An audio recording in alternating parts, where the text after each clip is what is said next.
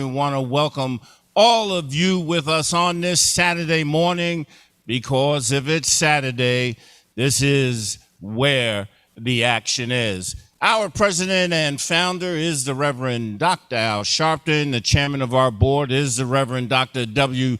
Franklin Richardson. I'm attorney Michael Hardy. We'll be coming to you live from right here where the House of Justice is today at the Sheraton Times Square Hotel, and we're so pleased to be with you as, again, we have been celebrating our convention throughout the week. We have a great program this morning because we'll be hearing from many of the leaders of National Action Network and the activists in the organization from across the country. And it is Saturday, so of course it is our day where the second part of the program with Reverend Sharpton will be our Measuring the Movement, and then our Youth Day, where we will be cutting the ribbon for our Youth Day here at National Action Network, and you'll be hearing from many of the young people in the organization that are in the fight. So you want to call somebody, you want to tell them the action is on the air. The Reverend Dr. Al Sharpton is in the house and getting ready to come to you. Brothers and sisters, as Reverend Sharpton said, this year NAN celebrates a historic milestone, 30 years of continuing the Reverend Dr. Martin Luther King Jr.'s fight for social justice. We thank you for your continued support throughout the decades and for being a part of our NAN family. Whether you are physically in New York or watching us virtually, you are a vital part of the commitment to justice and equality that we all strive for. Here's to the next 30 years and beyond. So brothers and sisters, you want to call somebody, tell them the action is on the air. The Reverend Dr. Al Sharpton is in the house and getting ready to come to you. But first up, brothers and sisters, will be one of our dynamic youth leaders. He is a minister. His name is Tyleek McMillan. He's the National Director of our Youth and College Division. Let's welcome him.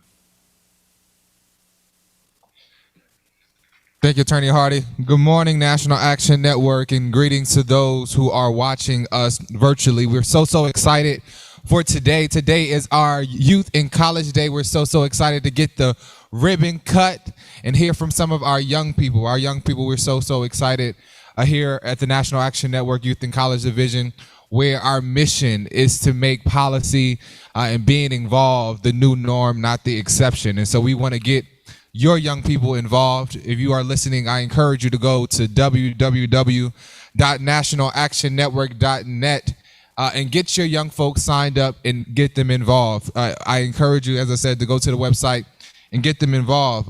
I feel, it's a hopeful sign. It's a hopeful sign for us to be optimistic, but it's never to be complacent, because I understand that complacency is the enemy of accomplishment. And we still have so much yet to accomplish and still have so much yet to gain. It's great for us to have, a new president. It's great for us to have our first Black woman Congress in this moment. We still have so far yet to go, and we still have so much to fight for.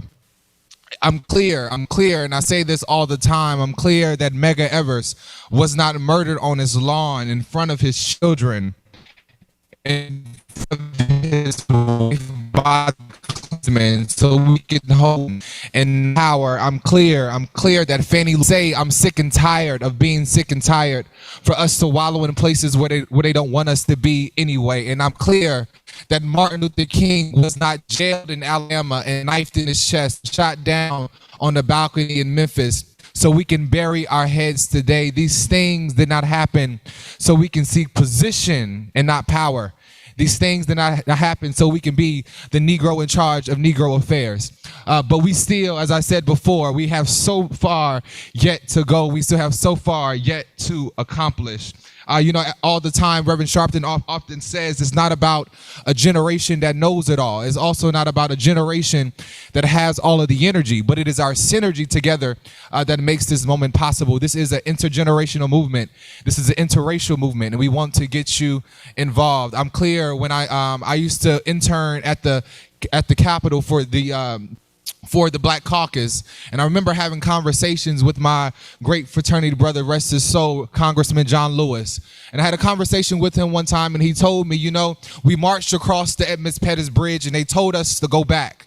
He said they told us to go back, but he said we can't afford to go back because we still have so much yet to go, and we cannot lose the momentum that we have gained. And I say to you, we cannot afford to go back. Because our ancestors, we stand on the shoulders of sheroes and heroes whose names we know and names we do not know. And we have to continue to press towards the mark. I always reflect on this story about an elephant and a dog. An elephant and a dog became pregnant at the same time. And 3 months down the line, the dog and the elephant both became pregnant. And 3 months down the line, the dog gave birth to 6 puppies. And 9 months down the line, the dog gave birth to 6 more puppies. And the pattern continued on. And on the 18th month, the dog approached the elephant and questioning, "Are you sure? You sure that you are pregnant?" And we became pregnant at the same time. I've given birth to 3 dozen puppies, and they are now grown. But then the elephant came back and told the dog, you do not understand what I am carrying. You do not understand that what I am carrying, when it hits the surface of the earth, people will yield in admiration. And I say that story to a lot of young people. A lot of young people get discouraged, and they get discouraged because when they walk in the room they are counted out for who they are, or counted out for their voice, or counted out for their experience. And I say to you, when it hits the surface of the earth, when you use your voice, people shall yield in admiration. And so I tell you, when you keep on fighting, keep on pressing on, and together we can fight for this thing called justice. But it all comes together when each of us takes the mantle and does the good work. No justice, no peace. All right, thank you, Minister Tyleek McMillan. It's been a great week here at the Sheridan. Of course, we were pleased and privileged to have kick off the convention for us, the President of the United States, Joe Biden, also the Senate leader, Chuck Schumer, and the leader of the House of Representatives, Nancy Pelosi. It's just been a tremendous week here at the Sheridan, where we have been doing our convention both virtually and live. And one of the people that have worked to really make all of this happen and constantly works in our South Carolina region, and was on a panel yesterday with regard to diversity, and he really hit so many good points, and that's the Reverend Nelson Rivers. He's the Vice President of Religious Affairs for the National Action Network. Good morning, beloved. Good morning, beloved. Good morning, beloved. No justice, no justice, no justice. Thank you so much to Reverend Al Sharpton, our founder and president, Dr. W. Franklin Richardson, our chairman of the board, all of the team that leads at the National Action Network, especially Attorney Hardy for his great work down through the year.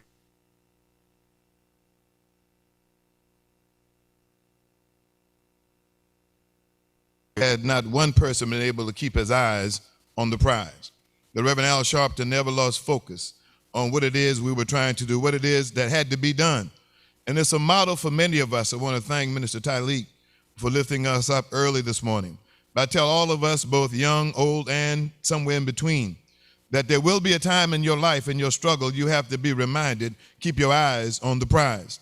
This season that we're in, right after the resurrection of our Lord Jesus, he was confronted with dealing with his disciples who had to carry on the mission.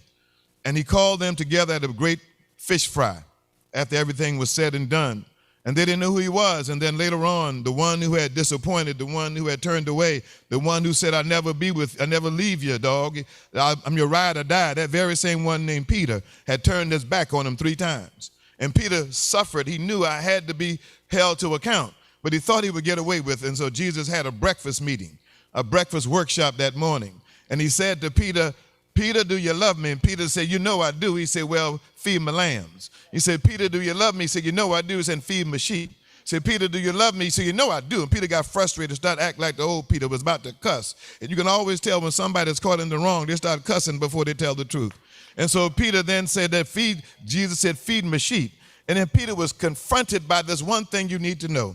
Sometimes failure is not the loss. Failure sometimes is preparation for success. Sometimes when you fail, you have to be prepared to succeed. And sometimes tomorrow the Lord has given a word unto me to be used at my church, and it's going to be what Natasha says, sometimes you're gracefully broken. And sometimes you understand that Peter had to be broken before he could be healed. Peter was faking it, trying to act like I didn't do anything wrong, that I did not disappoint. But Jesus said, Peter, I need to let you know I got to break you so I can make you. And so sometimes I need you to understand that sometimes what you think is failure is nothing more than preparation, because all failure is not a penalty for what you did. Sometimes failure is preparation for the next level and for the next step. How do I know? Because Peter then turned, after trying to throw shade, he turned around and looked at John and said to Jesus, what about him, Lord? Why are you messing just with me? What about him? Didn't he disappoint you too? What about him? And then Jesus said this powerful thing. What is it to you that I would do whatever I want with him? That's not your business, Peter. Keep your eyes on the prize. Don't go hating on somebody else. Don't use other folks' problems to be your excuses. Stop looking at other folk and ask the question. Keep your eyes on the prize. What about you, Rivers? It doesn't matter what they did. What about you, Nelson? It doesn't matter what they did. God told Jesus to tell me, keep your eyes on the prize. We made it this far because Reverend Al Sharpton kept his eyes on the prize. He'd been criticized, but he kept on moving. Lied on, kept on moving. Didn't know how I'm going to make it. Some days kept on moving because he learned early. It doesn't matter how long it takes. The question is, will you be there when it's all over? He kept his eyes on the prize. Good morning, no justice, no peace. The reason we're here and we'll be here because we got to keep our eyes on the prize.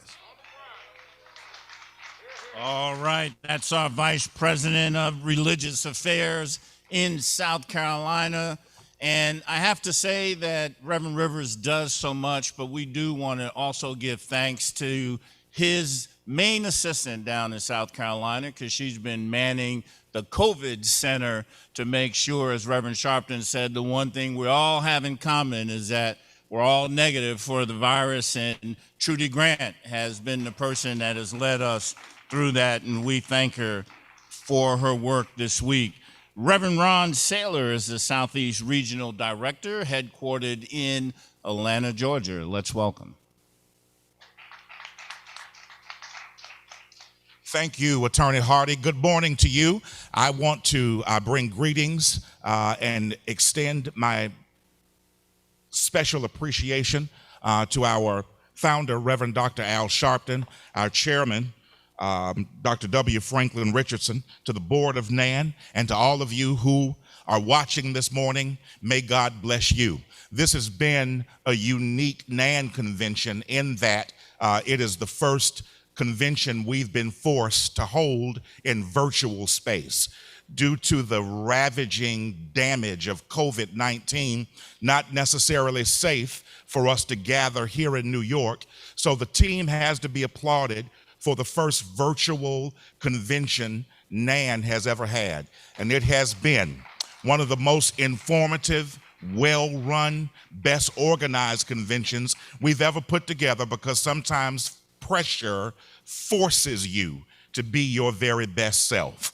And that's really the tension that our nation finds itself in. There is a pressure that is on all of us.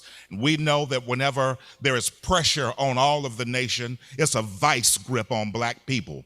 When you look at what has happened with COVID-19, without a doubt and with beyond any question, African Americans have been brutalized by the impact of COVID-19 in our communities. That's something that we cannot necessarily control, But here's what we can control. We can control the fact that African American people in this country have been vaccinated at a rate almost 50% less than whites and other ethnicities. And our Hispanic brothers and sisters and other brown people have been vaccinated at a rate even less than that. That's something we can do something about. When you look at the fact that African American persons and people of color are more likely to not be able to have internet access to make appointments for COVID registration, more likely to find COVID vaccination sites in neighborhoods other than our own, more likely to not have transportation that's reliable to get to COVID site, and more likely to not be able to get time off work to be able to go take a vaccination anyway, all laying on top of the fact that there is still in our communities a skepticism and a skittishness related to taking a vaccine anyway. The point is, we got work to do. And I want to thank Reverend Al Sharpton. I want to thank the National Action Network for all of the work that we have done to make sure that people at least have access to the vaccine. Now, whether you choose to take it or not, and I hope you will, we ought to at least have access to it. And we need to make sure that African Americans and people of color around the country are able to be vaccinated at rates equal to whites everywhere. This is the work that we've been doing. And in the southeast region of the United States, we have chapters, NAN chapters, that have been on the forefront of this work. We honored Reverend R.B. Holmes and Reverend Don Tolliver from our Tallahassee, Florida chapter, who have made sure that 127 COVID vaccination sites have been placed in the Tallahassee area, because when they first started, they put them in Publix and Walgreens. Well, the problem is no Publix and Walgreens in the black neighborhoods. So people who believed in God and had enough faith to get up and do something fought and made sure that when they sat down, we had the opportunity to be vaccinated. We honor you, Reverend Holmes. We honor you, Reverend Sharpton. We honor you, Dr. Richardson. Our fight is not over yet, but when we sit down, it's going to look more equitable. The U.S. government, in my last observation, has spent $8 billion vaccinating American citizens against COVID-19. And with $8 billion with the B being spent, we have only vaccinated 8% of the African American population in our country. If you gave Al Sharpton $8 billion, every black person in America would have been vaccinated. All of our pets, cats, rats, and dogs would have too. So that's the next level of the fight. If you can't do it, I bet we can. God bless you. I love you. We'll see you soon. All right. Thank you, Reverend Saylor.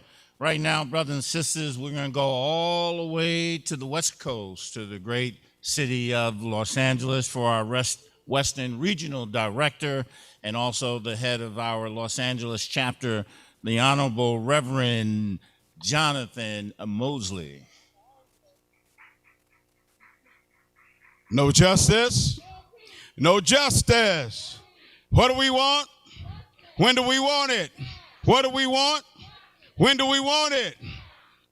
We're very thankful and grateful this morning to be on such a momentous occasion with this virtual, something that's different, but it also lets us know that our visionary, who we give honor to, the Honorable Reverend Dr. Al Sharpton, and to our chairman, Reverend W. Franklin Richardson, and to most illustrious attorney, Michael Hardy, and to those that are here today. It is my prayer that after what we have been given in these days, that we don't sit on it, that we take these instruments that have been provided for us, the tools, the way that we have to now engage in this warfare against injustice and unrighteousness. We've been given a great amount of information. Information is no good if it's not moving in a proper direction. Without having, say, anything more, it is my prayer going back to the West Coast, going back to Los Angeles, in which we thank God again for our illustrious leader, Dr. Sharpton, for having a vision to not just be located in one area, but that we have to spread this across this land. We've been fighting on many fronts, including during the time of COVID, giving out food, free food to the community. And now we are partnering with churches and different entities within the Black community to make sure that our people have access to this vaccine. Let us not be weary in well-doing, for in due season we will reap if we faint not. Thank you so very much. God bless you, and keep hope alive. All right. Thank you, Reverend Mosley.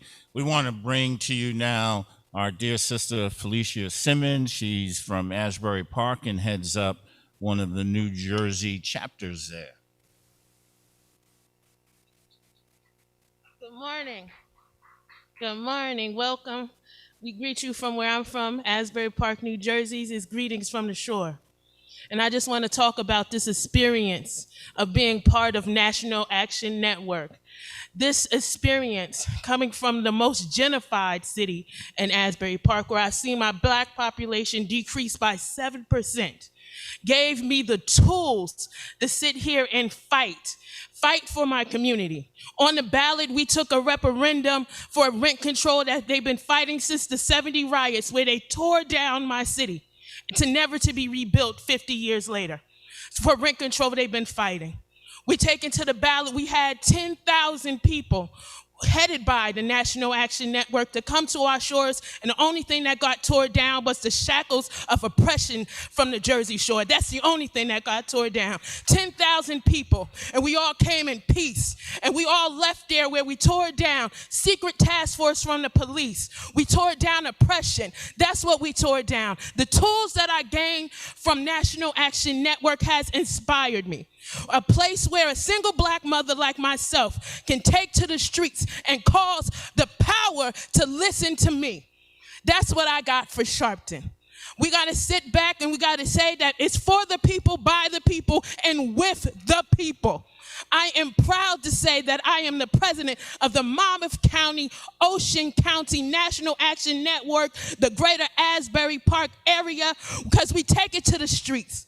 And I am proud to be part of the National Action Network, where we stand beside the Honorable Dr. Reverend Al Sharpton and his fight. We have to remember that everything is local, from the bottom up. He said, Reverend Al said, we have to, go all the way down. But I said we go from the bottom up when we go down that ballot, because it matters. It matters from the school board. It matters from the city council. It matters from the commissioner. It matters from the assembly. It all matters. But what matters more is what you do with your voice and your vote. We have to get out there. We have to be inspired. This isn't a fight against white and Black. It is a fight against righteousness and non-righteousness. We have to understand that we fight not the big people sitting in high spaces, but we fit that low spirit that travels abroad. That's what we're fighting here. And I'm going to say thank you. Thank you to National Action Network. Thank you to my family members from across this nation that I got to see here. I want to say thank you for everybody at home that send me with prayers, because I have to be prayed up to continue this fight. I want to say thank you for my sister from New York that sends me a prayer every morning from the House of Justice. She sends me a prayer every morning. She never met me, but she sends me a prayer every morning to say, I'm praying with you, sister. And I want to say thank you. Thank you, thank you, thank you. And have a blessed and wonderful day. Go out there and change the world, people. All right. Thank you, Sister Simmons.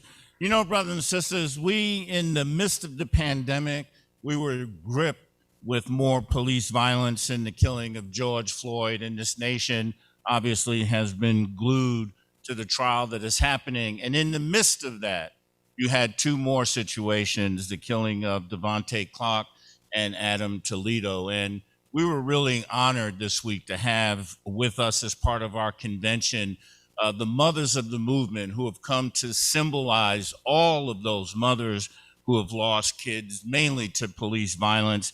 And so we really want to thank Gwen Carr, Gwen Carr, of course, the mother of Eric Garner, Savette Clark, the mother of Stephon Clark, Sabrina Fulton, the mother of Trayvon Martin, and Leslie McSpadden, the mother of Michael Brown. All have stayed in the movement to continue the work to try, in the most recent situation, to make sure that this Congress passes the George Floyd Justice in Policing Act so we can begin to hold police accountable in the way that they should be when they violate the constitutional rights of the citizens of this nation. Right now, brothers and sisters, Dr. October Huntley, she's with the Irvington, New Jersey chapter of National Action Network.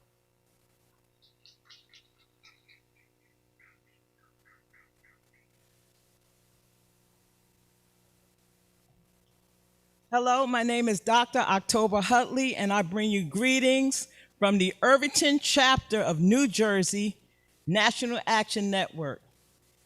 Something took place yesterday when we had our chapter meeting, and I was totally caught off guard when Reverend Toon made the announcement that Irvington chapter of the National Action Network received the National Action Network 2021 Chapter Award.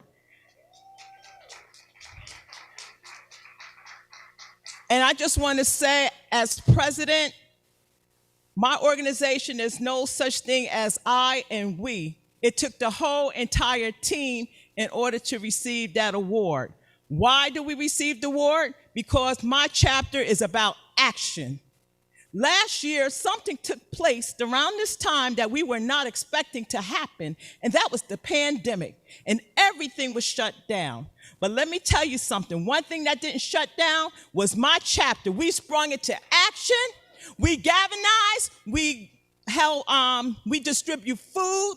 We went to the senior buildings to make sure that they received masks, and also we distribute food to the entire township. And I actually have hold a unique position that I don't even know people know about. But I'm also the councilwoman at large for the township. So I'm able to work with the mayor, with the council, and with the National Action Network. We all work cohesively for the same mission. And that's to make sure that everyone is safe and that we have a clean township. So I just want to say to the Honorable Reverend Dr. Al Sharpton, thank you so much for creating this platform where we can actually participate and continue out your vision. Thank you. All right, brothers and sisters, we're going to go all the way up to the Canadian border where you find Buffalo and Niagara, New York, and their chapter leader, Janique Curry.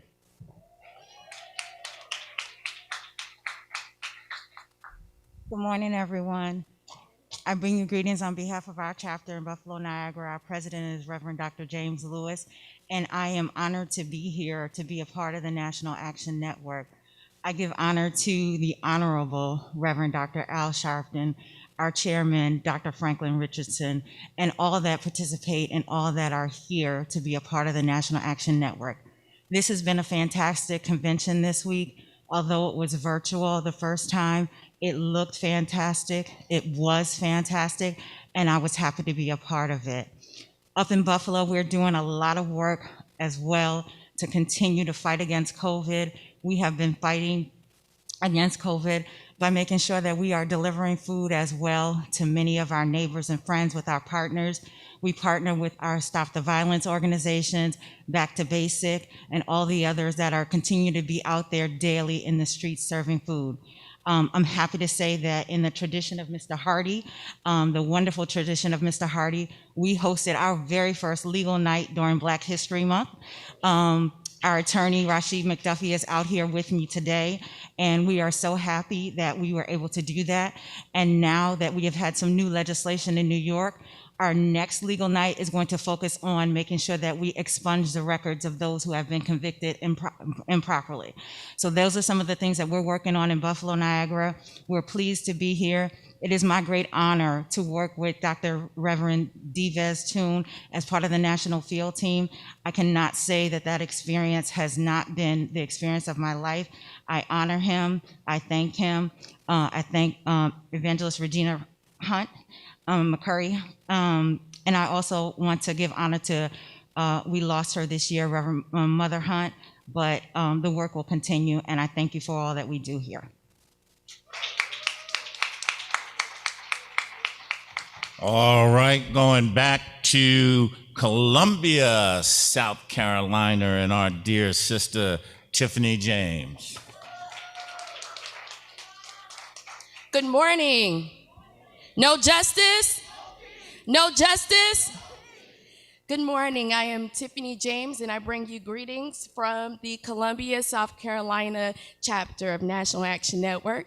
I would like to thank the Honorable Reverend Al Sharpton and Chairman Richardson for giving us this space virtually and in person, social distance in person. So I give thanks for that opportunity. I also like to give thanks to my mentor, Reverend Rivers, and to Trudy Lucas and Reverend Toon. They keep me on my toes. So I like to thank them for the support that they give me and for always being there for me whenever I reach out. So thank you for that.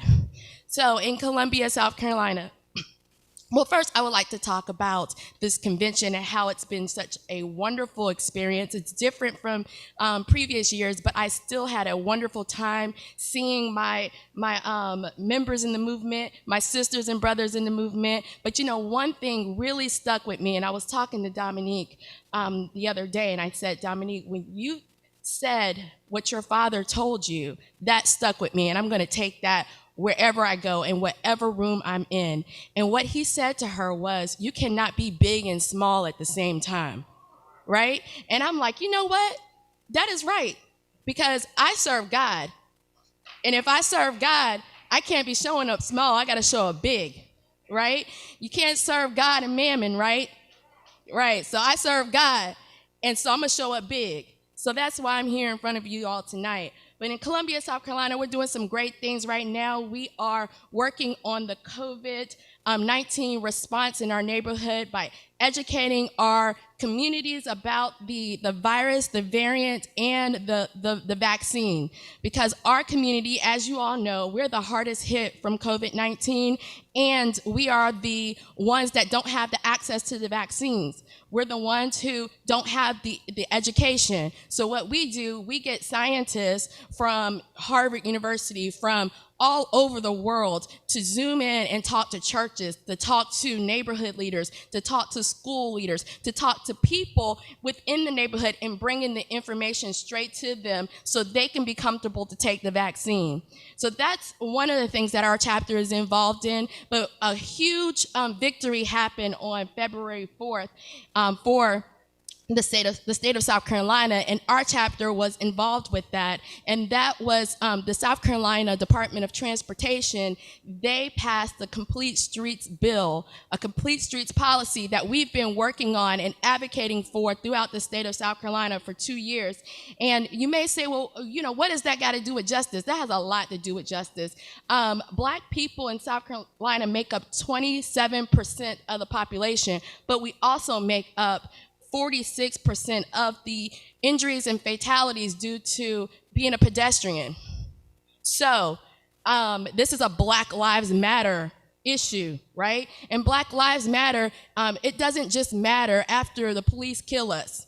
It matters while we're here, while we're alive. So we have to look at the quality of life that we have while we're here on this earth. And the Complete Streets bring that, because it is going to our neighborhoods, prioritizing our neighborhoods to put sidewalks in place so people will not die when they're walking to the bus stop or walking to just enjoy their neighborhood. it puts lighting in place when people get off work late and there's not lighting, so they're getting hit by the car. And it also helps out with walking while black, because people get pulled over for jaywalking, right? But if you don't have any sidewalks, like if you don't have anything to aid in your mobility, you're just walking just to get where you're going, right? So it just helps out so much with, the criminalization of walking, and also it helps out with our quality of life overall. So that was a major win for us. The policy passed on February 4th, which is Transit Equity Day, because of Rosa Parks. So thank you. Thank you so much, everyone, for giving me this space to share our victories from Columbia, South Carolina. And I look forward to working with you all and being in this space with you again. Thank you.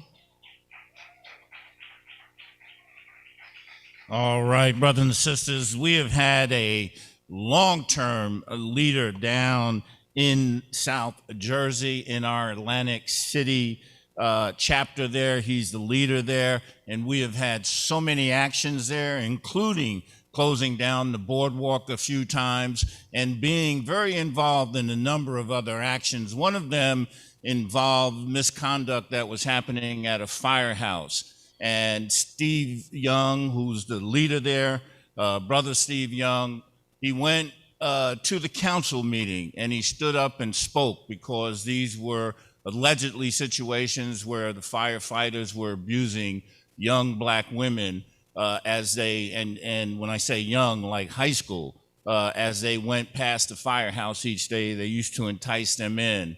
And they tried to come after Steve for that, and it went to the court. And in the court, it went before the Superior Court judge, who just so happened to be the judge who wrote the script for Boardwalk Empire.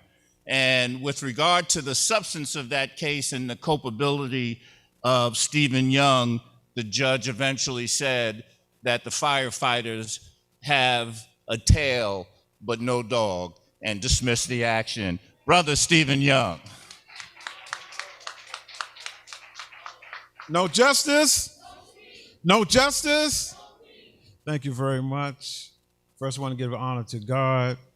I want to say, Assalamu alaikum, peace be unto you, and I am present for peace and shalom to everyone. First, I want to say, Reverend Dr., the Honorable Reverend Dr. Al Sharpton, if it wasn't for that man keeping the peace in the street, these streets would be burnt down.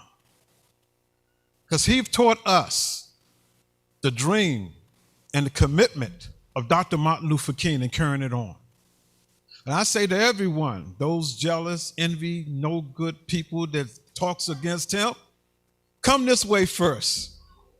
Because we're on the front line with these young people. He's on the front line with these families. He stays with these families. And if you're not showing up, shut up.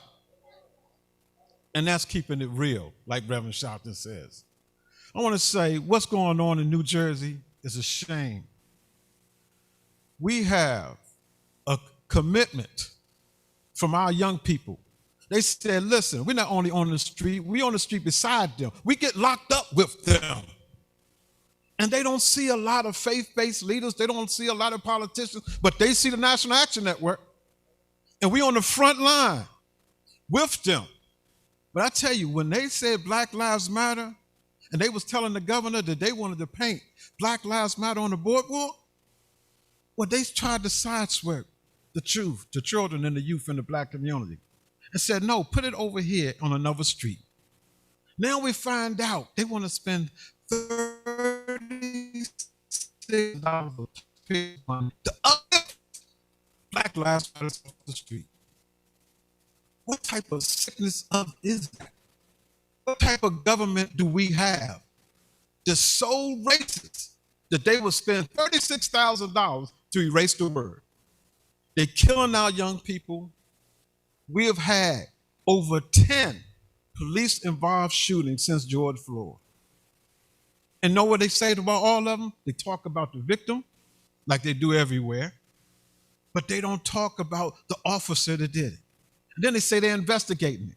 Because now we have a law that says the Attorney General office takes the investigation, not the county, not the internal affairs. But what good is that if we don't know what's going on? They do their press conferences and they said they're investigating. Well, how long are you going to investigate it? We have one after another and another, and the same issues going on. So we say to the governor of New Jersey, Phil Murphy, we're going to hold you accountable. We want access to our government, and we want transparency when this is over. Because we don't have transparency right now. And there's a lot of things going on from the monies that's been sent all over the country with this stimulus money. These corporate businesses are getting the money, but they're not trickling it down because they have what is called corporate welfare. But what about the small people? What about the housing? What about the education of our young people? So we must take that stand, and we must stay united to fight like we never fought before, because our lives depend on it, and definitely the legacy of our youth. So I say to all the young people, hold tight. Don't get violent. Keep the peace, because help is on the way. I'm Steve Young. No justice, no peace.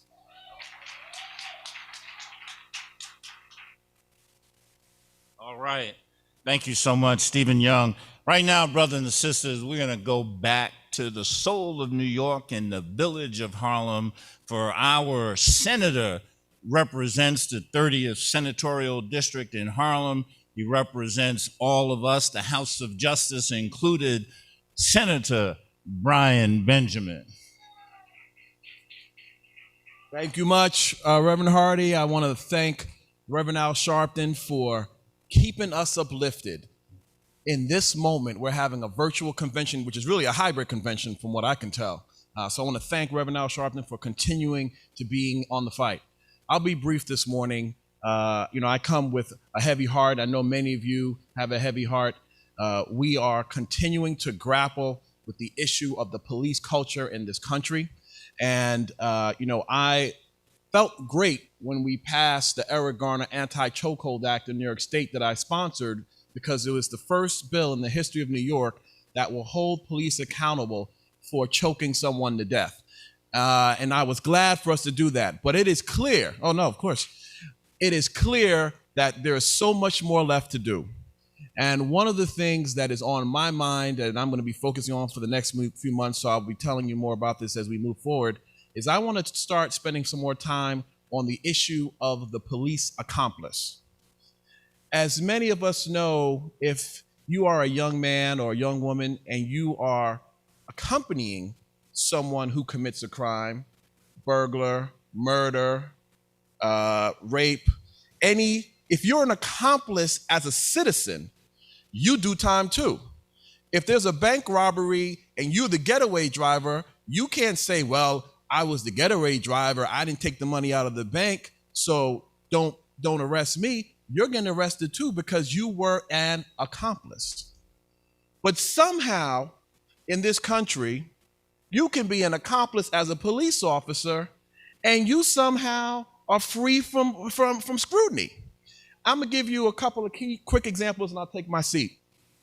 I want to talk about this issue in Virginia with the young Army officer who was just driving his car to get some gas, and there was a cop, Officer Gutierrez, I will not forget this man's name, who treated him awfully disrespectful and said to him, get out the car. He had his hands out. He couldn't open the door. He proceeded to abuse him, pepper sprayed him.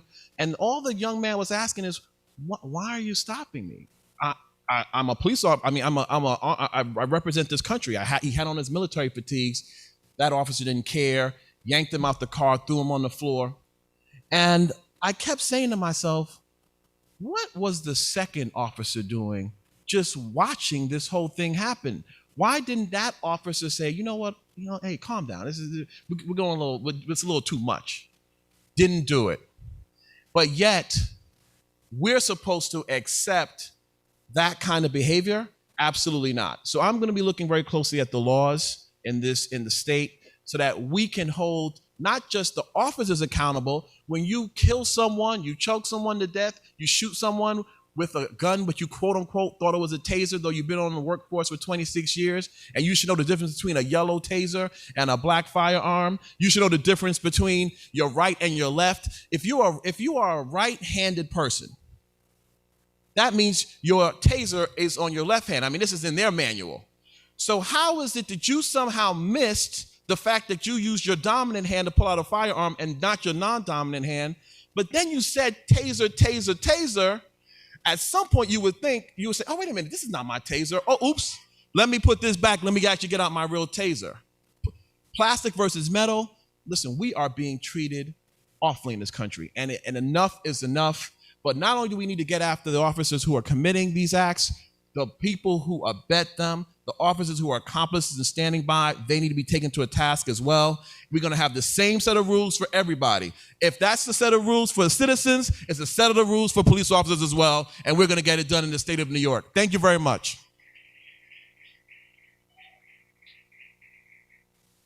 All right. Senator Brian Benjamin, thank you so much.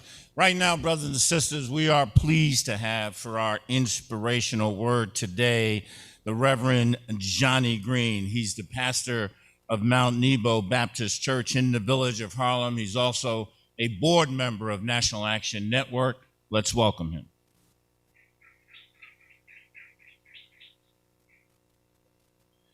No justice, no justice.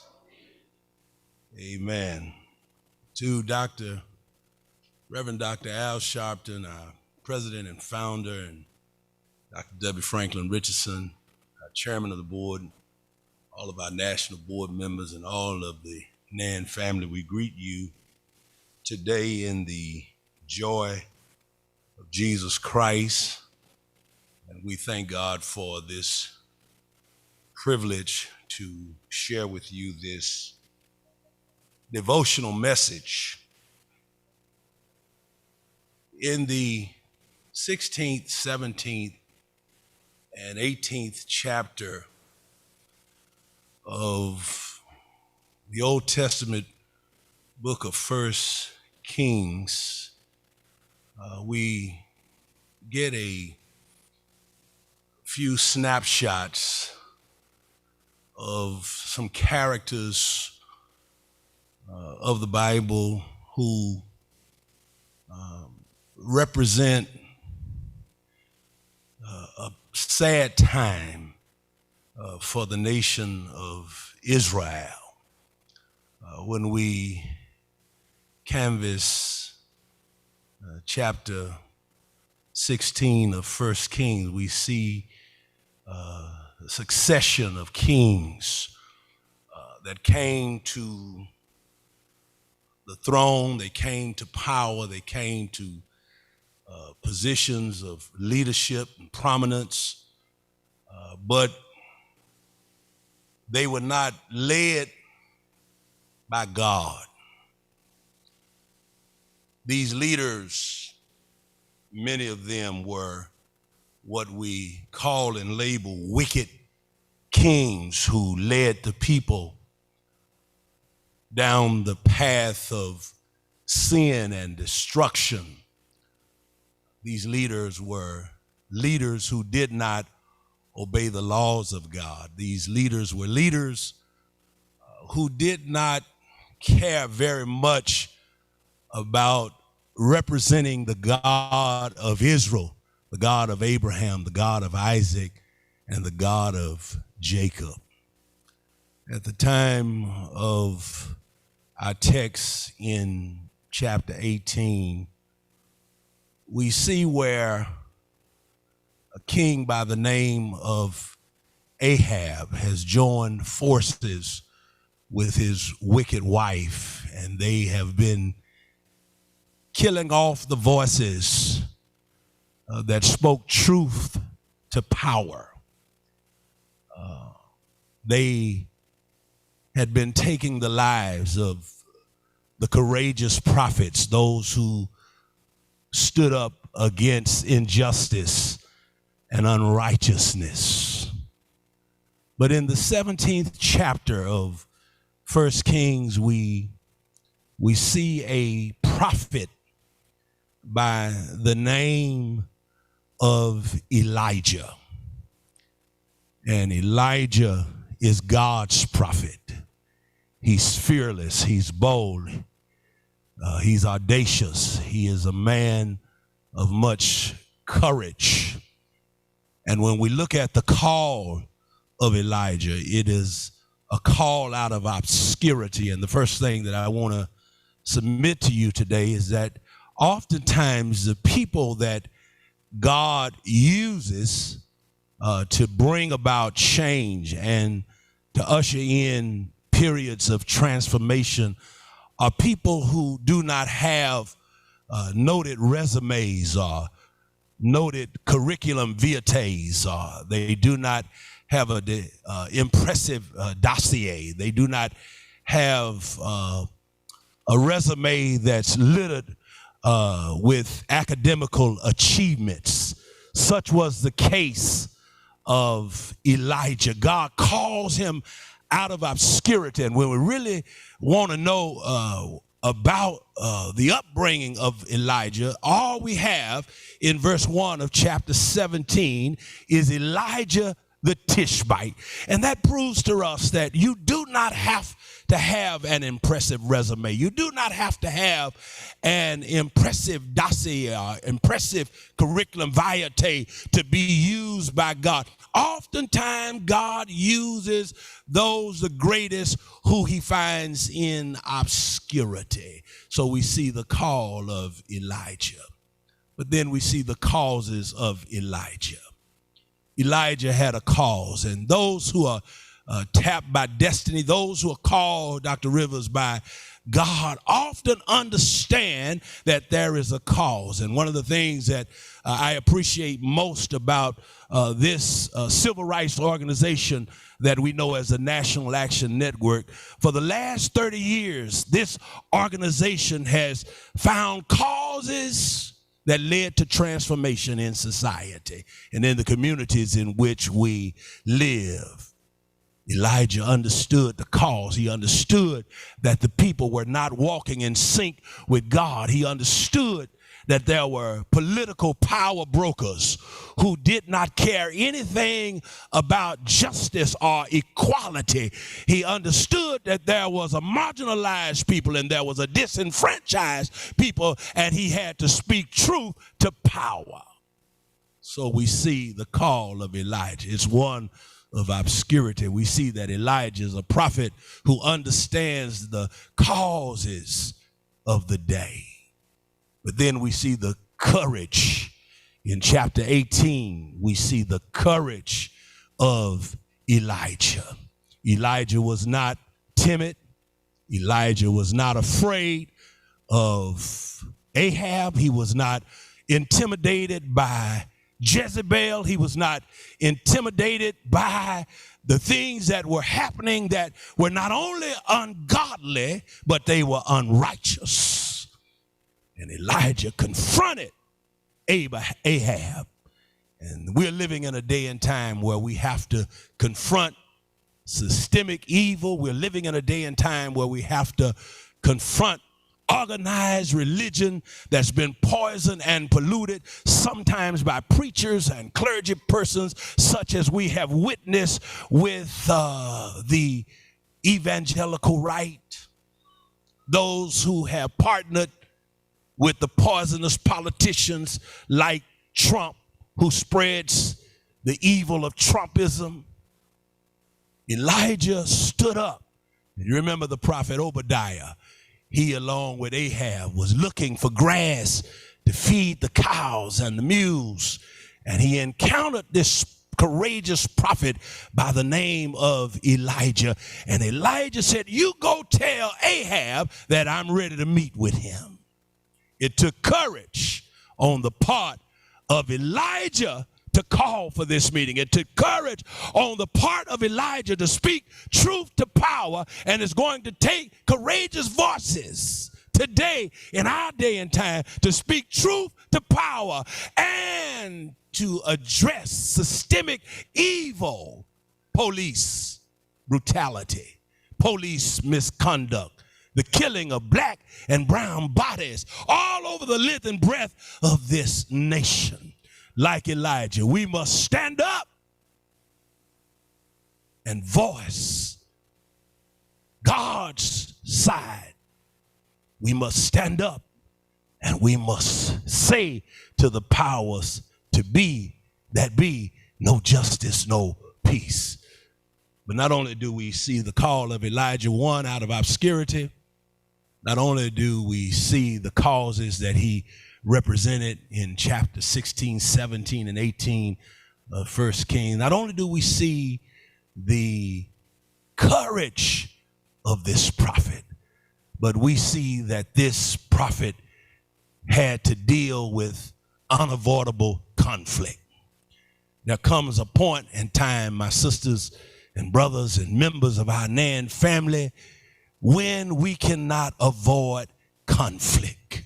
There comes a time where we must not consider the risk or the cost or personal loss, but we must be willing to say when we are called out as troublemakers. You remember that Ahab, when he encountered Elijah, he asked, "Are you the one that troubleth Israel?" And Elijah's response was, "I am not the one that's troubling Israel, but you are the one that's causing the trouble." Oftentimes there's an identity problem with identifying the real culprit, the real individuals who are behind the injustice and the unrighteousness. And so we must be willing to stand up. We must be willing to call for confrontation. We must be willing to go to Mount Carmel and call for a showdown. No justice, no peace. No justice, no peace. Reverend Dr. Johnny Green, last but not least and very brief, is our Vice President for the New York City chapter, Dr. Alvin Ponder. Thank you, Attorney Hardy. I will be brief. What a great way to follow a great preacher, Reverend Green. Before him, listeners and viewers, you got a bird's eye view of the structure of perhaps the most effective civil rights organization in this nation. You had a good view of the infrastructure of one of the greatest organizations ever in this country. And our organization is built on committees. It is committee-based. And I'm charged with telling you a little bit about the flagship chapter, the New York City chapter, and the 19 committees that we have. If I can briefly run through some of the things that these great committees are doing, some of the great work. We have a political action committee chaired by the board member, Dawn Jones, that has led the effort in voting education and registration. Ranked choice voting is now taking a prominent role in electing our officials, coming up with an election in New York City. The primary is in June. We have a education committee chaired by Chaplain Sandra Mitchell, building relationships with institutions of higher education in an effort to decolonize education, Black and brown committees. Let me say parenthetically, I heard somebody talking about resumes. I'm actually a retired professor of biology, and I serve on the education committee. I actually hold an MD degree. I'm a social activist doctor, and I've been able to use that heading up the HIV/AIDS committee. We have a deaf committee chaired by Chris Dudley, and there are many other committees, including the HIV/AIDS committee, the Second Chance committee, the Women's Auxiliary, the all-important crisis task force. And let me say that we've enjoyed this conference and we've learned a lot. Thank you very much, Attorney Hardy. All right, thank you, Dr. Alvin Ponders. Brothers and sisters, if you're right here in today's House of Justice at the Sheraton Hotel, or if you're watching us virtually, I want you to... Okay, I'm sorry. All right, I'm just gonna bring on our president and founder, the Reverend Dr. Al Sharpton. Good morning. Good morning. Let me thank Attorney Hardy for presiding in our first hour live on 1190 WLIB as we do every Saturday. And you that are here, we are not at the House of Justice, though we're there live and we're live streaming there and live streaming on YouTube and Facebook and www.nationalactionnetwork.net. One of the things that I'm very happy about is that we have had tens of thousands tune in every day for this virtual conference. And last year, because of the pandemic, we did not have a conference or convention. This year, we decided to do it virtual. And I must give credit to Ebony Riley heading our Washington, D.C. office, and Katrina Jefferson here, and Dominique Sharpton, who's over membership. They put this together. And we've had virtual numbers that I did not think we'd reach every day. And I want to give them a big hand. The first day was on, we had everyone from President Biden speak to Attorney General Garland speak to the Speaker of the House, Nancy Pelosi, to Chuck Schumer, then Ben Crump and the Mothers of the Movement, then on and on and on. Our legal panel with Attorney Hardy, then we've had 12 secretaries and cabinet members and the ambassador to the UN. So it's been a successful our media panel of everyone from Charles Blow to Cheryl Wills to you name them, and a very successful week. And we end the day, our young people this afternoon and evening with their youth panels, though they've been intersected, our Reverend Rivers and our religious leaders, the new presiding bishop of the Church of God in Christ, the heads of the Baptist organizations. Last night, Bishop Noel Jones and Bishop Jordan. So it's been a great convention. You that have come from around the country, we were only allowed 150 people in the hotel total, including staff, press, and everybody. That's the bad news. So it put thousands on the virtual. The good news is, though, that everybody in here is COVID negative because you had to be tested to get in here. So this is one of the few sessions I've been in a year that I could bump everybody's hand and not go run and wash my hands right away because I know y'all been tested because y'all couldn't get up in here without being tested. Some folk didn't come because they didn't want to be tested. And I said, anybody don't want to be tested, I don't want to talk to after because you've got a reason you don't want to be tested. We, every year though, on our last day, have measured the movement. Part of the movement is the intersectional relationship between existing legacy organizations. One of the things that I think has weakened many movements is we have this kind of competitive spirit rather than a cooperative spirit. And learning that if we all ride down our lane and all understand we headed to the same place, that we will all get there. And the only time you have an accident is if you switch lanes without a signal. And one of the things that we've tried to do in National Action Network, and this is our 30th year. We'll be having the 30th anniversary in October, though we started in March. But we're going to have a big to-do in October after the pandemic lets up a little more. But one of the things we've tried to do in those 30 years is work in unison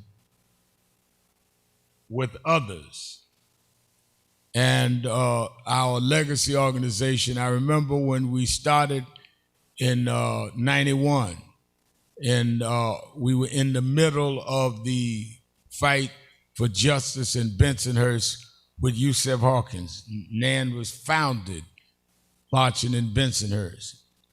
And now we, 30 years later, are in the middle of the fight for justice for George Floyd.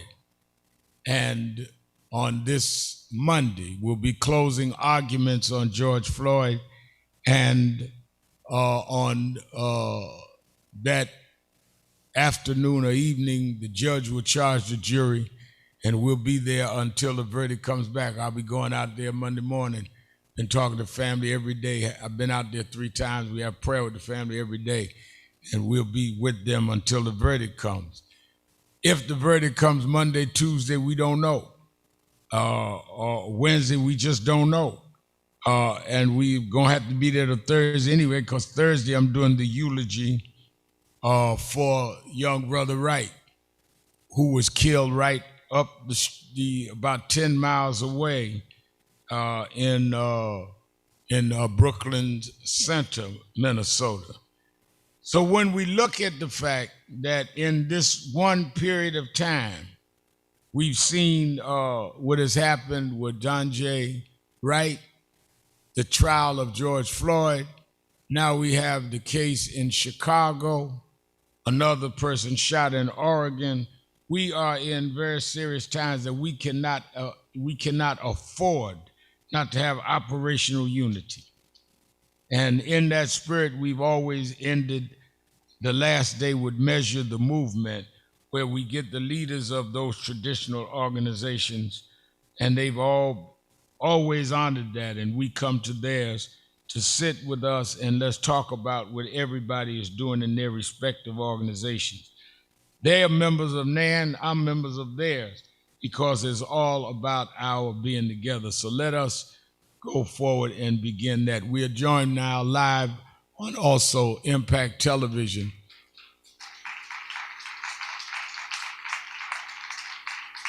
Every Saturday we're on Impact, as well as WLIB Live, as well as YouTube and all of that, whatever else y'all got that I don't even know about these young folk got. I was listening to Talik, the young people will take over this afternoon, Talik, talking about that elephant and the dog. I hadn't heard that one, Talik. I'm going to do that another way, I'll tell you now. You're going to hear that again, but it's going to be sharpenized. I'm going to use that. Let us welcome our panel of legacy organization leaders. Let us recognize the president and CEO of the National Coalition of Black Civic Participation, Melanie Campbell.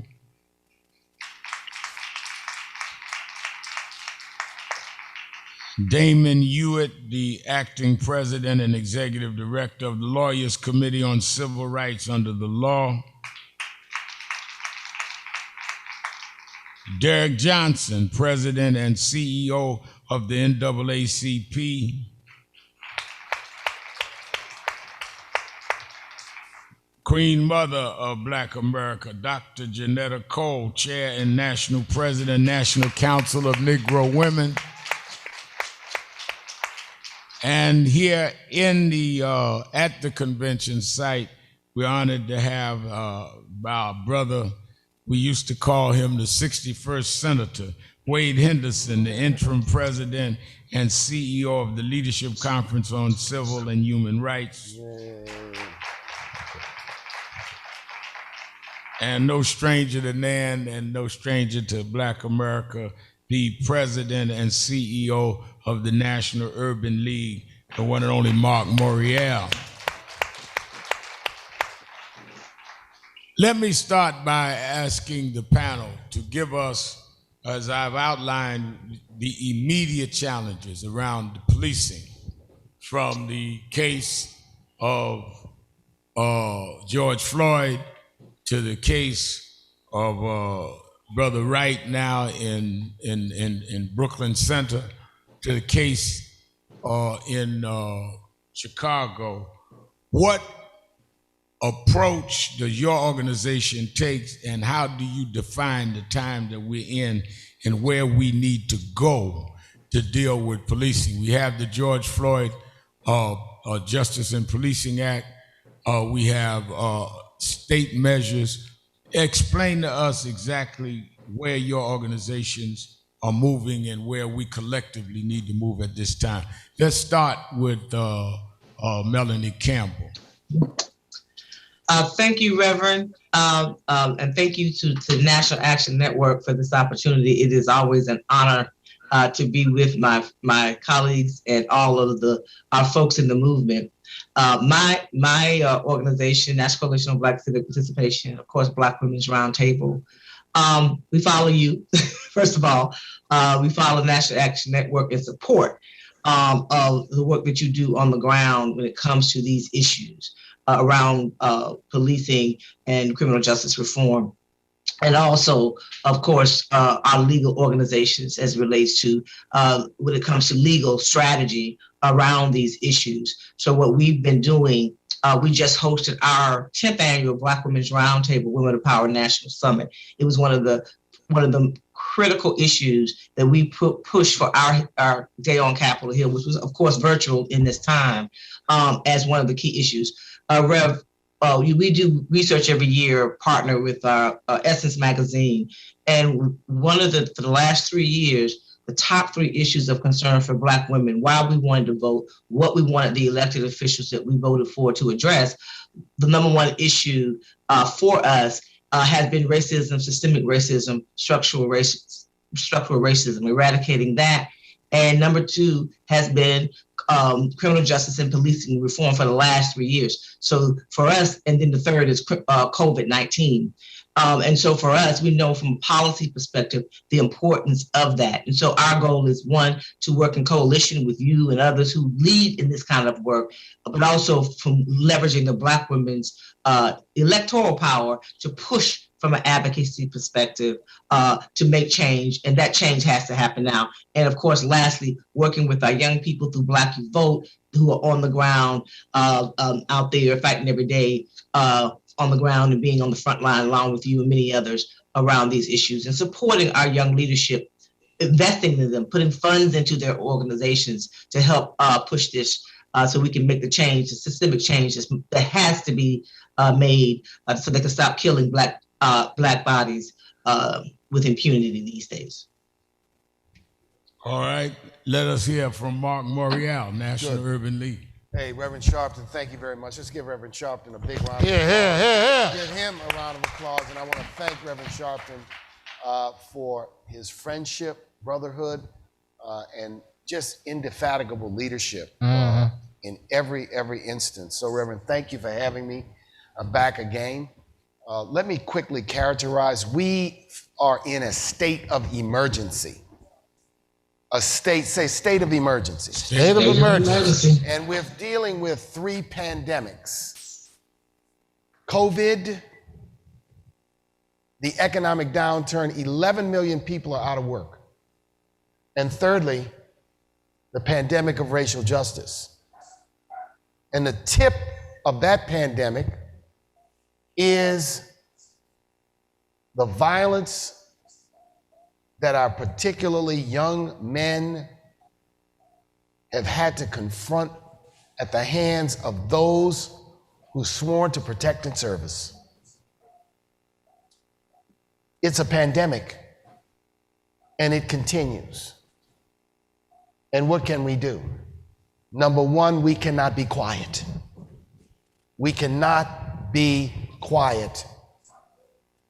Our voices have to be raised, and we must take the mantra that we are going to confront it, call it out, and work for change by any means necessary. Let me underscore non-violently before some of these pencil pushers take it out of context. But we have to be unflinching. When I saw the 13-year-old boy, when I saw Dante Wright, my stomach turned. And all I would say is, one context about now is 5 years ago, we fought for body cams. We didn't win that battle completely, but many, many, many more police departments require body cams. These body cams are giving us a front seat view, Reverend Sharpton, to what happens, which is important because in the old days, we always confronted the big lie. He threatened me. He grabbed for my gun. And we never knew what happened because we were trying to defend the integrity of a dead person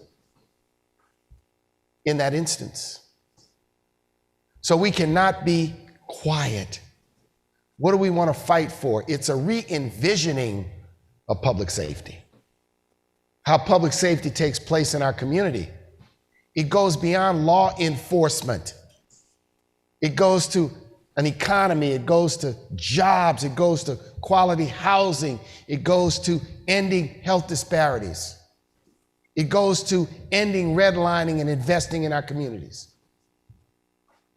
The other thing we must do is we must call the question with every single elected official that comes around. Whether they are running for the city council, the mayor, for Congress, the United States Senate, are you committed to ending police violence and reforming the system of criminal justice in this country? And what do we want them to do? If they're a federal official, we want their commitment to the George Floyd Justice in Policing Act. We want their commitment. And look, it is not perfect because there's no such thing as a perfect law. But it is a measure where we're saying to the Congress, go on record in support of something. It's passed the House twice. Now it's pending in the Senate. Join our fight to put pressure and elevate the message of the George Floyd Justice in Policing Act. What else can you do? Just last week, Reverend, in Maryland, the Maryland State Legislature passed a law in Maryland which repealed the Police Officers' Bill of Rights and made a number of other changes. And the vote was strong enough that in Maryland it was done notwithstanding the veto of Republican Governor Hogan. So state legislatures can do something. So all I will say on this, and we will come back to this, Reverend Sharpton, you've been on the front line. I sit each night and day and pray for justice in Minneapolis. And I'll say this, I watched the case, and in my early career spent a lot of time in the courtroom. Keith Ellison's prosecutorial team did a thorough job. They not only presented evidence, they presented corroborative evidence on every single element. And I watched the defense's presentation. And there's a term they use down in Texas that I think best describes the defense's presentation. All hat and no cattle. It was an empty suit with a discredited witness who sought to suggest that carbon monoxide poisoning killed George Floyd, and he hadn't even read any report that said that there was any carbon monoxide, and the jury shouldn't believe a word he said. So we'll come back to that, but this is a time for us not to be quiet. This is a time that we have to understand that the work goes on and the struggle continues. Thank you, Mr. Moriel. Let's go to Dr. Janetta Cole of the National Council of Negro. Brother Rev, I'm profoundly grateful for this opportunity to be with my sister and my brothers in struggle on this panel. You, Brother Rev, have on so many occasions, you have found just the right way for us to understand a situation, and then importantly, for us to move in reaction to that situation. I'm raising that up because I'm thinking about your words, Brother Reverend Sharpton.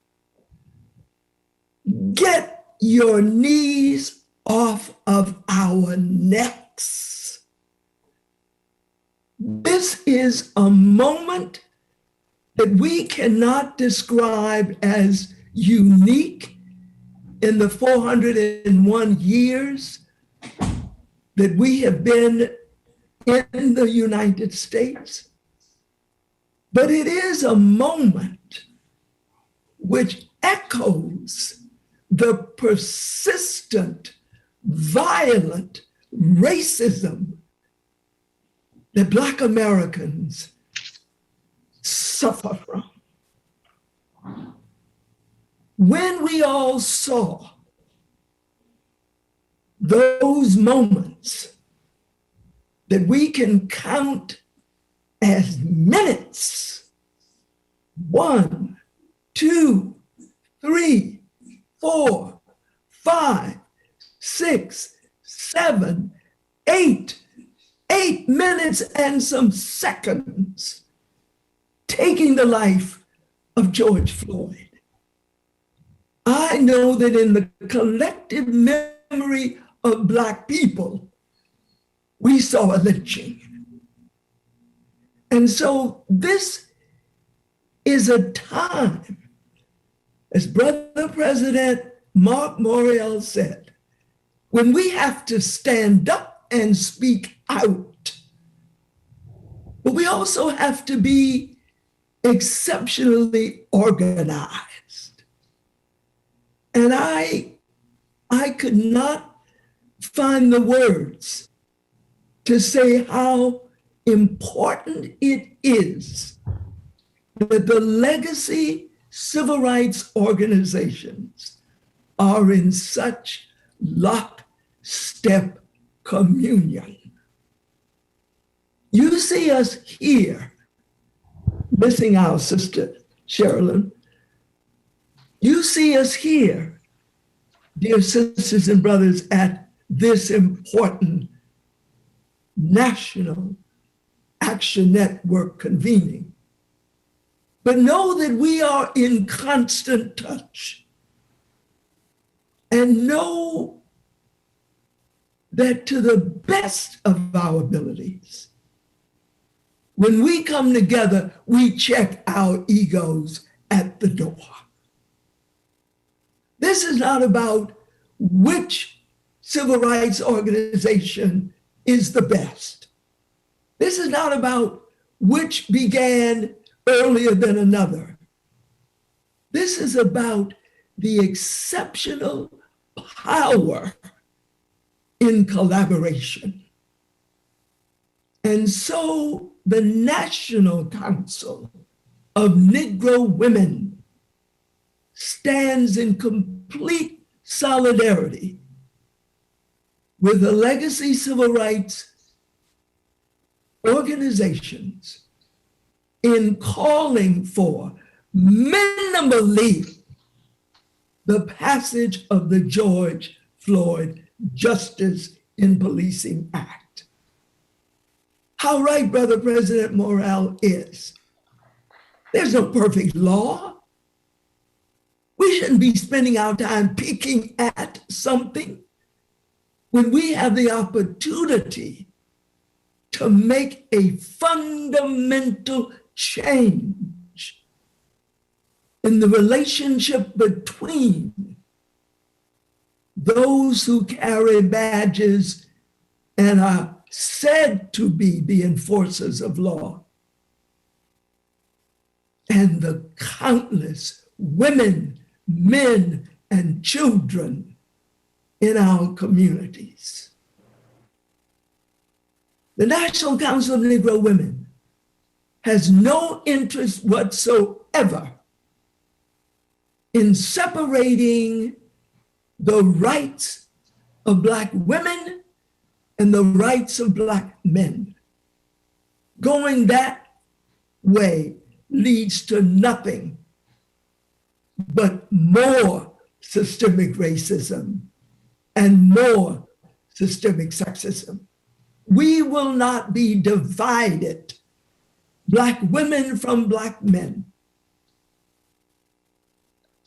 But we also, in the National Council of Negro Women, remind us that whatever the issue is, Black women are suffering from it. We tend, for example, to call the names of our brothers, our Black men killed for being Black. That's some Black woman's son.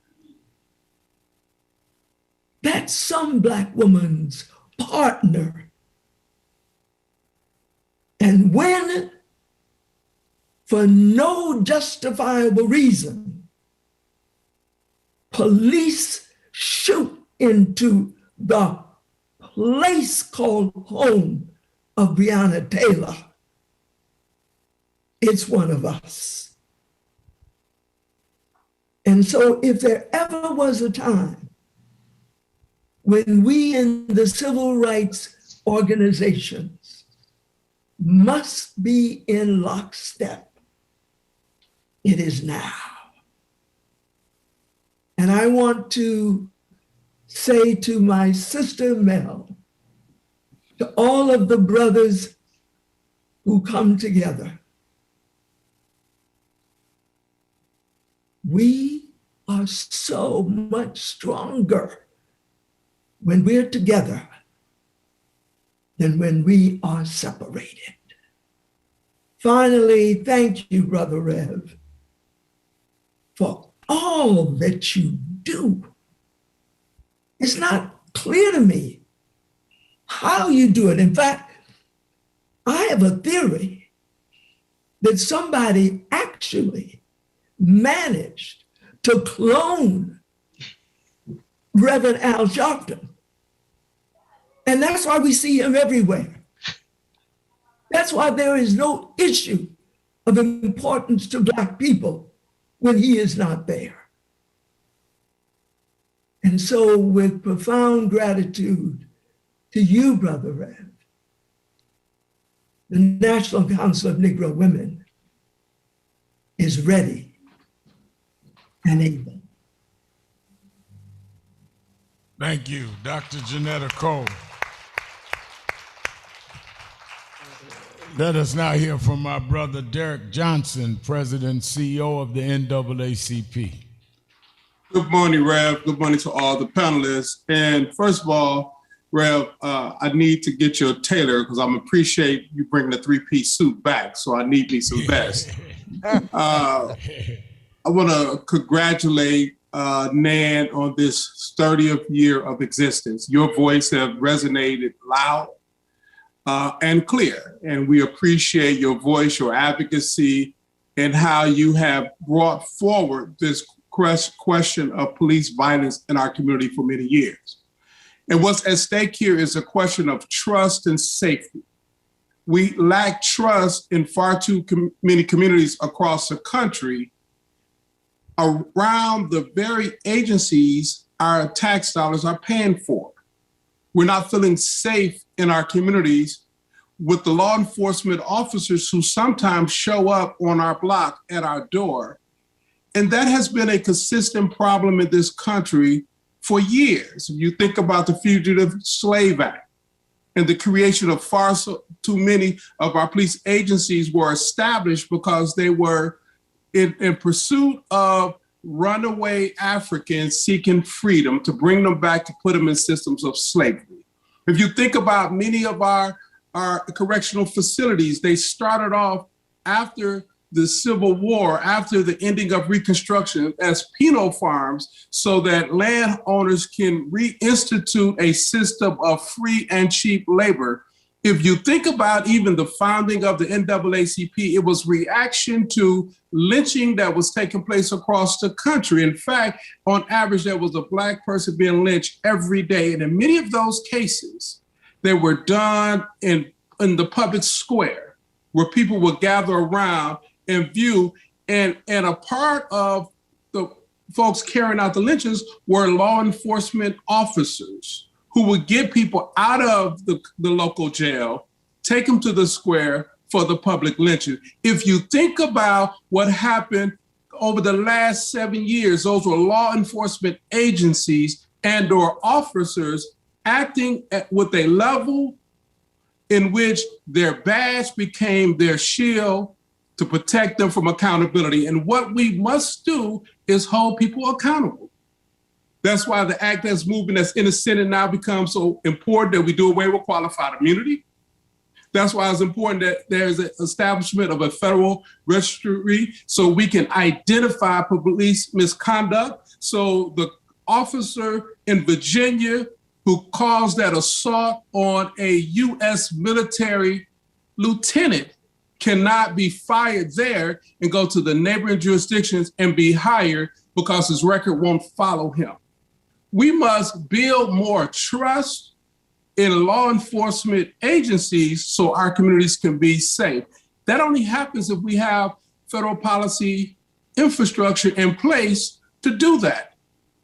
And the Fraternal Order of Police is not our friend in that case, because until there is accountability, and I wanted to say whether it's with the jurisdiction or the individual, there must be accountability, because people will go up to the limits that are allowed. And for our communities, through the history in this country, we have allowed people to operate under the color of law, under their badge, to create harm against our people. So to you, to NAN, and to all the work that you have done to bring attention to this, not with just this most recent series of episodes, but you have been a leading voice in this space. For the NAACP, we recognize very clearly, social justice isn't a competition, it's an opportunity to lend your voice for equity and justice. And if people choose organizational vehicles to raise their voice, we should celebrate that and figure out how best to align our voices, because history has taught us none of us have the total solution. All of us have a piece of the solution, and we should bring all of our pieces together to come up with the solution. Thank you, Rev. Thank you, Nan, for your advocacy. Thank you. Yeah, Your hand. Let us hear now from Damon Hewitt, who is the acting president and executive director of the Lawyers Committee on Civil Rights.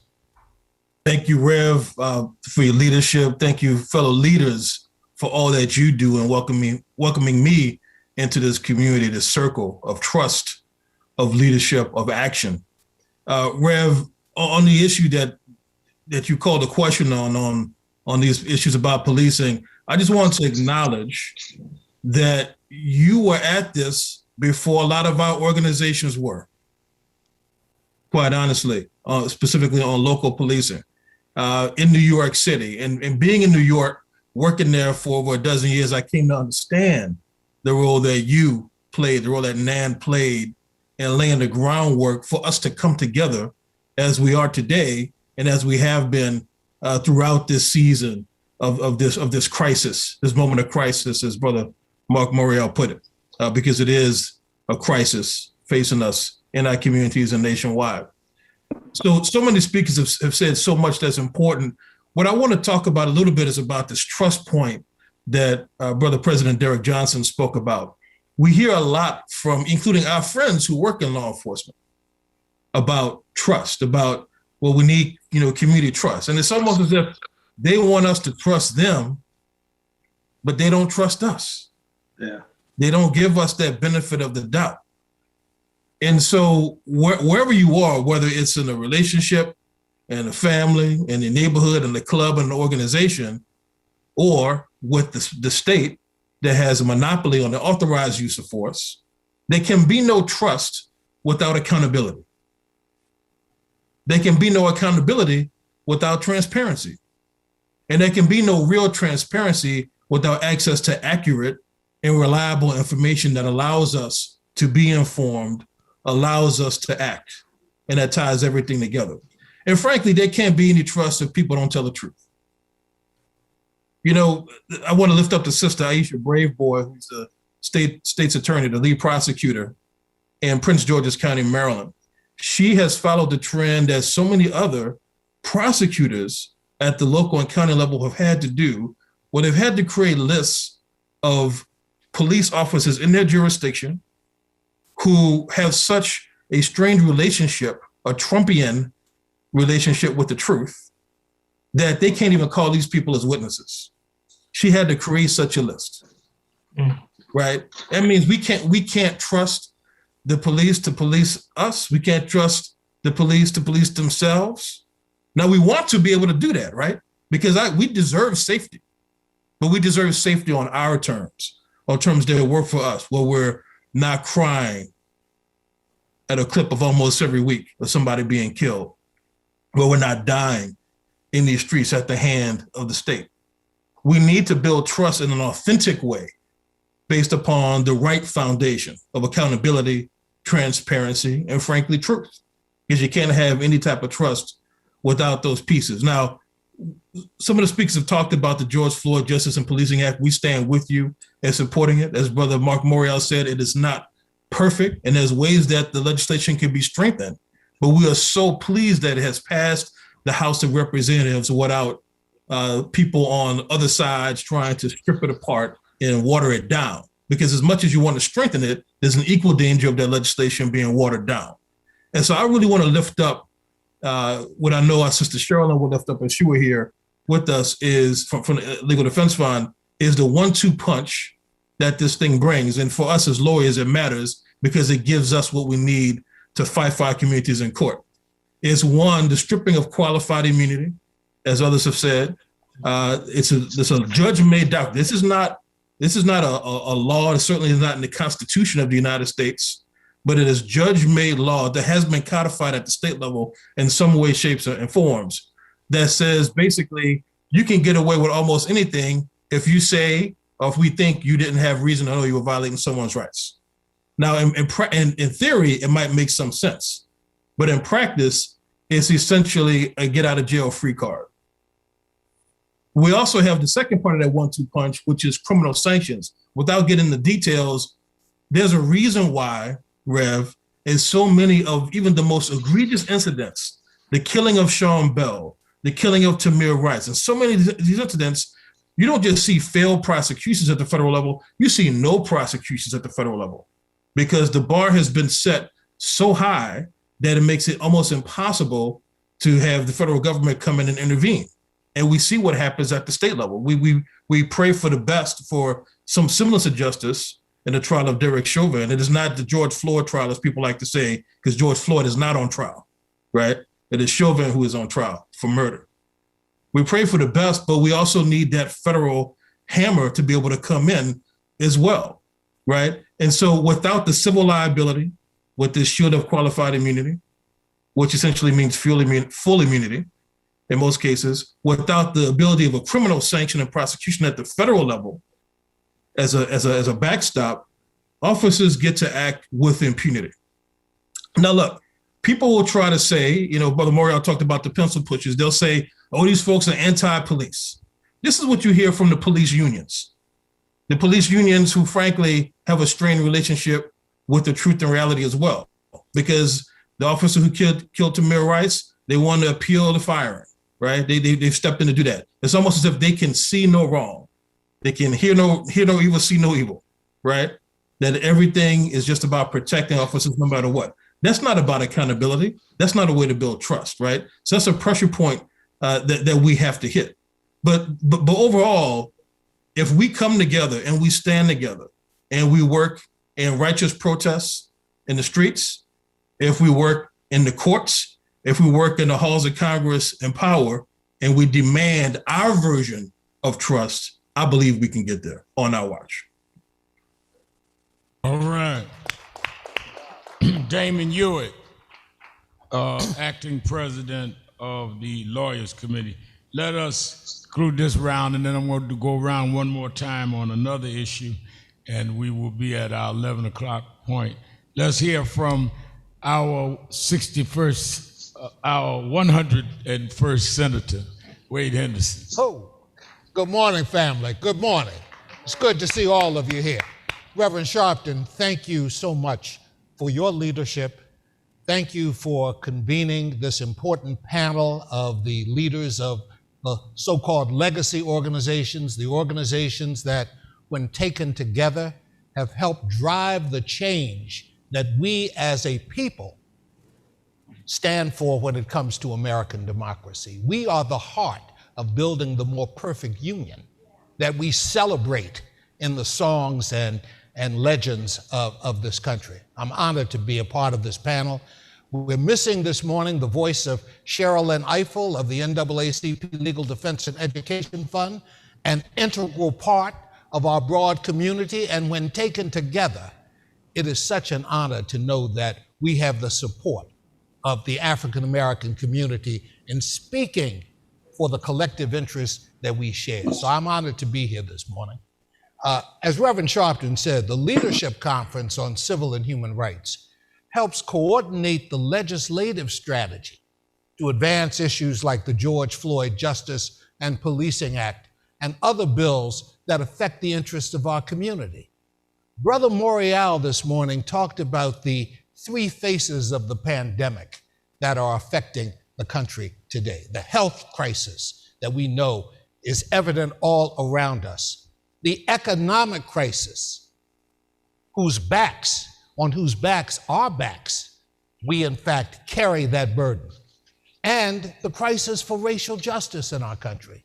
Those three elements of the pandemic indeed have been devastating. But there is also a fourth element of the pandemic, and that is the pandemic for American democracy. Democracy is in peril, folks, like never before. Now, starting in 2016, from 2016 to 2020, we had a president who came to us and said, well, vote for me. What do you have to lose? What do you have to lose?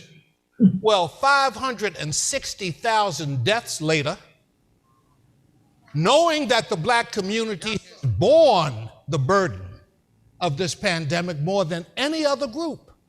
The irony of having us designated as, essential workers, but treated like crap in the job, in the salaries, in the protections that we get, it's a horrible reality. I remember looking at some of those rallies that used to take place every week, and someone at the helm would lean over and say, oh, where's my black? Where's my black? And he'd say, well, I love Black people. I love them.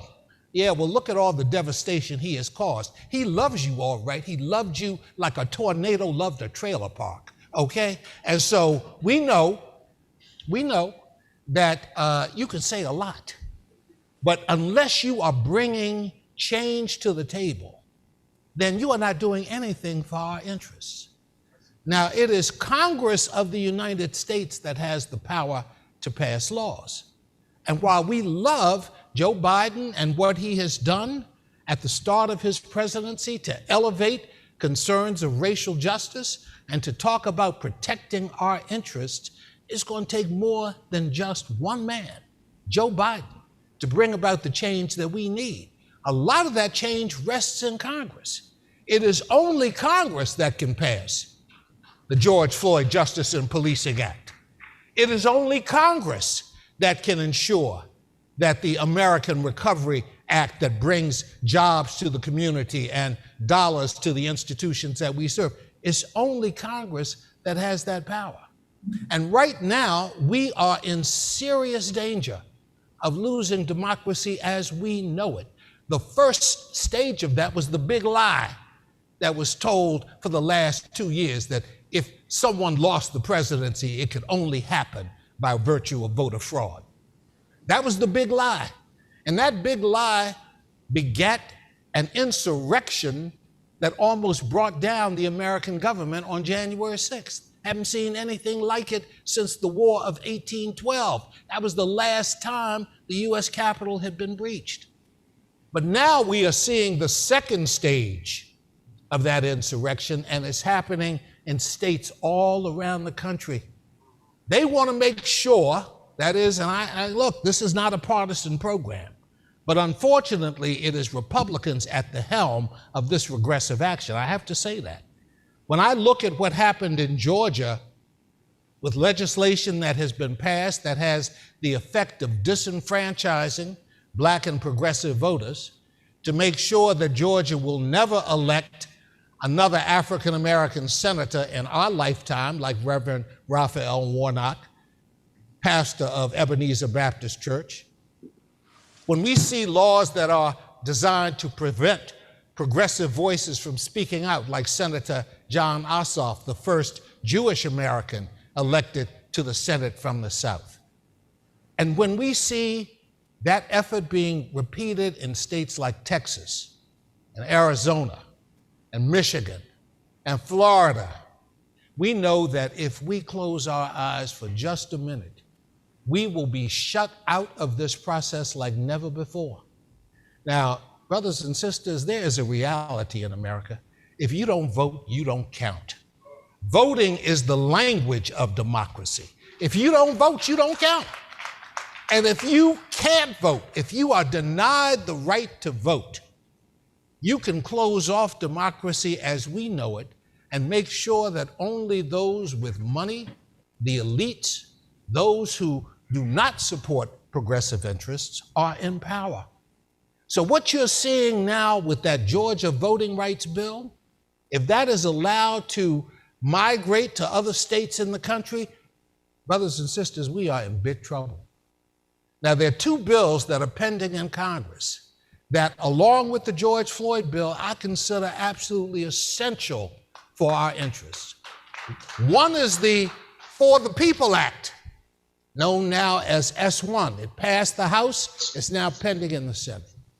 The other is the John Lewis Voting Rights Advancement Act, named after the great John Lewis, and that would restore the Voting Rights Act of 1965 that was dealt a virtual death blow by the Supreme Court back in 2013. If we don't get those two laws fixed, if we don't stand up for democracy as we know it, the chances of getting the George Floyd bill, the chances of getting the economic recovery that is absolutely essential, the chances of getting the jobs that our community so desperately needs, and the chances of getting the respect that we deserve in the country in which we live. If we don't get these bills passed, we are in serious trouble. So our efforts, our collective efforts, are being devoted, yes, to the passage of the George Floyd bill, but also to the passage of voting rights laws that we know are absolutely essential to our interests. And so the Leadership Conference is proud to stand with our brother and sister organizations, part of the legacy groups that Reverend Sharpton has done so much to bind together and to speak with a unified purpose.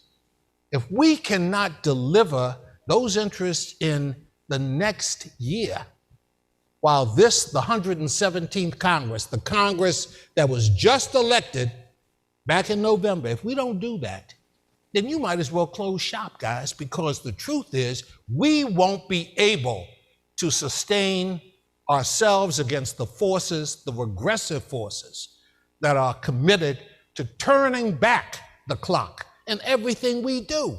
And you see evidence of that in lots of ways, big and small. That last White House gave license to white supremacists to take off their sheets and hoods and speak up openly about a country that no longer exists. Thanks to us and thanks to the demographic change that has taken place, we stand on the cusp of producing the America of the 21st century that we embrace and support.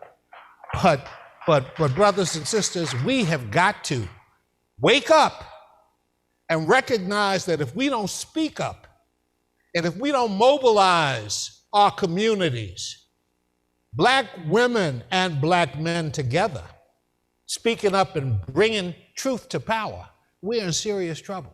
So I'm going to stop by saying this. I think Reverend Sharpton has done a phenomenal job in helping to bring collectively the legacy organizations, the organizations that have driven change in this country since 1909 when the NAACP was founded, up through the present time. Those are the groups, we together with the people who are here in this audience, both present and virtual, are the real heartbeat of change in this country. And we have got to assume our rightful role in saving democracy. It was Jim Clyburn, congressman from South Carolina, who saved American democracy by endorsing Joe Biden at a time when his campaign was in serious trouble. And that's not intended as a partisan comment. It is a recognition that this presidency has had a different view and attitude toward our interests than the previous occupant. So, brothers and sisters, I'm gonna stop here. I wanna thank you for your support and your leadership. Give him a I appreciate it. All right, thank you. We're about 10 minutes before we have to close and our TV switches to our youth panel, but I wanna give everybody 2 minutes, and I'm gonna switch from being president of NAN to being host of Politics Nation. I'm gonna hold you to 2 minutes like I do on TV. By the way, this evening, Ben Crump is gonna break some news on Politics Nation, as well as we're gonna do reparations with Congresswoman Sheila Jackson Lee. Here, here. So when I slip out from the youth, it's because I have to go do my show. We want to give everybody 2 minutes to round up, particularly mentioning, as Wade did, about the vote. 47 states have proposed new voting laws in one form or another. So let's go around for an end run, 2 minutes each. Let's start with Mark Morial, National Urban League. Very quickly, I think something interesting has happened in the last week, and that's been the mobilization of a number of business voices, Reverend Sharpton. But it's important to recognize that that took place because a group of Black business executives, led by Ken Chenault, Ken Frazier, Ursula Burns, and Bill Lewis, decided that they were going to speak out and really call out corporate America to take a stand on democracy. What is important is that what we are trying to do in support of the protection of the vote is build the broadest possible coalition of people who want to protect the right to vote, the essentiality of democracy. Wade referenced it. For me, January 6th is a day of American disgrace. January 6th is a day that told us that for some, democracy is not the aim. Power is. Power is. Outcomes. So we have got to fight and fight in all of these states at the national level. But let me tell you what stands in the way. HR S1 and HR 4 would stop this suppression in its tracks. What stands in the way of that is the Senate filibuster. So you're going to be hearing more about that. We can get to 51 votes in the United States Senate because we have the power that the people gave the new majority, along with the vice president, to be able to do this. But let's keep this issue high up on all of our radar screens. Now, it might not be happening here in New York. There might not be a voter suppression effort here in New York, but where there isn't, we ought to be fighting to tell the legislature to expand access to the ballot, to do everything possible to make it, if you will, yes, easier for people to be able to vote. So this fight has got to continue. And once again, we are in a state of emergency. Melanie Campbell, 2 minutes. Thank you, Rev. Thank you for this opportunity. Very quickly, I did all that my colleagues have stated, especially around if we cannot get these voting rights bills passed in this Congress in this calendar year, we face all of the backlash. What is happening on a state level in all of the state elections and all of the congressional races that'll happen in 2022. The midterm election is already here. And we have to, when I say, do Black voting 365.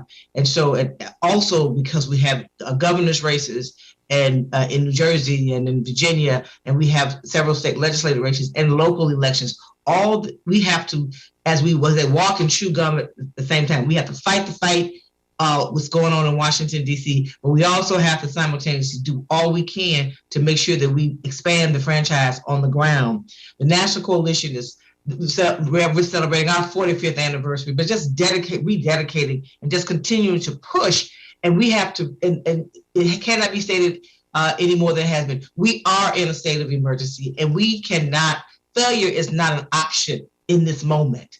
This is the moment that we have to put it all in, all cross generations, whether you are a new organization or old organization. One of the critical things I think that is wrong in our movement right now is that we are so bifurcated in ways that we are splitting ourselves around generations or I'm more progressive than you are, and all these other kinds of things that are blocking us being laser focused on making the change that is necessary and speaking truth to power and continue to fight in the midst of still a pandemic that we have to continue to fight. So I'm here representing the National Coalition, Black Women's Roundtable, and doing everything we're going to do that we have to do to make change. And the voting rights that have to be passed will allow us to either move forward or move backwards. So I'm there. Thank you. Thank you. Derek Johnson, NAACP. Thank you, Rev, for pulling together the panel. 3 very quick points here. 1, Black folks need a reason to turn back out in 2022. And I think the administration have had a good start. The commitment, cabinet will look like America. It looks like America. Commitment, getting money out the door to address this global pandemic. Over $2 trillion have gotten out the door. Commitment.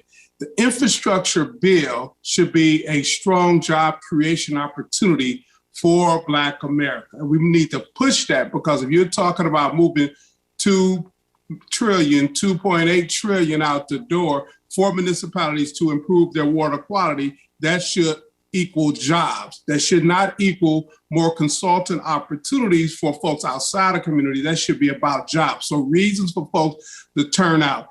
Secondly, we have to address segregation era procedural rules in the Senate. Mark talked about the filibuster rule, also the blue slip, and all the other rules in the Senate that have been used historically to impede progress, especially around racial equity.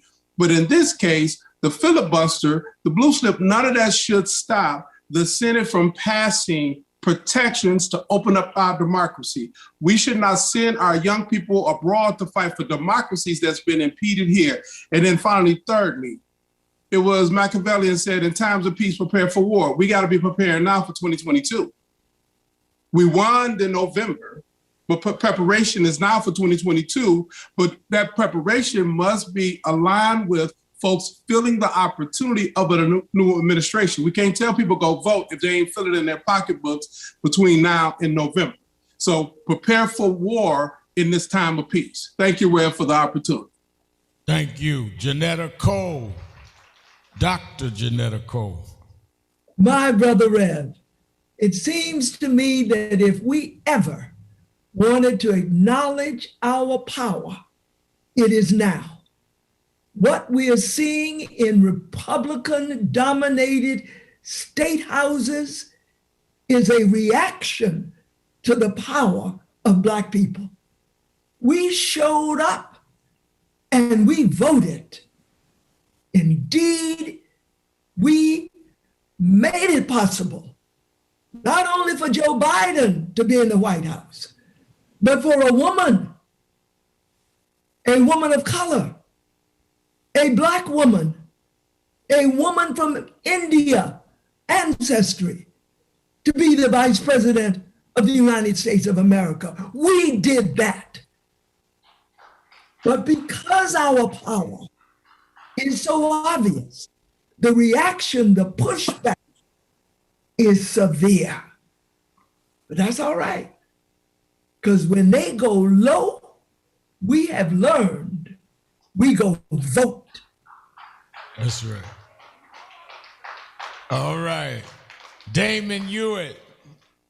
Rev, guest, it's not just about elections or any elections, it's not just about the vote. It's about votes, voices, vitality of Black people. And that's all about power. Dr. Cole said it so well, but I'll add to that. What good is power if you don't use it? It will atrophy and it will die. It'll be gone before you know it. And some of us think sometimes we don't have power, we don't have resources, this, that, the other. We have power. We have everything we need. We just have to come together and use it. And in that same vein, one of the things we can do is pressure our elected officials and tell them what we want. And in the spirit of what Dr. Cole said about who we got elected, I also think it's important who we get appointed. Many of you know our good friend and colleague, Kristen Clark, has been nominated to serve as Assistant Attorney General for Civil Rights of the United States of America. She'll be the first woman and first Black woman to lead in that way. Call your senator, 202-224-3121. 202-224-3121. You can get to any senator in the country that way and let them know that you want to see her confirmed to lead the Civil Rights Division at the Department of Justice. Here, here. All right. All right. And I hope you that are watching virtually and we getting the numbers. We had a huge number on opening day when President Biden on, but we're about almost there now. So all you tens of thousands watching, get that number 202-224-3121. All right, we're gonna have it wrapped up by Wade Henderson. Thank you, brother. Brothers and sisters, I want to use my closing remarks to lift up, to acknowledge, and to thank the young people, the young people of our community and the young people of the country as a whole for lifting up their voices and demanding change. Lift them up. The status quo is unacceptable. They are not prepared to inherit a world in which they remain the discriminated victims of American democracy. They are not prepared to accept that. Young people have historically been the tip of the spear. We can all remember when Reverend Sharpton was a younger man, pushing as a youth to bring about change in this country. We can all remember people in our communities when they were younger driving change, from Dr. King to John Lewis to a host of others, Fannie Lou Hamer. They are the people who say enough is enough, and they are the ones who give us energy and license in their name to demand a more perfect union. We owe them a debt of gratitude, and one way of repaying that debt is to make sure they inherit a better world in which their voices will be given equal weight to the voices of others, regardless of where they were born, regardless of their zip code, regardless of how much wealth they bring to the table. So we have to do things to make a better world for them. We've talked about a lot of it today. But don't forget eliminating student loan debt for Black students who are in college and who need relief. Don't forget about the young people who need jobs when they're young as a way of preparing them for their responsibilities of tomorrow. I'm from Washington, D.C. I want to lift up Marion Barry, the mayor of Washington, who gave young people jobs when no one else did, and helped lay a foundation for change that we still see rippling through the nation's capital. So I want to close by saying, Reverend, thank you for this panel, and thank you for the panel that will follow in lifting up the voices of the youth of the National Action Network and the country to take their rightful place in a seat at the table. That's what they are demanding, and that's what we have an obligation to give them. Thank you, brothers and Thank you. sisters. I appreciate it. Let me say this in closing, and then our youth, we have to do a clean out for COVID, and then the youth day starts. But we want to be mindful that we are supporting UN Ambassador Linda Thomas Greenfield, who spoke here 2 days ago. They're attacking her for saying how the country was founded on white supremacy.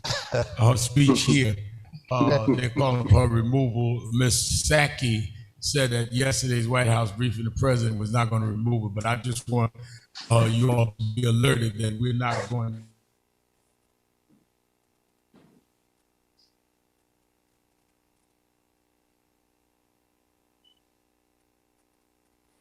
COVID. Every one of the legacy organizations have a youth department, a big youth department in many of them. One of the things they try to separate us is young against old, like the legacy groups don't have young people. Our youth director, youth and college director, Minister Tyleek McMillan, is 24 years old. And some of the people that are claiming to be the youth leaders are in their 30s or 40s. He tell them, y'all are old enough to be my mama. So let's not play the game.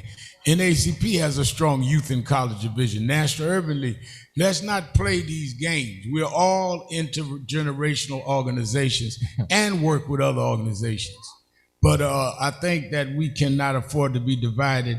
You that are watching, you've seen the organizations that have been here for a while and will be here a while longer because it is needed. If you want us to go out of business, stop racism, stop double standards, stop white supremacy, and we can go on and do other things. Thank you. Let us do what we've been instructed by those. Thank you. Thank you to my panelists. Bye. Have a good one. Take care. All right, take care. Melody, Dr. Cole, I'll be.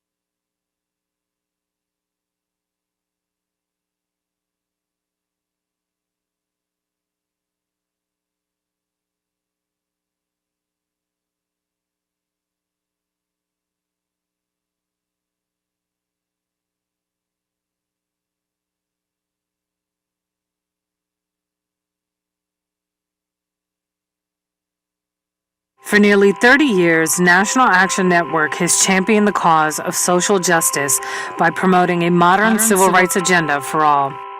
With over 100 chapters across the country, it is a national movement for equality rooted in the spirit and tradition of Reverend Dr. Martin Luther King Jr. Despite the extreme challenges of 2020, NAN redoubled its activism and efforts to fight for the voiceless and push for change at the highest levels possible.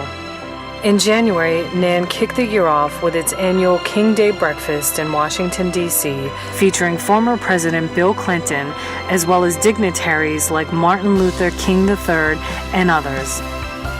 While at its headquarters in Harlem, New York, they convened their yearly public policy forum with elected officials and throngs of public support. NAN's Irvington, New Jersey chapter hosted a 2020 census workshop educating people on the significance of participation. Chapters across the nation encourage people to fill out the census to ensure that everyone is indeed counted. Following the South Carolina Democratic debate, Reverend Sharpton and NAN hosted a minister's breakfast featuring candidates such as Joe Biden, Pete Buttigieg, Elizabeth Warren, and others. Thank God we have all of you in this room, but also particularly Jim, because he reminds us of who we are. What you're doing to the least of my brethren, you're doing to me. That's what it's about. That's how I was raised. The breakfast focused on creating a civil rights agenda for 2020 and beyond, as well as helping to mobilize Black churches ahead of the pivotal presidential election.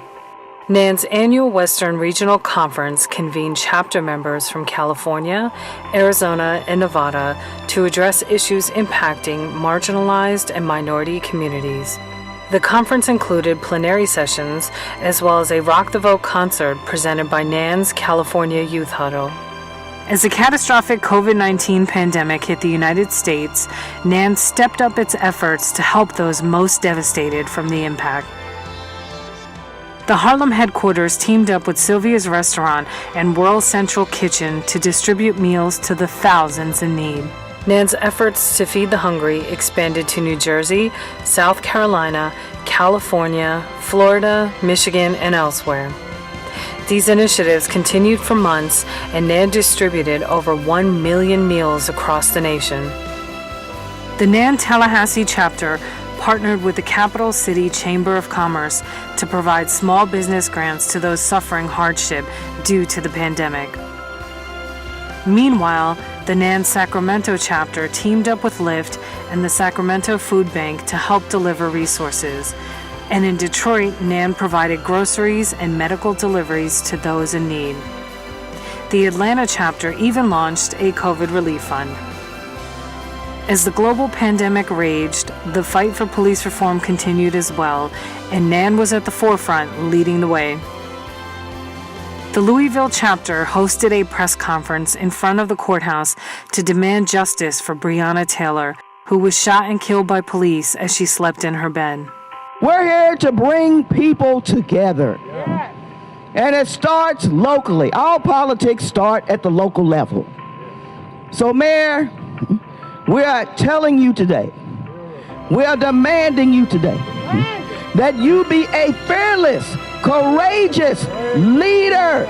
Stand up to the enemy. Stand up for what you know in your heart is right. After the gruesome police killing of George Floyd, Reverend Sharpton met with his family members and stood alongside grieving loved ones. He delivered a powerful eulogy at Floyd's funeral, calling out systemic racism and the need for police reform. Ever since 401 years ago, the reason we could never be who we wanted and dreamed to be in is you kept your knee on our neck.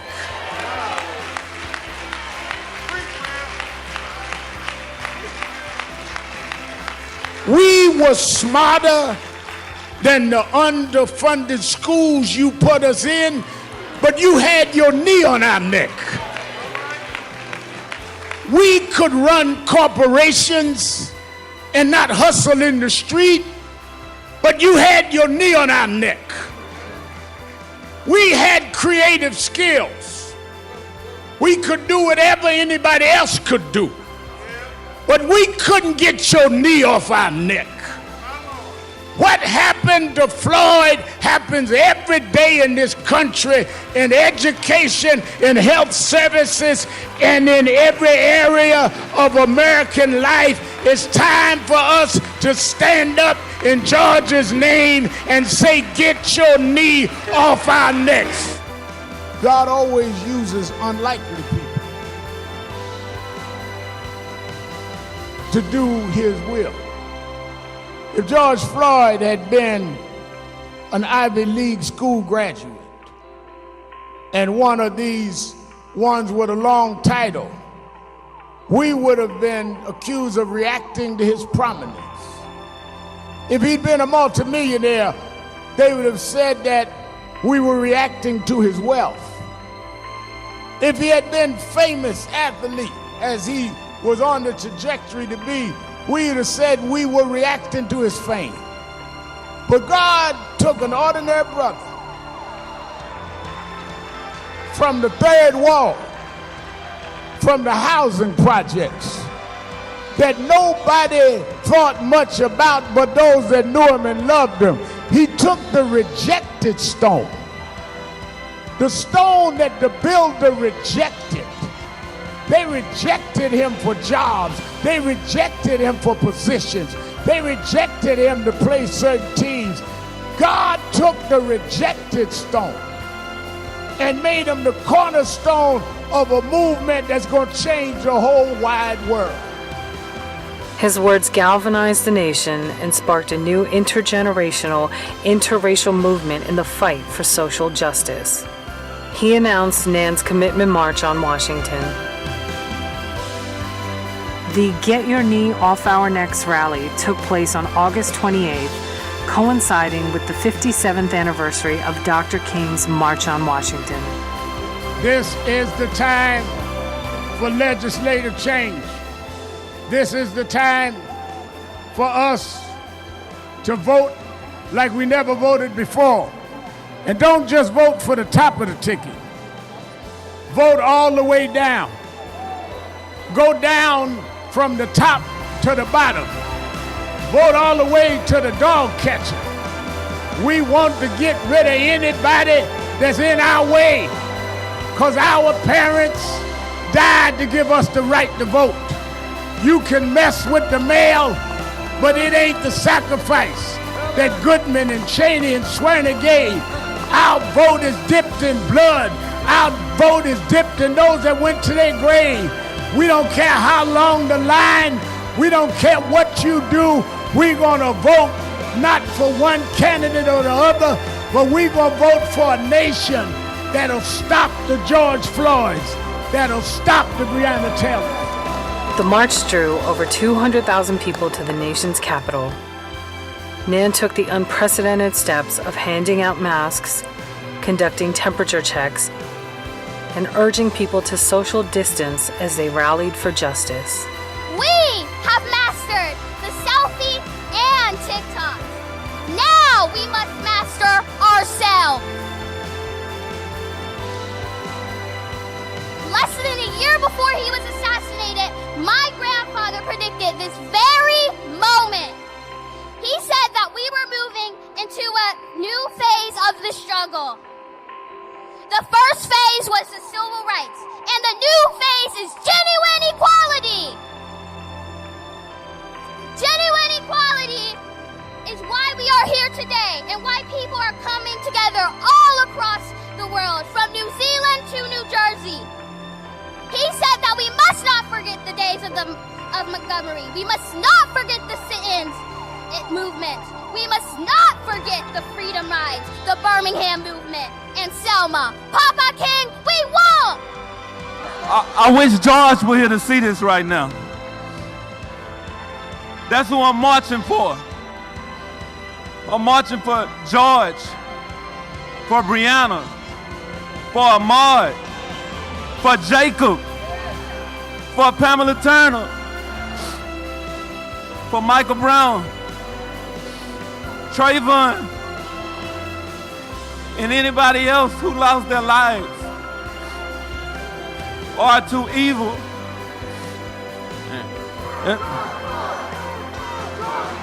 It's never been more clear than change right now. It's happening right now because we demand it. Everyone here has made a commitment because they wouldn't be here for no other reason right now. Everybody out here right now, our leaders, they need to follow us while we're marching to enact laws to protect us. For coming out here and continuing to say her name louder.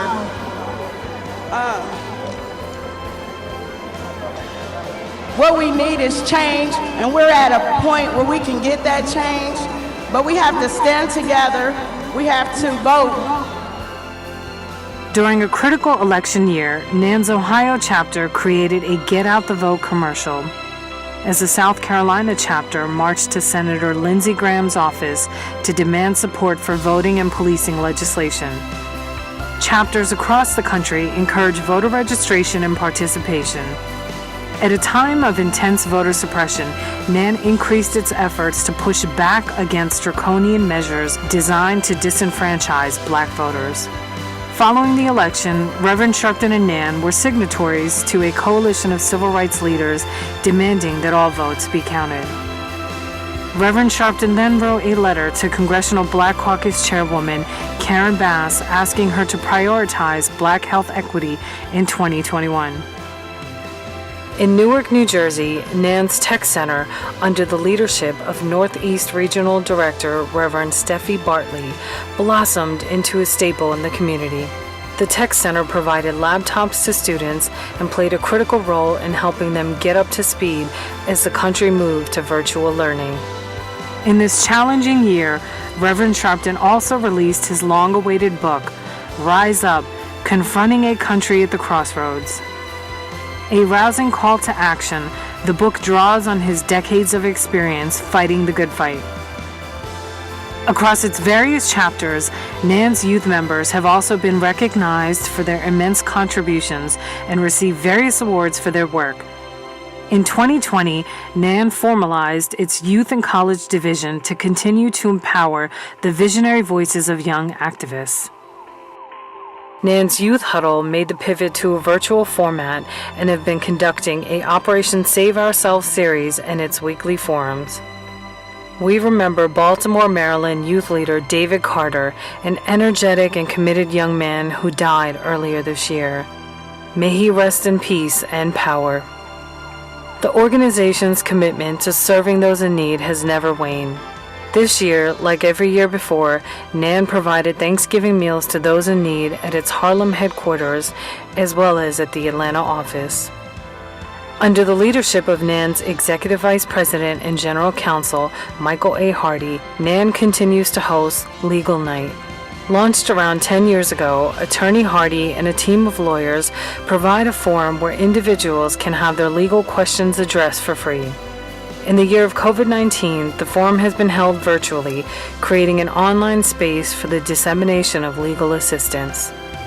After November's historic presidential election, which resulted in the nation's first woman and person of color to serve as vice president, NAN committed to helping the administration tackle critical issues that impact the country in general and communities of color in particular.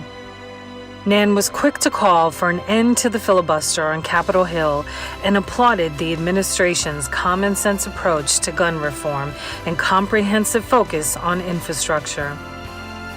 We've been encouraged by the administration's attention to ensuring that the COVID-19 vaccine is distributed equitably in poor and working-class communities of color. In an effort to encourage individuals to become vaccinated, Reverend Sharpton joined forces with political leaders in New York City and African American leaders across the nation in encouraging widespread vaccination. Despite progress, however, challenges remain.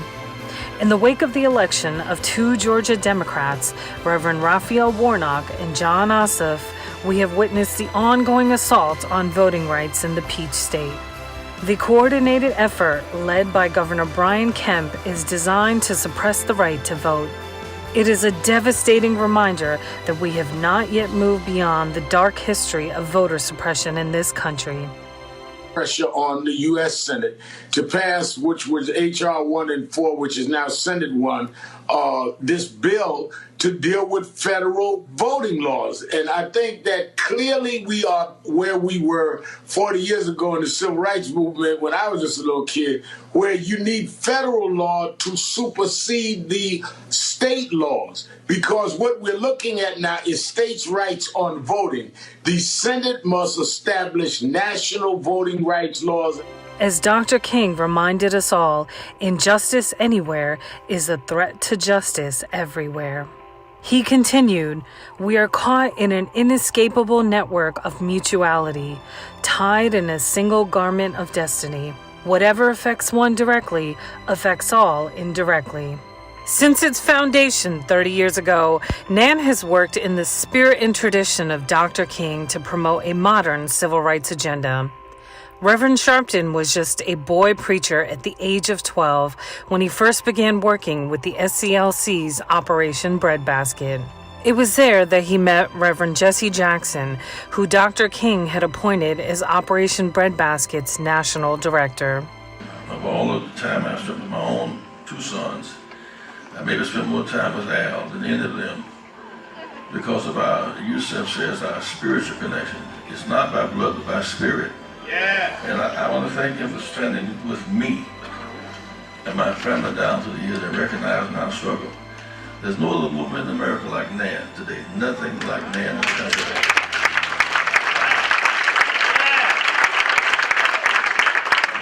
As Dr. King came back, his first stop would be right here. You are his people. The fight for equality and justice that Dr. King embarked upon was carried forward by Reverend Jackson to Reverend Sharpton and NAN's future leaders.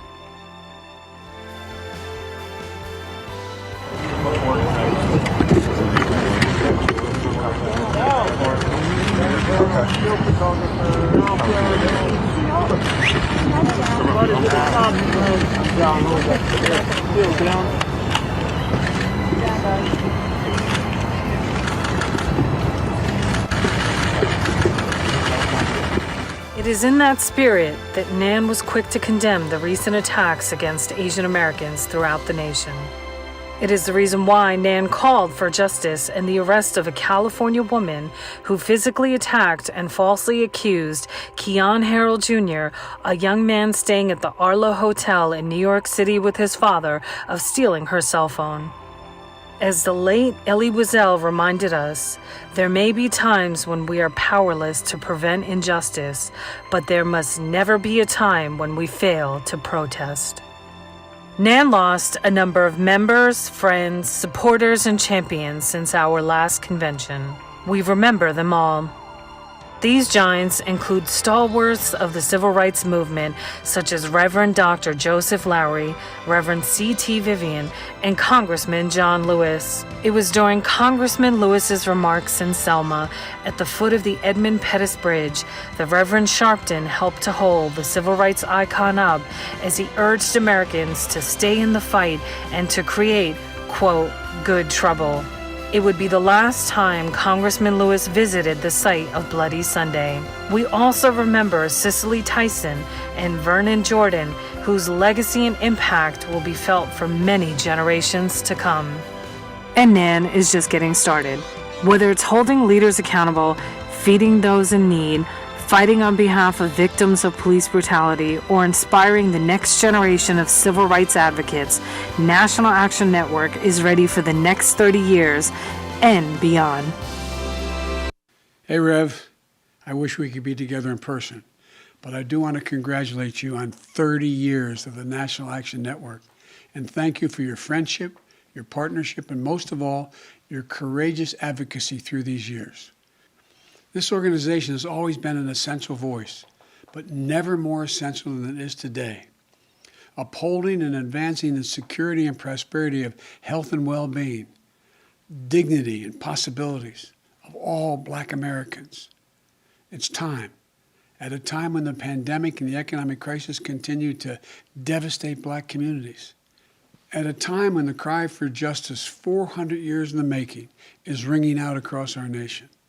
At a time when parts of our country are backsliding into the days of Jim Crow, passing laws that harken back to the era of poll taxes, when Black people were made to guess how many jelly beans in a jar, or count the number of bubbles in a bar of soap before they could cast their ballot. This was un-American then, and it's un-American today. But you're fighting. You're fighting for the soul of America, Rev. And Kamala and I are proud to stand with you. We're proud to pass the American Rescue Plan, which is helping us beat the pandemic and deliver checks into Americans' pockets. That law, on its own, is projected to cut poverty in the Black community by 37%. But from my perspective, it's only the beginning. My American Jobs Plan will make generational investments in rebuilding America, delivering good jobs, equity, and opportunity to Black neighborhoods that never seem to get dealt in on the American dream. Replacing every lead drinking water pipe in America so that you never have to worry about another Flint.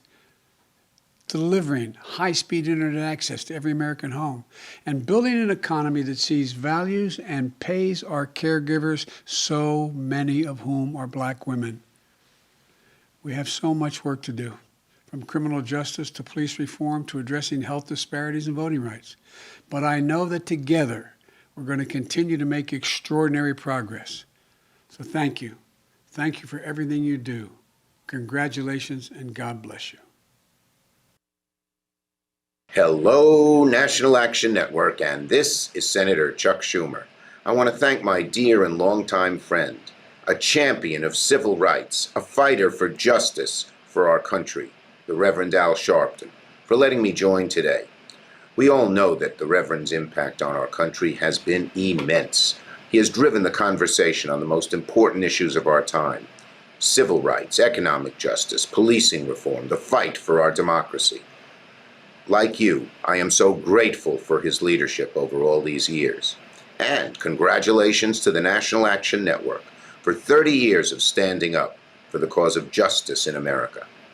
Now, friends, it's been a hard 12 months, but I do believe our country is turning the corner. Earlier this month, I was proud, as Majority Leader, to lead the passage of the American Rescue Plan, a $1.9 trillion package that President Biden just signed into law.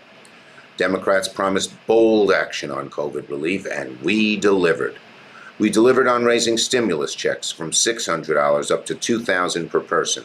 A family of 4 will see checks for up to $5,600. We delivered on expanded unemployment benefits, extended now till the fall, $300 more than you'd get simply from the state. We delivered on helping families afford the basics, money for rental assistance, SNAP benefits for groceries, funding for mass transit, and tax credit for child care assistance. And one of the things I'm particularly proud of, the vast majority of parents will now receive $3,000 per child under 18 through the expanded tax credit. Parents with kids under 6 will get $3,600, and they'll start seeing these checks mailed regularly to them on a monthly basis this summer. For Black-owned businesses, nonprofits, and churches, Reverend Sharpton made sure I put the churches in, and they're in. We have expanded PPP to make sure they get the help they need and deserve.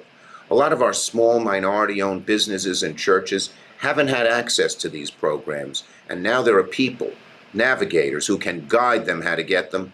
Both NAN and my office will have their phone numbers, and they will be ready to serve. Please let them know. And of course, we provided billions to supercharge our nation's vaccine effort, making it free for all people, and assuring that communities of color go to the front of the line, not the back. In fact, I made sure that community health centers had full access to the vaccines, and they are in our communities, and there's no muss or fuss when people line up to get the vaccine. So in so many ways, help is on the way. And together, I promise we will not return just to the normal we had before the pandemic. We must rebuild our country where justice, democracy, and opportunity is a reality for all people, where we protect our sacred right to vote. Just last month, I introduced S1, the For the People Act, and I promise we will soon take action on the floor of the Senate, and we will get it done. We will rebuild our country so that police reform and real justice extends to all people, like working to pass the Justice in Policing Act, again, where NAN was of great guidance. So was the Ben Crump. And we will rebuild our country to fight economic inequality, like canceling student debt up to $50,000 and pushing for legislation like the Thrive Agenda to invest billions in our communities. And I will continue to push that people of color get appointed to high positions. I was just lucky enough to appoint 3 African Americans to the 3 powerful U.S. attorney positions in New York State. The Southern District, Damian Williams, the first African American to occupy that post. Breon Peace in Brooklyn, whose father was a preacher in Brooklyn. And Trini Ross, well known, well respected in the Buffalo area. Now, none of this will be easy, but every day I serve as Majority Leader, I promise I'll stand in your corner. So thank you, National Action Network. Thanks for being a voice for justice, a voice for progress, and a voice for all the people of America. Thank you so much for doing all that you do, and my very best in the weeks and months ahead. Hello. It is my privilege to join the members and friends of the National Action Network for this wonderful gathering and to celebrate your 30 years of inspiring transformative action and activism. Thank you, Reverend Sharpton, for your visionary leadership and for your decades of persistent, courageous work to lift up our communities and move our nation closer toward a more perfect union. Let me especially salute the National Action Network's California chapter members. Every day, your energy and activism strengthen our beautiful state. For 3 decades, the network has been a powerful voice for progress. Your energy, organization, and mobilization have been vital in our fight for justice, equality, and dignity for all. Sadly, for over a year, the pandemic and economic crisis have inflicted a devastating toll on the health and economic stability of our nation, particularly in communities of color. Happily, today, I am able to say, help is here. The American Rescue Plan delivers robust relief to put vaccines in arms, money in pockets, children safely back in school, and workers in jobs. And it does so in a way that emphasizes equity and justice, ensuring vulnerable families, schools, and minority-owned businesses hit hardest have the resources to build back better. Indeed, justice is at the heart of all Democrats' work in Congress as we advance our agenda to combat blatant racist voter suppression tactics and to finally confront the systemic injustice and police brutality that have devastated communities of color. To fulfill this mission, we once again passed the George Floyd Justice in Policing Act to fundamentally transform policing in America and save lives. To safeguard every American's sacred right to be heard at the ballot box, House Democrats passed H.R. 1, the For the People Act, the most significant voting rights and democracy reform in more than half a century. Next, we'll be passing H.R. 4, the John Lewis Voting Rights Act. But to get these historic bills across the finish line, our unified democratic government relies on your energy and activism. We need the network's brilliant, persistent outside mobilization in order to enact our bold, transformative agenda for the people. In this work, let us also draw faith and inspiration from the closing words of Amanda Gorman's inaugural poem. For there is always light, if only we're brave enough to see it, if only we're brave enough to be it. Together, we will bravely protect our most vulnerable families and renew our nation's bedrock promise of justice, equality, and opportunity for all. On behalf of the United States Congress, thank you, National Action Network, for all that you do to build a brighter future. And thank you, Reverend Sharpton, for your outstanding leadership.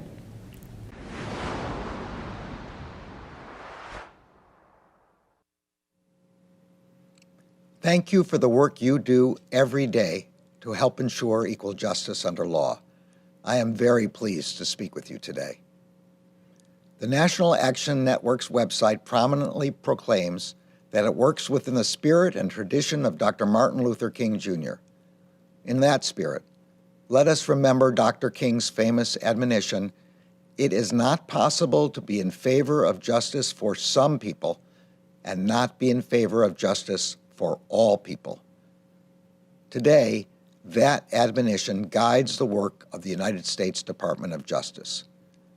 As I said in my opening statement to the Senate Judiciary Committee, the Attorney General is the lawyer not for any individual, but for the people of the United States, and that means all the people of the United States. The Civil Rights Division, created by the Civil Rights Act of 1957, is the tip of the spear of the Justice Department's effort to ensure justice for all people. That is why we have sought a substantial increase in the division's budget, as well as the budget of a complementary component, the Community Relations Service, which was authorized by the 1964 Civil Rights Act. Money, however, is not enough. Dedicated, experienced leadership is also needed. That is why the President nominated Vanita Gupta to be the Associate Attorney General, the department's third highest position, and Kristen Clark to be the Assistant Attorney General in charge of the Civil Rights Division. I do not need to recount their qualifications to you. Both are veteran civil rights lawyers, and both are highly respected alumni of the department's Civil Rights Division. I meant it when I told the Senate Judiciary Committee that they have skills that I do not have, and they have experiences that I do not have. And I meant it when I said I needed both of them and their experiences and skills to be successful as Attorney General. We are doing everything within our power to get them confirmed. In the meantime, the Civil Rights Division is already hard at work on a long agenda. It is stepping up its efforts to ensure the right to vote. It is combating discrimination in areas from housing to education to employment, and it will work hard to ensure accountability for law enforcement misconduct. It will also prioritize investigating whether government agencies are engaging in patterns or practices that deprive individuals of their federal or constitutional rights. And it is redoubling its effort to investigate and prosecute hate crimes. Indeed, one of my first acts as Attorney General was to mandate a 30-day expedited review to determine how the department can ensure that it makes the best and most effective use of its resources to combat hate. Now, the Civil Rights Division may be the tip of the spear, but our commitment to equal justice is a whole of department effort. That effort will involve work by our grant-making components to help police departments around the country improve their practices through funding and technical assistance, leverage to promote policing policies that benefit communities and enhance trust. Our equal justice effort will also involve work by the department's criminal components to help reform the justice system and end mass incarceration.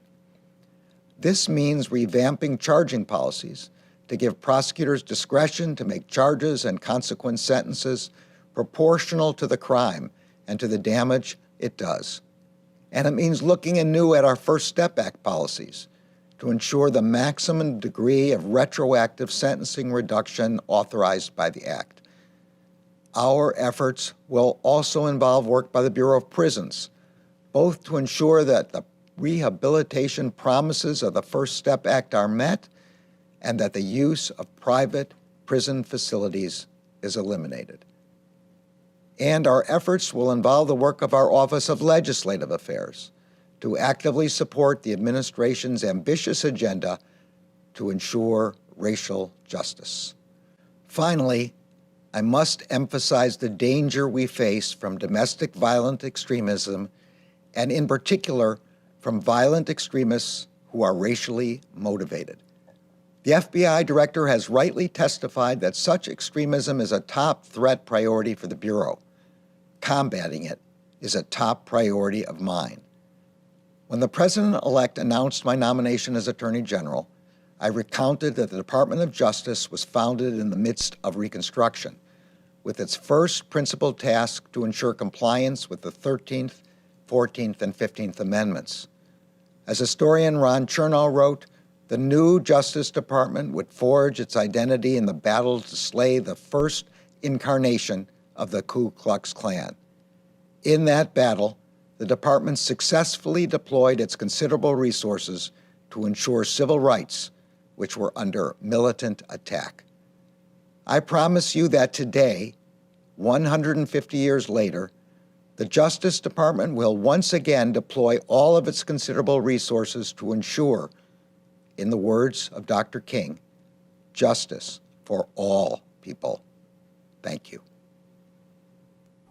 Thank you for the introduction, and thanks to Reverend Al Sharpton and National Action Network for hosting this important convening. Reverend Sharpton, you've set an important example by getting the COVID vaccine, and I know your efforts have been critical in increasing awareness around testing, treatment, and recovery. Your leadership always makes a difference. As we celebrate 30 years of the National Action Network, we recognize the important role of this organization in protecting and advancing civil rights and educational opportunity. I'm particularly excited that you're putting young leaders at the forefront of the civil rights movement through your youth and college division. Ashley Sharpton and Tyleek McMillan, your work will empower generations of students to engage with their communities and influence policy. Thanks for leading this important work. I'm honored to join you at such a critical time in our nation's history. Right now, we're dealing with two traumas: a pandemic that has disproportionately impacted our Black and brown communities, and a long overdue racial reckoning that imposes additional trauma on these very same populations. Many of you may not know me or my story. My grandparents came from Puerto Rico to Meriden, Connecticut in search of a better life. I was born at the Yale Acres Housing Projects, attended public schools, and graduated from a state technical high school. Growing up, my parents built a vibrant community around me and my siblings. This community taught me to dream big and aim high. And they helped me succeed both in and out of school, supporting me on my educational journey and ultimately in attaining the position I'm honored to hold today. All our students, particularly our Black and brown students, need supportive communities like these, perhaps now more than ever before. The pandemic has taken a disproportionate toll on people of color. Black Americans have a death rate nearly twice that of white Americans. For Latinos, the numbers are even higher. These health disparities are compounded by unacceptable inequities that have persisted for generations. We know, for example, that schools with 90% or more students of color spend $733 less per student per year than schools with 90% or more white students. This means less access to engaging and high-quality learning opportunities after school and summer enrichment. It means our educators are paid less and lack additional supports. And it also means 3 million students attend school with a police officer but no nurse. 14 million attend school with a police presence but without an on-staff counselor, nurse, psychologist, or social worker. We cannot allow these historic gaps to grow wider. This administration will use every tool at its disposal to advance educational equity in student opportunity and outcomes. This begins with meeting the President's goal of safely reopening K-8 schools. One of our best levers for equity is in-person learning. This has been the top priority of my department, and we're doing everything we can to make it happen. Last month, we got our first data back on school reopening efforts. We learned that while many schools are on the path to reopening for in-person learning, access to classroom instruction still remains unequal. More Black, Latino, and Asian students learned remotely over the previous year compared to their white peers. Some students and families have chosen to stay remote this year, carefully weighing academic factors with health risks and emotional well-being. As a parent of two, I recognize the anxiety that surrounds these decisions and that there are no easy choices. At the same time, we want to be sure students and families have the support they need to make informed decisions and the resources to safely return to in-person learning should they choose to do so. Under my leadership, the Department of Education will take a problem-solving, solutions-oriented approach to working with schools, educators, and families to get students back in the classroom full-time. For instance, we've released practical guidance for schools and communities to support student and staff well-being, increase investments in student success, and facilitate robust stakeholder engagement. We've also prioritized sharing best practices through a national Safe School Reopening Summit and a Safer Schools and Campuses Best Practices Clearinghouse.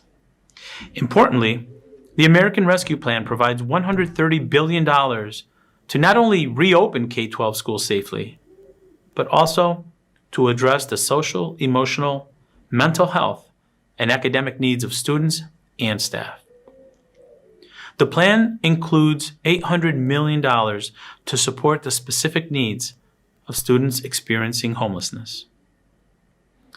The American Rescue Plan invests in early childhood education and in higher education, including historically Black colleges and universities and minority-serving institutions.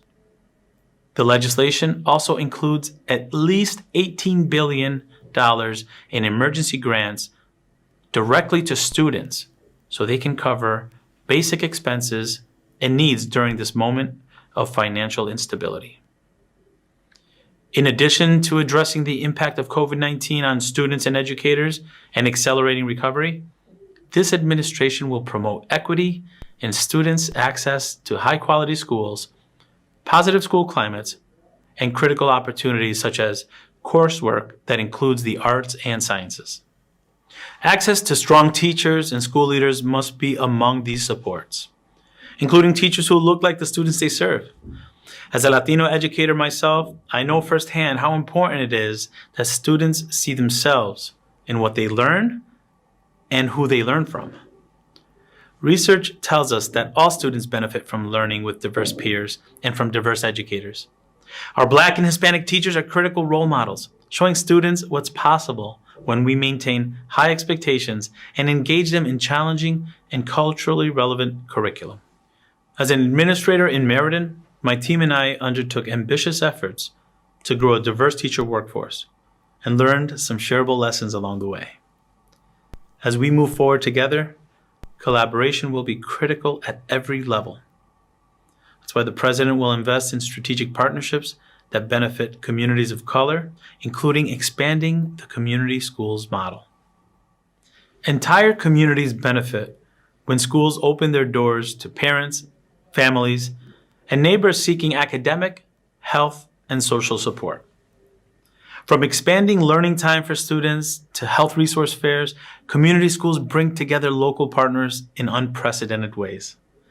And across the country, these coalitions are setting and achieving community-specific goals like kindergarten readiness, access to vision, health, and dental care, and improved graduation rates.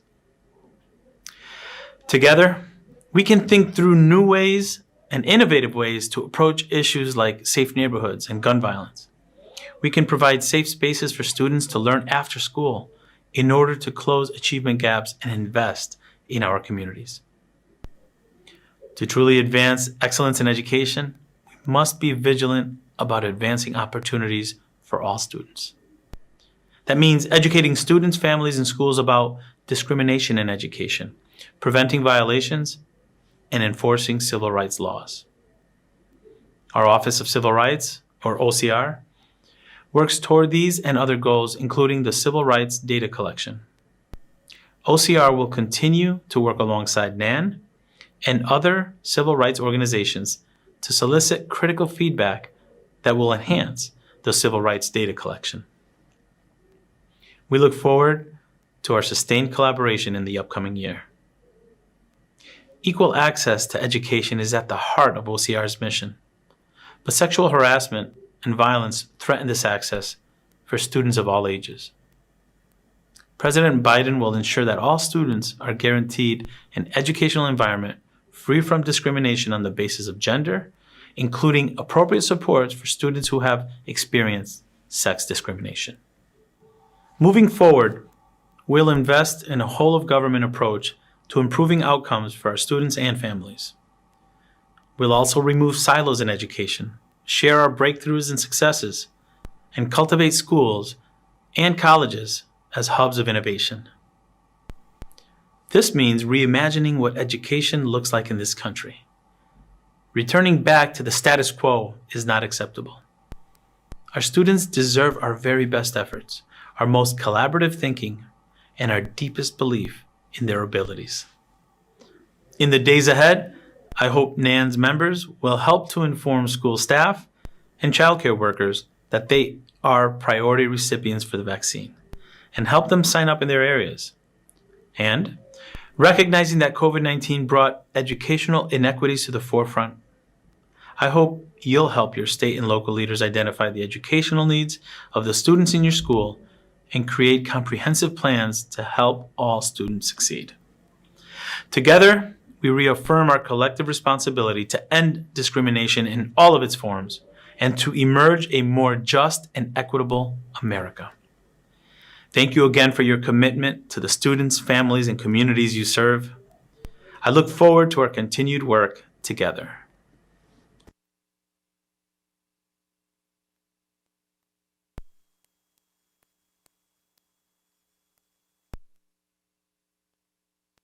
Hello, I'm Secretary of Transportation Pete Buttigieg. and it's an honor to be joining you again, even if it's a virtual appearance this time. And I'm already looking forward to when we can next gather together in person. I want to thank you for inviting me to help celebrate this 30th anniversary and share some thoughts on the occasion. For 30 years, the National Action Network has moved this country toward justice, equality, and equal rights for all. The arc of American life does not bend toward justice on its own, not without the hands and the efforts of moral leaders like you. And thank you to Reverend Sharpton for being such a leader, a powerful voice helping America to constantly be better and do better, someone from whom I have learned a great deal. Ours is a complicated moment, one in which the scale of our challenge is matched only by the scope of our opportunity. We are still struggling to wrestle with the national tragedy of a pandemic with disproportionate rates of infection and death in communities of color. But we finally have hope, with millions of Americans being vaccinated each day, and a White House that has made vaccine equity a pillar of the response. In our economy, people are still teetering on a high wire, and many are paying more for transportation and housing each month than their paycheck can sustain. But we stand here with an opportunity to make the largest investment in American jobs since World War II. We need to overcome 4 years of damage and 400 years of injustice, a mountain of mistrust built over the centuries and still growing today, with yet another painful reminder of America's racialized inheritance in the trial of Derek Chauvin for the murder of George Floyd. But we also have Washington poised to pass game-changing progressive policies, policies that organizations like the National Action Network have been championing for years. And we have the first Black woman vice president in history, along with the most diverse administration team yet to serve this country. We live with all of these different and challenging truths all at once in this moment. We meet this moment with grounds for hope, the hope inspired by vaccines, new jobs, and an administration dedicated to equity. And that is a testimony to the impact of hard work and organizing, the value of groups like the National Action Network, and the power of advocacy as well as direct service. Especially in this moment, Black and brown communities and activists across the country have demanded more of America, insisting that this country do better not only by all of those who have been excluded or oppressed, but by this country's own professed creed. The work ahead is daunting, but it is heartening that on the national stage today, we're discussing how much progress we can make, how big we can go, and no longer just how much damage we must deal with. You now have partners in Washington who believe that equity is not a program, it's not a department, it's a profound value and a lens that must apply to every program, every department, and every decision. We know that racism is responsible for more destruction and injustice than any other force in American life. So I'm proud to be part of the Biden-Harris administration where anti-racism is policy. And I'm glad that you're hearing from many of my fellow cabinet members this week about the good work that we're doing together.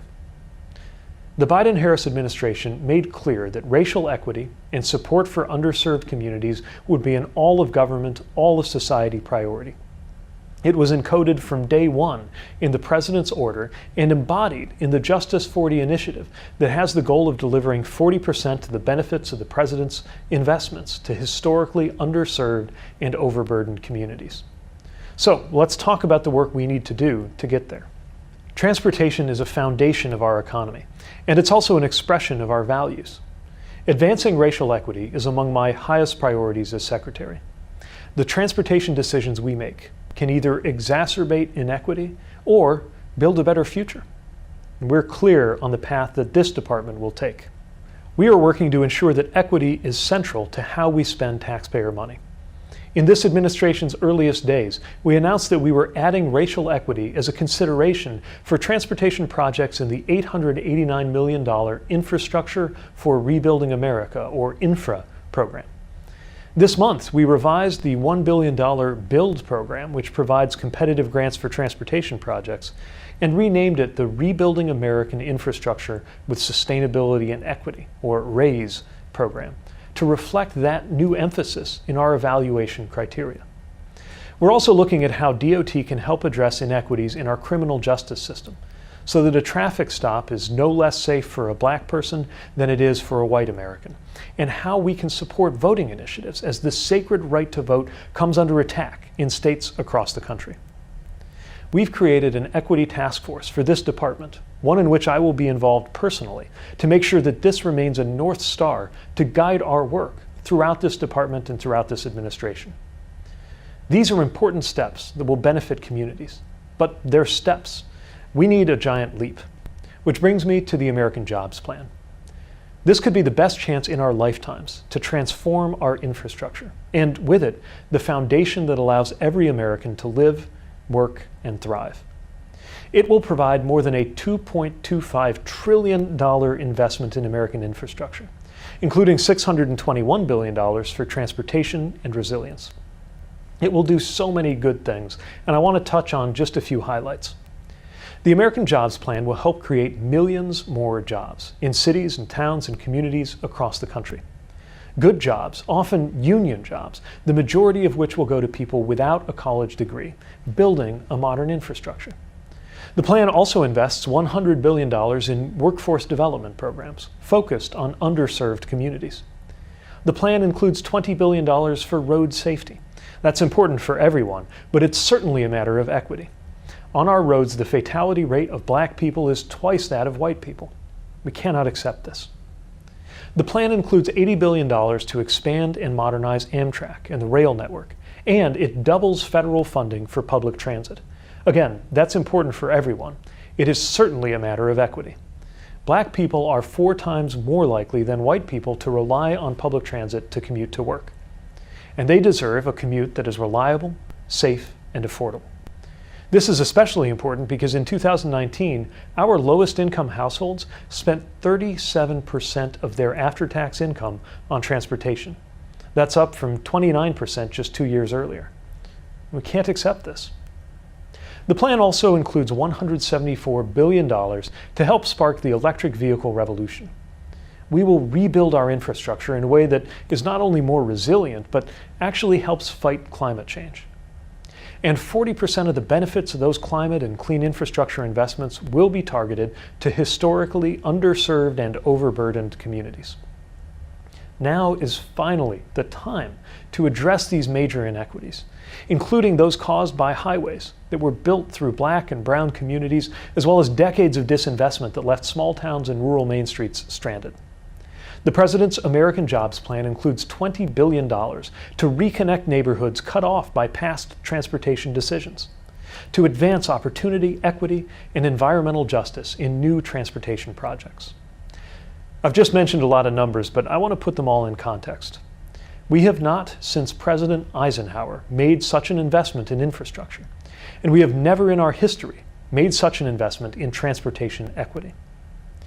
My predecessor in the Obama-Biden administration, Secretary Anthony Foxx, did especially important work to advance the cause of transportation equity. I know that I have big shoes to fill in this regard, and I'm thrilled that we may have the resources, thanks to this bill, to further deliver on a vision that Secretary Foxx helped introduce. What we see throughout all of these investments is a lesson that goes beyond transportation, that equity is good for everyone. The American Jobs Plan will not solve every problem in every community, but it will address many of the challenges we face today and create a stronger, more equitable future for decades to come. It empowers our young people to inherit and build a country where the American dream is truly, finally accessible to all. And that's what your work has been all about. The National Action Network and other civil rights organizations and community networks have planted the seeds for years. Now it's time for us to water them together. What we grow must be strong enough and vast enough to outlast us all, and I believe it will be. So thank you to the National Action Network, to Reverend Sharpton, to all of you for 30 years of working to make America the best version of herself, a version that lives up to our ideals. Congratulations again on this milestone. Thank you for your good work, and be well.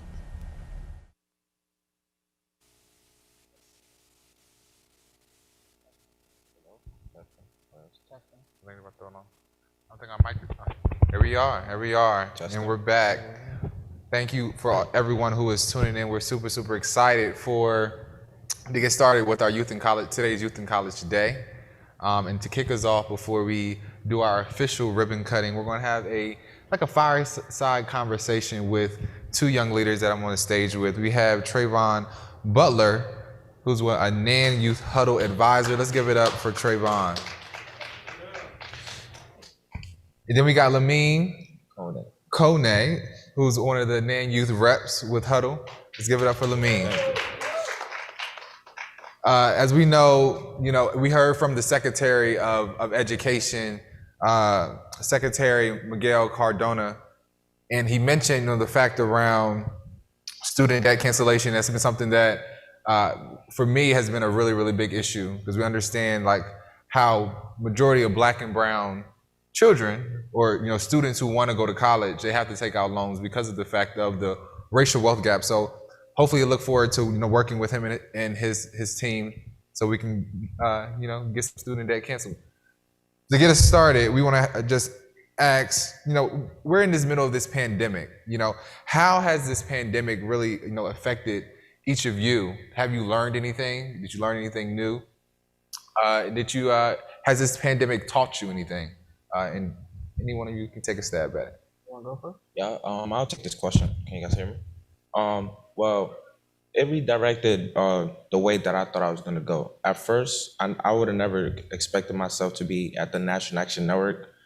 Before the pandemic, I was a basketball player, and that's all I focused on. And when I was asked about politics, I just thought it was a whole bunch of individuals that were just in these positions for their own pockets and their own benefits.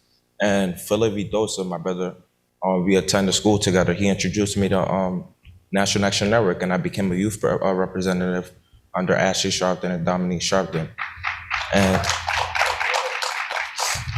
And these individuals educated me about politics and showed me a different side about it. It showed me how much power they have, that they control the budget.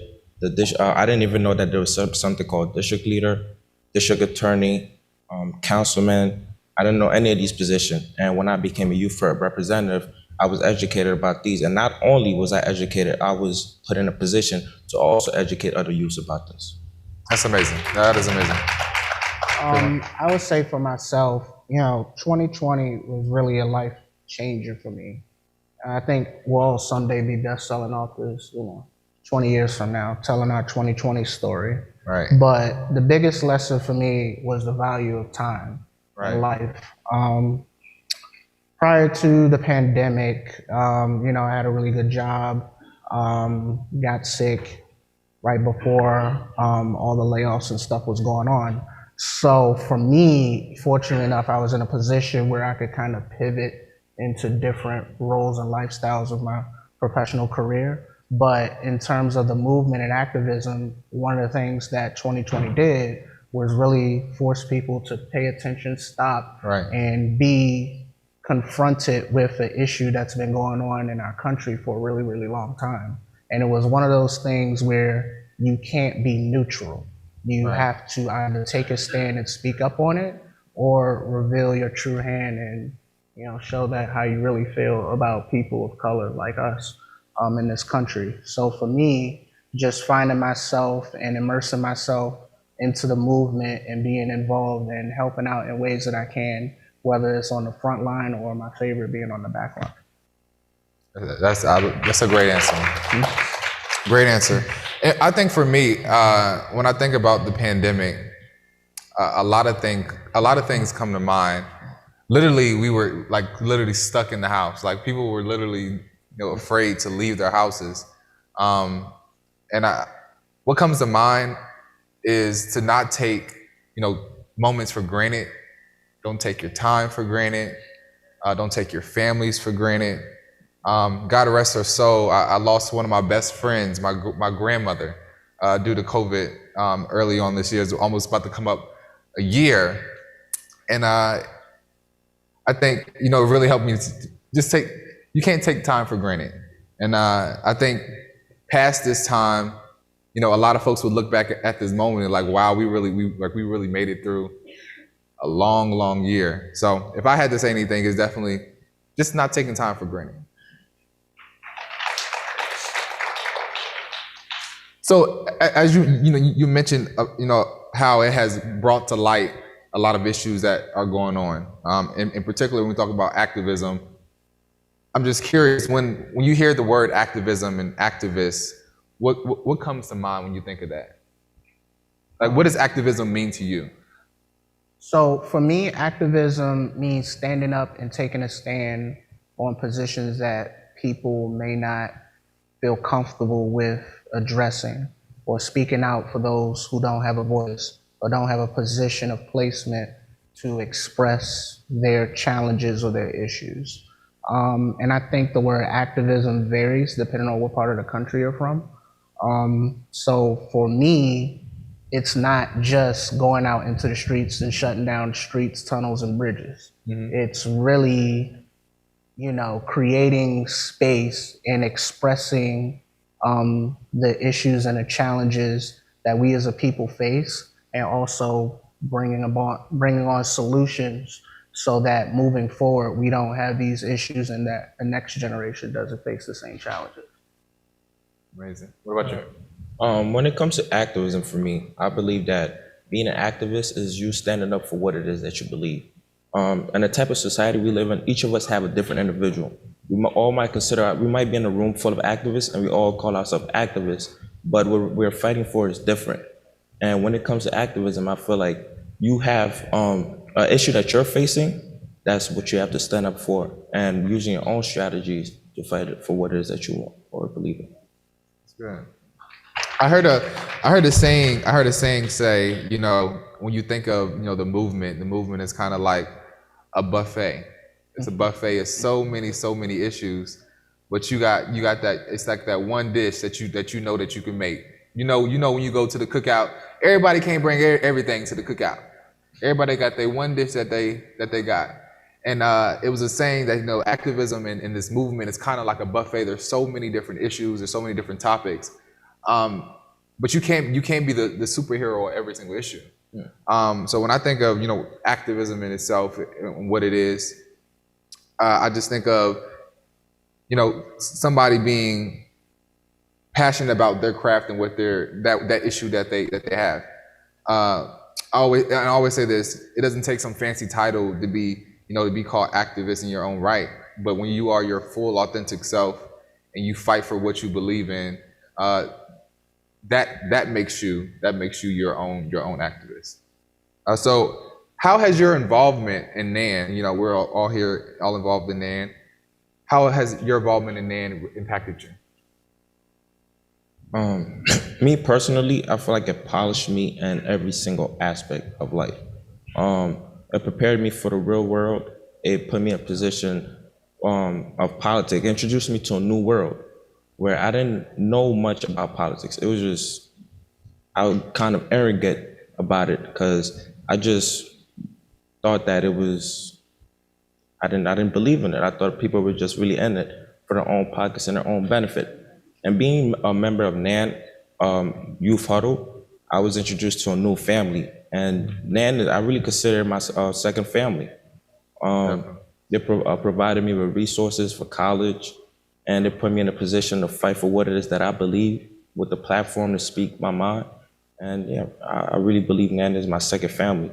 And if you're out there listening, I believe you should join NAN. It's a great organization to join. That's the plug right there. That is a plug. That's a plug. As he said, you want to get involved in NAN, definitely, shout out to Youth Huddle. You can follow them on social media at NAN Youth Huddle for those listening and watching us on the live stream. You can also go to nationalactionnetwork.net and click on the Youth and College Division page and sign up. We're here to get in some good trouble, some necessary trouble, because as John Lewis said, we're fighting for the soul of our democracy. And as you see, these young folks that I got here on the stage, we're all in this together. And I really appreciate y'all's sacrifice in doing what you're doing, because the thing is, young people, they can be anywhere else. Like, you can choose to be anywhere else, but you decided to take your youthful time that you could be out doing anything and fighting for other people. So I definitely commend you. What about you? Well, I kind of wish I went after Lemaine. That was really good. Definitely shout out at NAN Youth Huddle. But for me, the impact, the biggest thing, well, I always say this for those who don't know how I arrived at NAN. So it was actually by accident. It was. I'm not gonna lie. I wasn't a crisis case or anything. I was. For those who've been to the House of Justice, 145th and Lenox, there's a bodega across the street. I was with a friend. It was freezing cold. It was MLK Day 2019. So Rev and all the public officials and everybody is there. It's so cold. She went in to go meet with someone she knew. I'm standing outside. It's freezing, so I don't want to stand outside and freeze. I go inside, and when I walk in, there was two people, Maxine Lewis, God rest her soul, and Lisa Harps, I don't know if she's out here, that I first walked into. And it was just the energy and the passion. They were very well receptive. And from there, in terms of my impact or how it impacted me, 2 years later, I've met some really great group of young men. Shout out to my youth leadership that's here. I would like to think if you sit down and talk to them about me, that is probably the biggest impact that NAN has had on me. What I was able to provide to them that no one was able to provide to me. So that really stands out. So what would your advice be to young people watching and those listening who are just asking that question, like, where do I start? I don't know where to go. I would say start with what you feel your passion is and surround yourself with people who fall in line with that passion. And you may not get it right because over the course of time, you're going to change. And I say this the same advice for those, high school students going to college. It's okay to not know exactly what you want to do now or how you feel strong about a position now, because truth be told, 3-4 years down the line, you could do everything right, wake up one day and say, you know what, I don't really want to do this anymore. So it's kind of important that my advice, surround yourself with a diverse group of people who think different, who may not necessarily agree with everything you feel, and who have, different positions on how you feel, whether it's in activism, school, or career, and then that could be a great tool. I mean, say there's, another young person out there, who got pulled in, into this with like a friend. Like, what would you say to your older self? Me, who wasn't so involved in politics before? I don't really have a lot of wisdom, like a lot of these elders, to give any advice. But what I do say though, there are people out there that have that wisdom. You could join an organization, for example, like I did. I joined a national network, and surround yourself with these people that have these wisdom. Like, for example, Ashley Sharpton, Dr. Reverend Al Sharpton, who's every single Saturday has rally, and he educates people and tell people about how to get involved and put them on the right path to make good trouble. So it's really about surrounding yourself with the right people and the right organization to make good trouble in order to make change. That's good. That's good. So this is a great conversation with us. It's a great conversation. If you think about an issue that really impacts young people, like, what issue do you think is important now, and why? You want to go ahead and take it first? For me, an issue I'll say it will have to do with the education system. When it comes to the education system, we spend about 8 hours in school, and what we're learning in school, it really shapes who you are as an individual. For example, they said that voting is one of the most powerful tool that we have as individuals. But how come we're not taught in school how to vote properly and how to choose the right people to vote for? So it all starts at school, and being for these people my age to be taught the right things when it comes to money management, voting, and more. So it starts out in school. And just to point out, he knows how many languages? I speak 3. Je parle français, le dominicain, and I speak English. You see it right here? Well, it's a scholar right here, a scholar. So for me, I would say, I think it starts before school. It starts at home. One of the things that I find is a lot of folks maybe in our communities don't really have the tools or the resources that they need to succeed or to max out their potential. So by the time they're a teenager or get to school, they're already in a need-based situation, and compound that on to go into a school that may not necessarily have the resources to expose them to different opportunities or activities to sort of enrich their potential. I think whether you're in a single parent home or a no parent home, that has to be looked at in terms of what can we do to save our children as a community.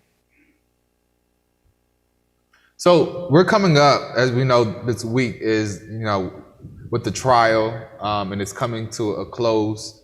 What are your thoughts on, the trial happening? What are your hopes from it? And how does it make you feel to see yet again, time and time again, the slaying of Black and brown bodies in the street? Dante Wright, we saw, the 13-year-old in Chicago. How does that make you feel? Like, how are you feeling in this moment? It's exhausting. Going through this trial is like a wait in the exhale moment. We've had our past trials where we were looking for, a decision to go one way and it doesn't go the other. And compound that on top of the fact that not even a full year later, it's another shooting in the same area that George Floyd, was killed. So I am hoping that when the verdict comes out, that the family gets the closure that they need, more so than anything else. Before I start, just, first and foremost, give out my condolences to those family. And secondly, when we look throughout history, there have been cases that have a major impact on the law. And I feel like hopefully that's the same thing that could be in this case, where George Floyd, hopefully there could be a law that is passed to prevent situations like this from occurring. And seeing cases going on and occurring like that, we can't lose hope and focus. This must drive us to keep going out in the streets and protesting and fighting for more justice for these families and preventing things from happening like this again. He pointed out, laws being put into place. We talked about, the George Floyd Justice and Policing Act. So I'm going to put a plug in there and say, and that's why, NAN has been pushing to have laws on the book, as Lamine mentioned, when it comes to how policing happens in our communities. And so we definitely urge for that to be passed. It has passed the House. We needed to pass the Senate so it can be signed by the president. So we encourage you to call your senators and tell them to pass the George Floyd Justice and Policing Act, because we just don't want to hear about justice. I always say we're tired of saying we're tired of your thoughts and your prayers, but we understand behind your thoughts and prayers it has to be action. And so we push our legislators and our Senate to pass the George Floyd Justice and Policing Act. Do you have anything else to say before we close? No, stay in the know, nationalactionnetwork.net, NAN Youth Huddle, each and every Monday, 6 p.m. Come on by, great conversation. Stay in the movement, get involved. Let's, exchange contact information, do that stuff where we can all connect. That's mine.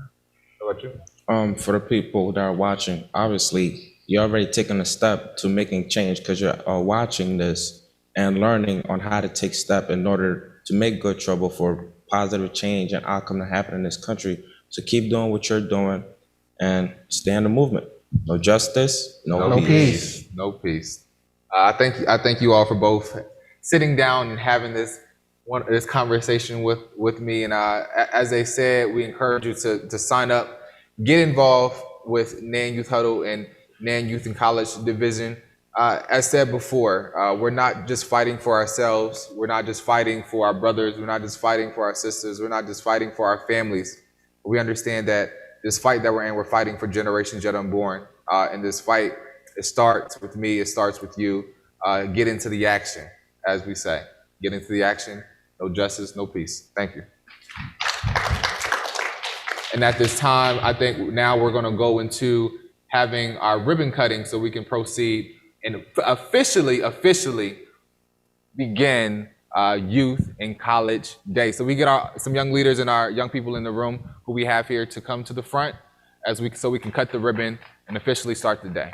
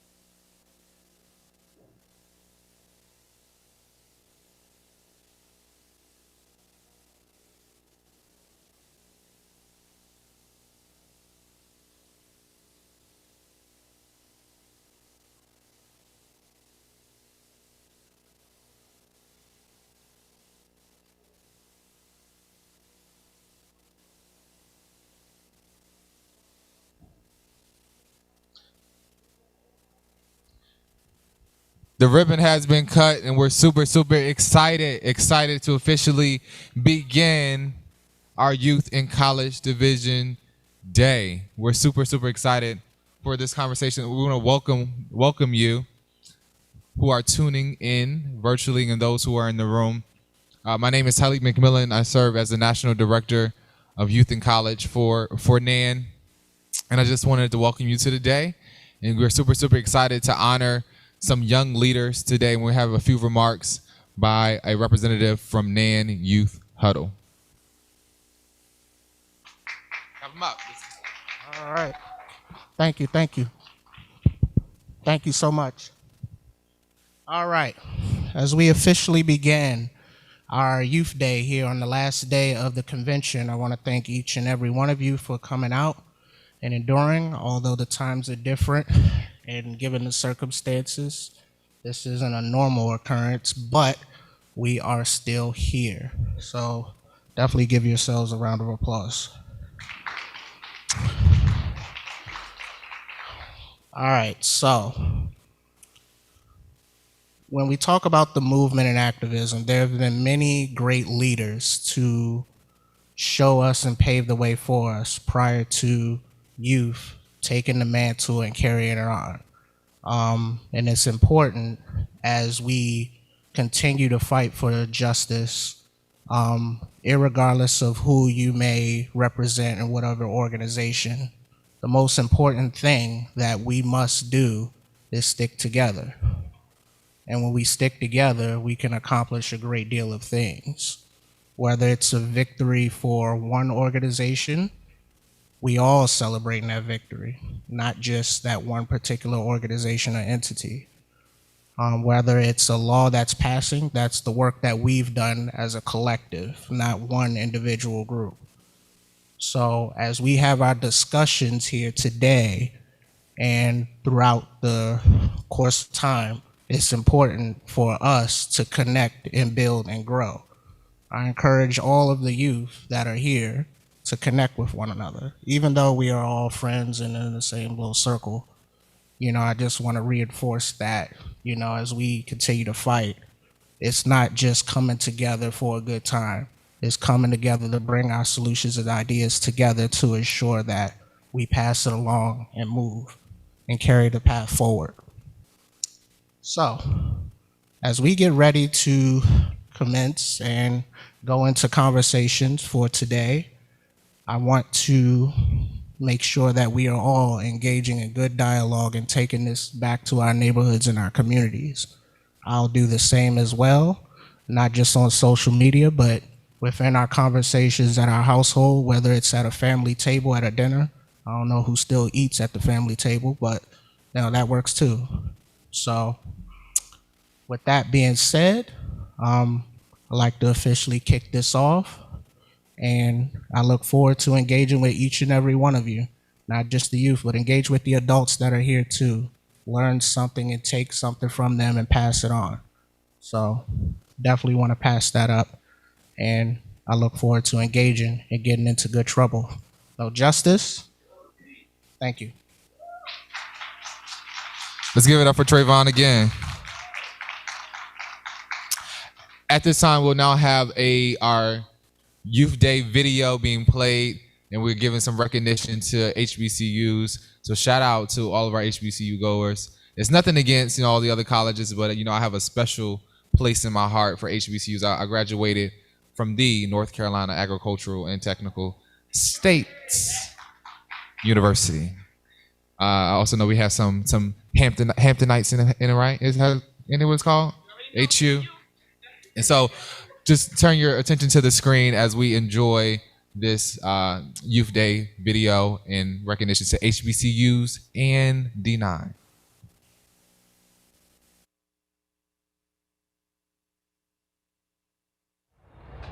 My name is Tyleek McMillan, and I serve as the National Director of Youth and College for the National Action Network. And though I am not a graduate of HU, I'm a graduate of North Carolina A&T State University. And I thought it was important to be here on the campus of an HBCU to talk about the rich history and legacy of them. For more than 180 years, HBCUs have been at the forefront of history, socially, economically, and educationally. Many notable Black figures graduated from HBCUs. Vice President Kamala Harris, HU. Martin Luther King, Morehouse College. Oprah Winfrey, Tennessee State University, and Reverend Jesse Jackson, North Carolina A&T.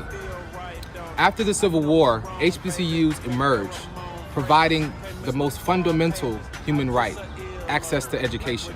Today, over 100 HBCUs across the country play a pivotal role in America's prosperity. The NPHC, founded here on the campus of Howard University, was created to support Black students as they were searching to find their voice, community, and self-identity. The council, also known as D9, helped bring together Black students in this fight for racial justice, human rights, and civil rights. HBCUs and the Divine Nine have stood at the forefront of these movements and continue to do so today.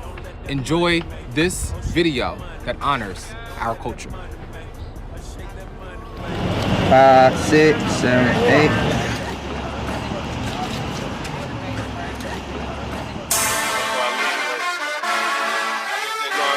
Southern University, what's up with y'all? Alabama State, I'm back. FAMU, Clark Atlanta, Feel good? Shake your money maker. Don't let that money maker. Shake that money maker. Don't let that money maker. Oh, shake your money maker. Don't let that money maker. Shake that money maker. Don't let that money maker, baby. Yeah, shake that money maker. Don't let that money maker. You know I accommodate you. Can I accommodate you? I know you're home lately. I turn your curly hair into that bone straightening. It feel right, don't it? I know I'm wrong, baby. That pheromone fragrance. Can't miss no car payments. I kiss her earlobe. Like what you doing later? The Birkin alligator. Them lanes agitator. I'm talking natural beauty. No makeup applicator. She say to David, she blew my cap off like I had graduated. The roof decapitated, the booth contaminated. Hey, check my face card, I bet it's laminated. My jewelry carbonated, my yard 100 acres. I like to nominate you, to roll my dice in Vegas. I shake your money maker, don't let that money maker. I shake that money maker, don't let that money make it. Oh, shake your money maker, don't let that money make it. I shake that money maker, don't let that money make it, baby.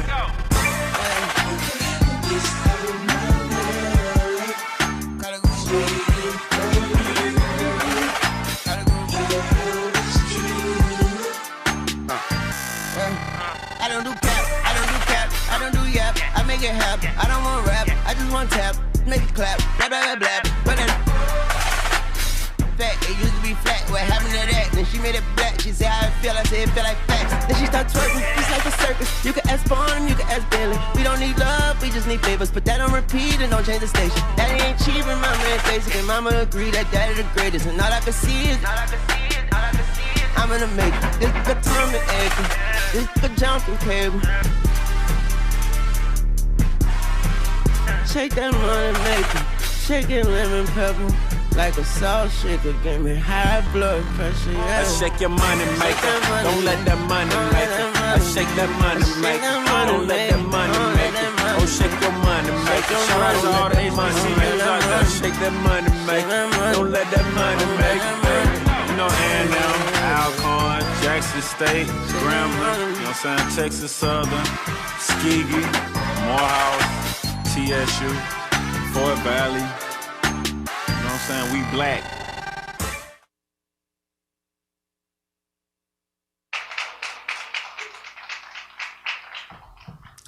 Let's give it up for that video again.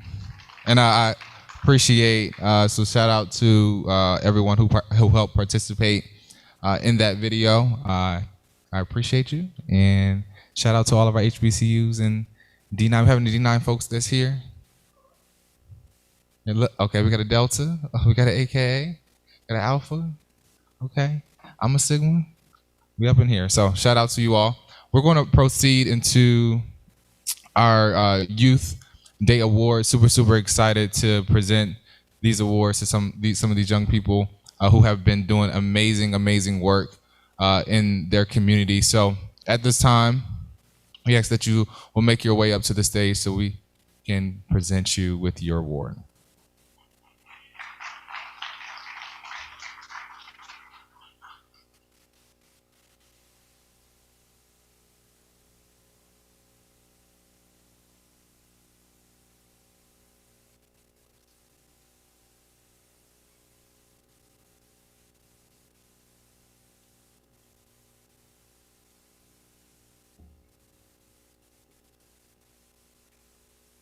Good morning. Yeah, good afternoon, rather. Well, happy Youth and College Day. It's a blessing to be in the building. It's a blessing to be alive in 2021. It's a blessing to be here in the 30th year of National Action Network's existence. I consider NAN my little sister, little brother, and it's the most successful sibling in my family. But we stand on NAN's shoulders. We stand on Reverend Al Sharpton, our leader's shoulders, our international leader. Let's clap him up. For those who don't know me, my name is Ashley Sharpton. I'm the founder and director of National Action Network's Youth Huddle, which is a New York City initiative. And we huddle up every Monday in December. We will reach 8 years. And it's literally an honor of my life to serve with the young people. Hundreds of young people have come through NAN's doors because of Huddle, and we've impacted thousands of people because of what we do. It's not easy. It's never been easy. It gets hard. Sometimes we're all alone. Sometimes it's 4 of us huddling up. But we will continue to huddle up because we're there not for people, for purpose.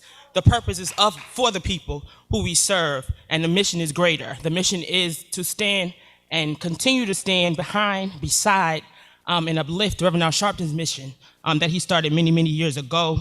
And we also are in the legacy of Dr. King and Reverend Dr. Jesse Jackson. So salute to them always. So when you see us, know that you see them. In that spirit, we would like to acknowledge some of our allies in the movement. I am actually excited to present this award today to a group called Strategy for Black Lives. Let's clap them up. Strategy for Black Lives is a coalition of youth organizers and activists who advocate for sustainable policy reform. They focus on police reform, accountability, justice, mental health, voting rights, political engagement, and they urge the young generations to utilize their voices in all spaces. This past Wednesday, they led a vigil for Dante Wright and Dominique Lucius. They're in the streets daily. I literally met them less than a year ago. I met some of them in the streets, I protesting, but they stand out with they wear all black and they have the yellow bandana. So when you see that, know that that's Strategy for Black Lives. They do coalition work. So it's not just one group, one base, they are all over. They work from the streets to the suites.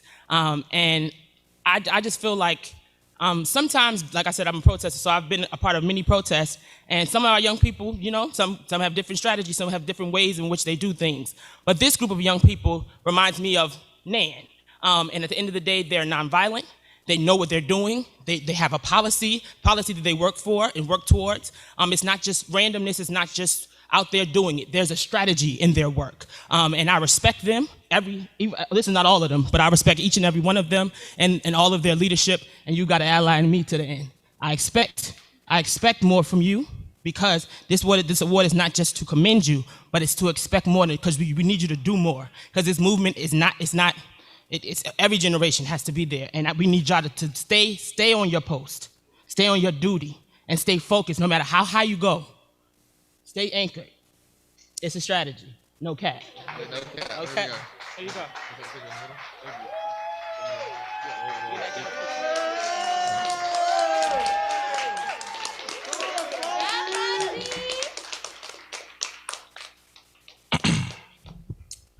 Good afternoon, everyone. My name is Francie Luzencourt, and I am the co-founder and CEO of Strategy for Black Lives, a youth-led organization committed to fighting for the improvement of Black lives through equitable policy solutions and organizing on the front lines and within our communities. As we approach only our first year as an organization next month, we are truly grateful to Reverend Al Sharpton, the National Action Network, Ashley Sharpton, Tyleek McMillan, and the entire NAN Youth Huddle family for presenting us with the Good Trouble Award. Thank you. I had the unique honor and privilege of meeting and speaking with the late Representative John Lewis, and I can tell you firsthand that his spirit and commitment to a better society for our people truly lives on in each and every one of us, and that spirit is needed now more than ever. With all that has happened in just the last week alone, complacency is not an option. Causing good trouble should be seen as a prerequisite to this fight. And best believe that Strategy for Black Lives and the fellow youth leaders awarded today and that were highlighted throughout this entire conference will be doing just that. It is important to note that this movement is one that is a collective movement, with everyone contributing in their own way. There is no one specific way to fight for liberation. There is no one specific visage, no specific identity that is relevant to lead this movement, because Black people need to be included in this fight, all Black people, because no one is free until all of us are free. So whether it may be shutting down the Holland Tunnel, or hosting a local community cleanup, or lobbying our state legislator to pass policies that improve the conditions of our communities or address Black maternal morbidity, we all have a part to play. There is no gatekeeping to activism. No matter where you come from, your educational level, educated or not, from this community or not, we all have a responsibility to do our part. Because eventually, when everyone does their part, we'll reach the society that we envision and the society that we deserve, and we will continue to build on the work that our ancestors have laid out for us. Because after all, it's a strategy. Thank you.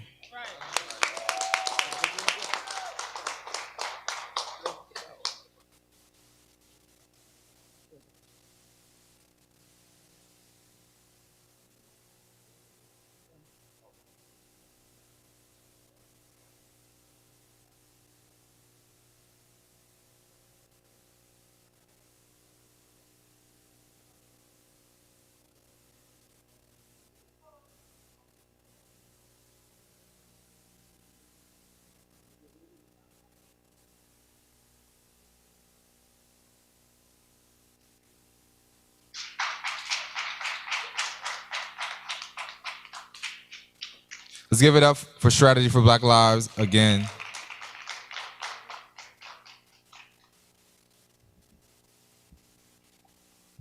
Good trouble, necessary trouble, because the soul of our democracy is dependent on it.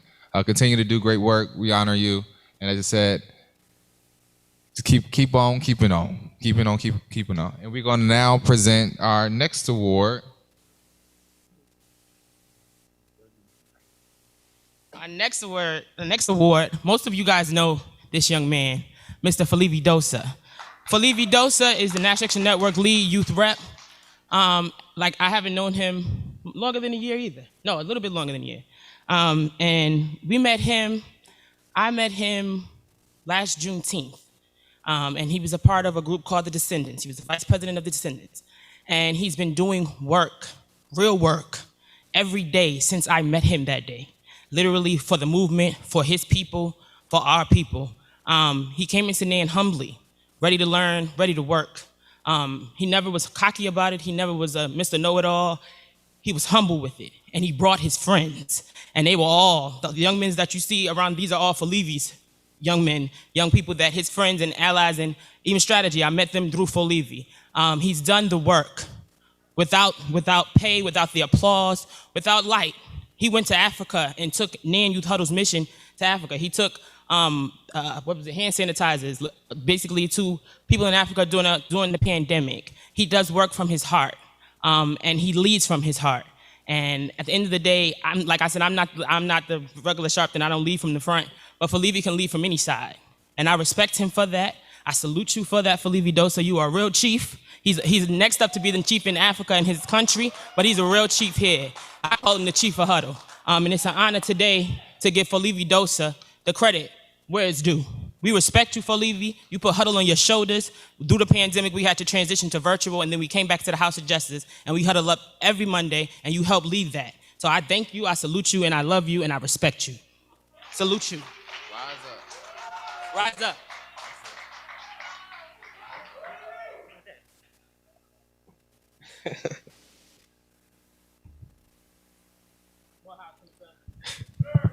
Big Morehouse.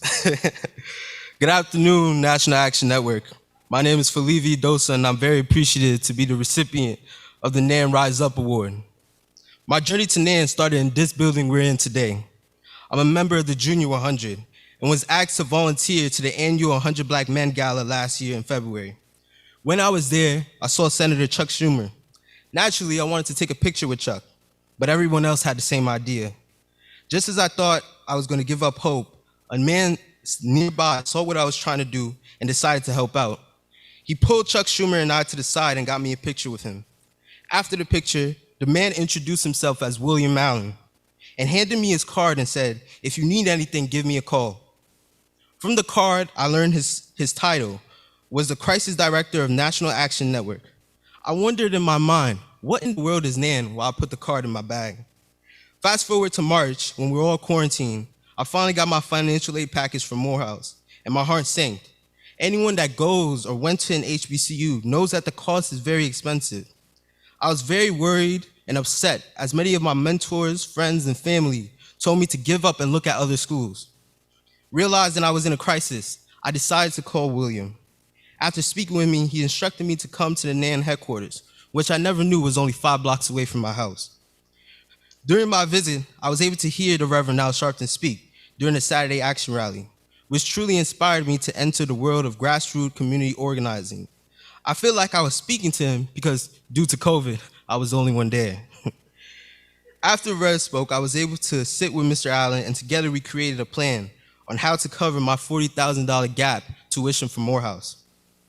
Over the next few weeks, we applied to tons of scholarships and sent emails to politicians in hopes of closing the gap. As we started spending more time together, Mr. Allen began asking, what do I know about the politicians in Harlem and issues that are facing the Black community? Sadly, I wasn't able to answer any of the questions because I wasn't civically engaged. This ultimately led me to join the crisis meetings every week, and eventually I became the National Youth Crisis Leader. As crisis leader, I worked on resolving issues that my fellow young people were facing. Some were kids in need of scholarship like me, others were victims of gun violence, and many had housing needs. This experience helped me become more aware of the issues that are facing the Black community and gave me the tools to become a problem solver. After graduating high school, I began to become more involved in national issues of police brutality and systemic racism. In June of 2020, I co-founded an organization called The Descendants with my Spelman sister, Cherish. The organization mission was to promote Pan-Africanism and educate people of the history of Africa and tell them to love Africa. Through that, I was at a protest for George Floyd and Breonna Taylor, where I met NAN Youth Huddle advisor Trayvon Butler. He told me about the NAN Youth Huddle, and I began to join their Zoom meetings and attend their marches and rallies. Soon, I joined the youth leadership of Huddle, but I never joined alone. I brought my Morehouse brother, Ahmed. I brought my, where's he at? Lamine was my mentee in high school. And I also brought my childhood friend, Usman. And we all met someone new named Chris. So you guys all know how, Reverend Sharpton makes the little jokes with Attorney Hardy. Well, Chris is Attorney Hardy, we're all Reverend Sharpton. Yet together, we created a bond like brothers, and we lead the huddle every Monday. Every Monday, we teach the kid about civil engagements and how to advocate for themselves and for their communities. We understand that for the movement to continue, we must teach the youth. Reverend Sharpton always says that the movement is a marathon. I agree, but I also see it as a relay. Young people must be ready to take the baton and to continue in pushing the fight forward. Yet we must also have mentorship and guidance.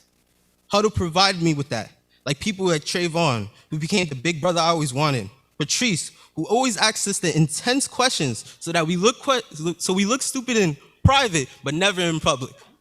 Dama, who always looked out for us and gave us a loving heart. And of course, I can never forget our leader, Ashley Sharpton. Ashley is the creator of the NAN Youth Huddle. She's tough on us because she understands that the movement is not always nice for young people, but yet she prepares us and makes sure that we're ready and know what we're doing, and always makes a spot so that young people have a platform. Yet she never asks for recognition. So I ask for just 1 second. Let us all give a round of applause to Ashley Sharpton, please.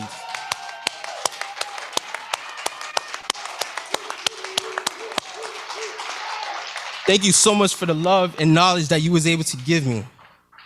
Yet, my NAN family does not stop there. I met others like Katrina, like Tyleek, Mr. Arthur, Goldie, David, Reginald, Giovanna, a mother Kathy, and of course, I can never forget Derek Perkins, who provided me such much needed COVID supplies to distribute when I went back to my village in Togo this winter. I want to thank God for this opportunity, my parents for taking the chance to come to this country, and Reverend Al Sharpton for creating such a powerful organization. Thank you for all the mentors and programs like My Brother's Keeper, Bond, Junior 100, Young Faces Smiling, and yes, who also prepared me for this opportunity. And lastly, I want to thank William Allen for his random act of kindness. Without him, I would not be here today. I want to leave you all with a quote from my village. When an elder dies, a library is burned. I believe as young people, we must learn from the past and who came before us. Even if we don't always agree with what they did and what they said, we could take pieces of it and grow from it. Thank you, National Action Network, for everything you have done for me and for this award. Thank you. Big Morehouse.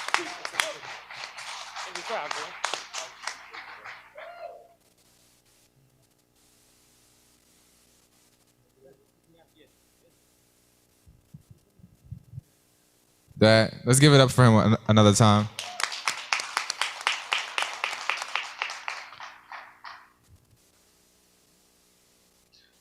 Now at this time, we're going to present our last award for our Youth Activist of the Year, Miss Ziana Bryan. Ziana is someone who I have grown to know as a sister in this fight, based out of Virginia, and she started off as an activist and a community organizer, studying at the University of Virginia, and out of Charlottesville, Virginia. And you know, the time where there was a movement, or still is a movement, to get Confederate statues taken away off of public land that represent a harsh history of where we have come from. And Ziana, she spoke up to the Virginia legislature, where she even got death threats for fighting to get the statues removed from Virginia grounds. And she started a movement that transitioned all over the country, and she has been a leader in this fight. And so we wanted to take this time to honor Ziana for her contributions that she has made, and we want to share this video that she shared with us. Hello, my name is Ziana Bryant, and I am an activist and organizer in Charlottesville, Virginia. I am so honored to be receiving this year's Youth Activist of the Year award. I know that young people have always led the way on the front lines of some of our country's most progressive issues, and even internationally. Young Black youth are so multifaceted, so gifted, so talented, and able to bring together crowds of people of many different ages and many different walks of life.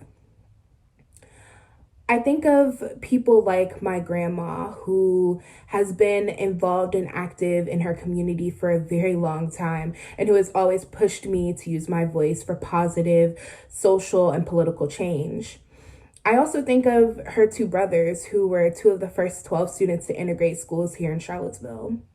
And so when I think about what kind of legacy I hope to create as a young organizer and activist, I look to the elders and to the people who have come before me to create some sort of guidebook as to how I can approach the work and be most effective.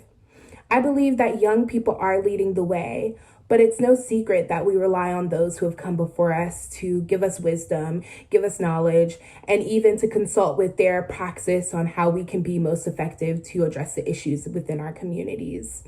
I hope that in receiving this award and continuing the work, that I'm able to inspire other young people to get active in their communities, whether it's through boards and commissions, whether it's through getting other young people registered to vote, or whether it's through organizing demonstrations and rallies in the streets and other physical spaces to call out the injustices that currently face us.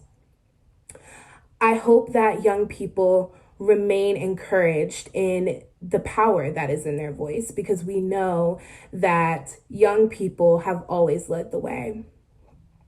Thank you so much for this award, and I look forward to joining you in the streets. And thank you again, and I look forward to continuing the work alongside each and every one of you. Thank you. Let's give it up for Ziana. And as I say, be ready. I want to make sure that I give her the correct introduction that she deserves. I didn't have my notes up at the time, but I want to say, Ziana, she was named one of Teen Vogue's 21 under 20 young people changing the world. As I said, she was a student activist and community organizer who works on racial justice issues in Charlottesville, Virginia. She's widely known for writing the 2016 petition to the Charlottesville City Council calling for the removal of the Lee statue and renaming of the park formerly known as Robert E. Lee Park. And then in 2017, the Charlottesville City Council voted to remove the statue.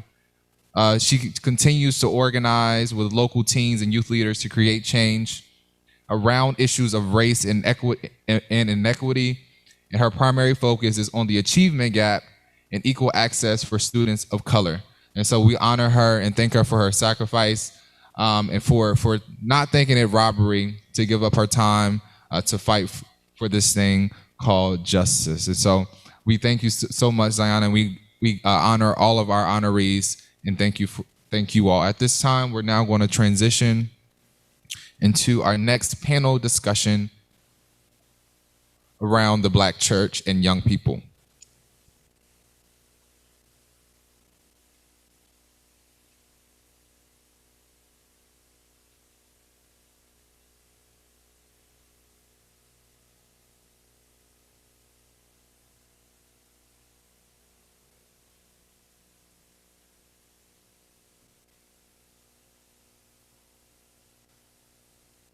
Good afternoon again. Good afternoon. All right. All right. You ready for our panelists?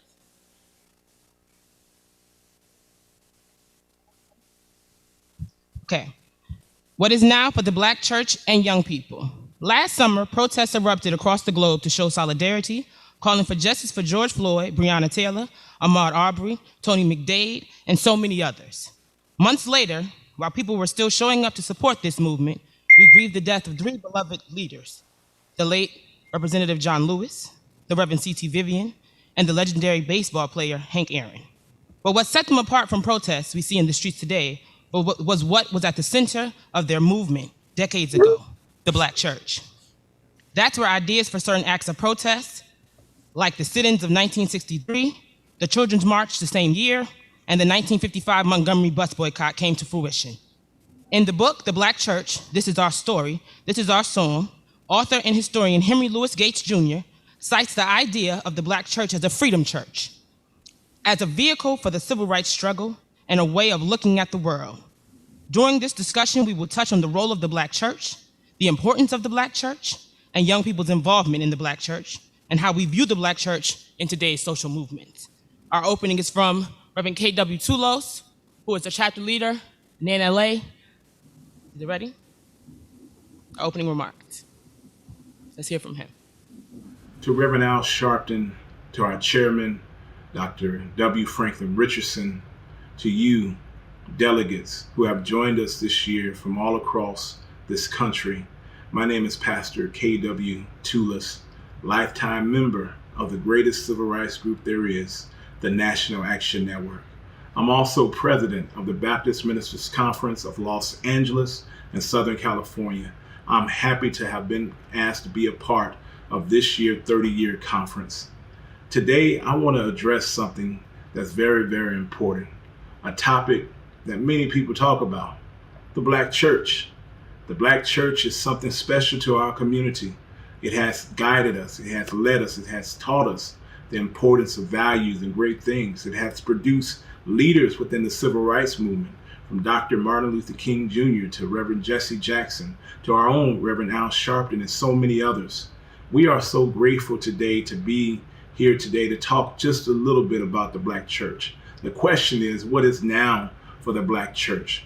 Well, now is we must be more vigilant. We must continue to shine that light of hope as our civil rights groups have done all throughout the years. We must continue to educate and be that training mechanism for our young people today. We can't forget about our young people. Our young people are no longer the church of tomorrow, but the church of today. It's very, very important that we train up the children in the way that they should go. We must continue to share and talk about our history, a history that is being deprived and being belittled today. We must continue to allow the church to be the church. And we, as the people of the church, we have the responsibility to really push the church in that mechanism. So today we're joined by several panelists, individuals. I'm telling you now, unbuckle your seat, get your pen and paper together, because I believe today we're going to really shine that light of hope on the Black church. God bless. Clap him up. Thank you. Thank you, Reverend W. Sulos. So we're going to introduce our panelists.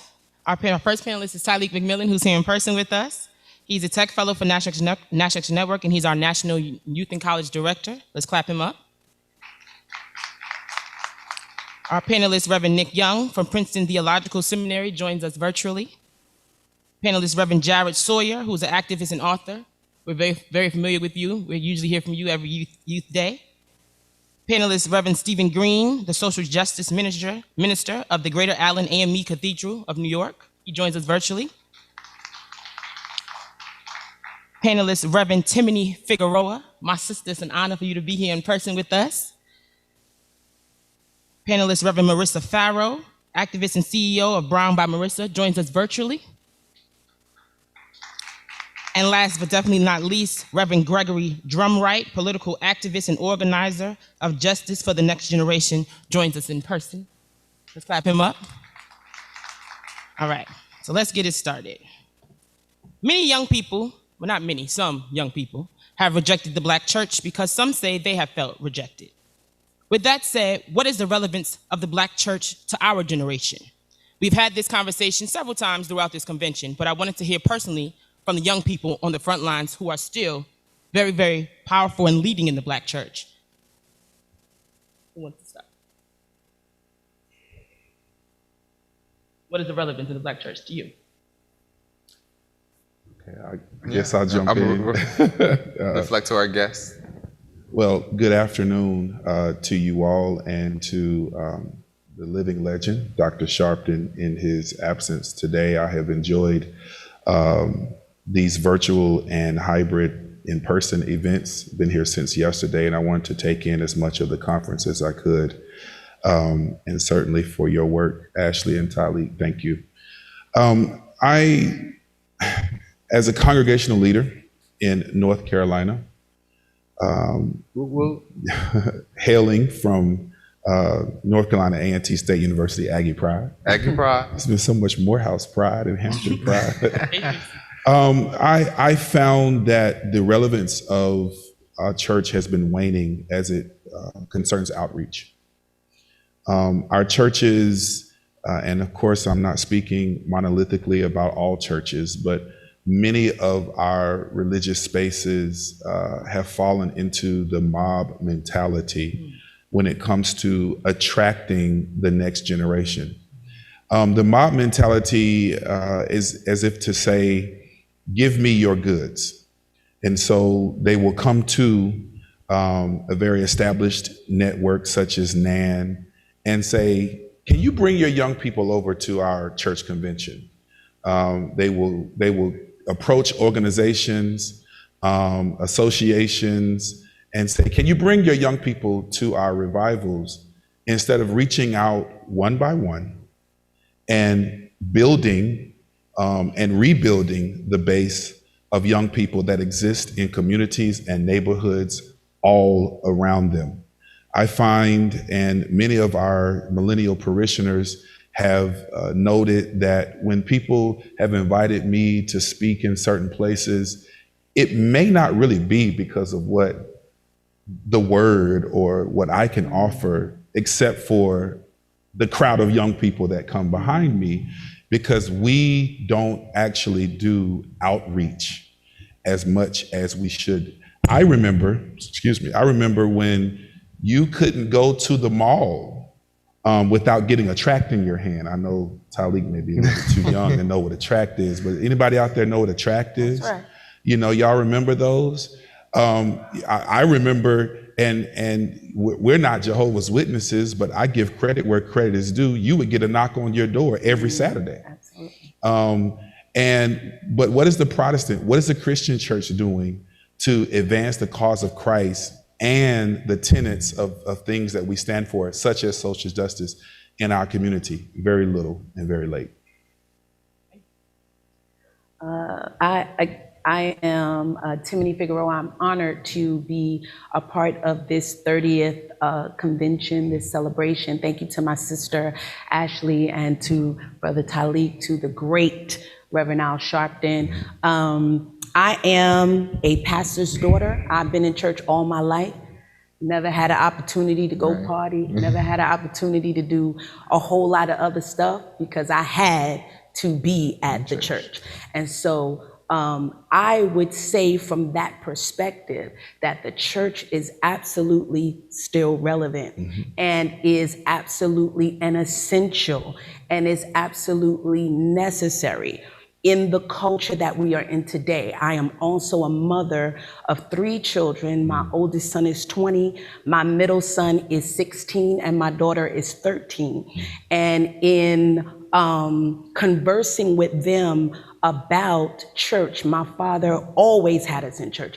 This pandemic has been a breather for me, amen, and for a whole lot of the rest of us. But in conversing with my children who are a part of the current culture, church is still very relevant, not necessarily in the same way it used to be. And it doesn't, just because things have changed, doesn't mean it's still not relevant and still not necessary. And so I do believe that the church has to be a part of every aspect of culture, every aspect of social justice, our personal lives, our family lives. It started that way, where the church was everything. The church is where we learned everything. The church is where we grew. The church is where we developed, how we taught our children. And it is still relevant and necessary for those areas of life right now. Amen.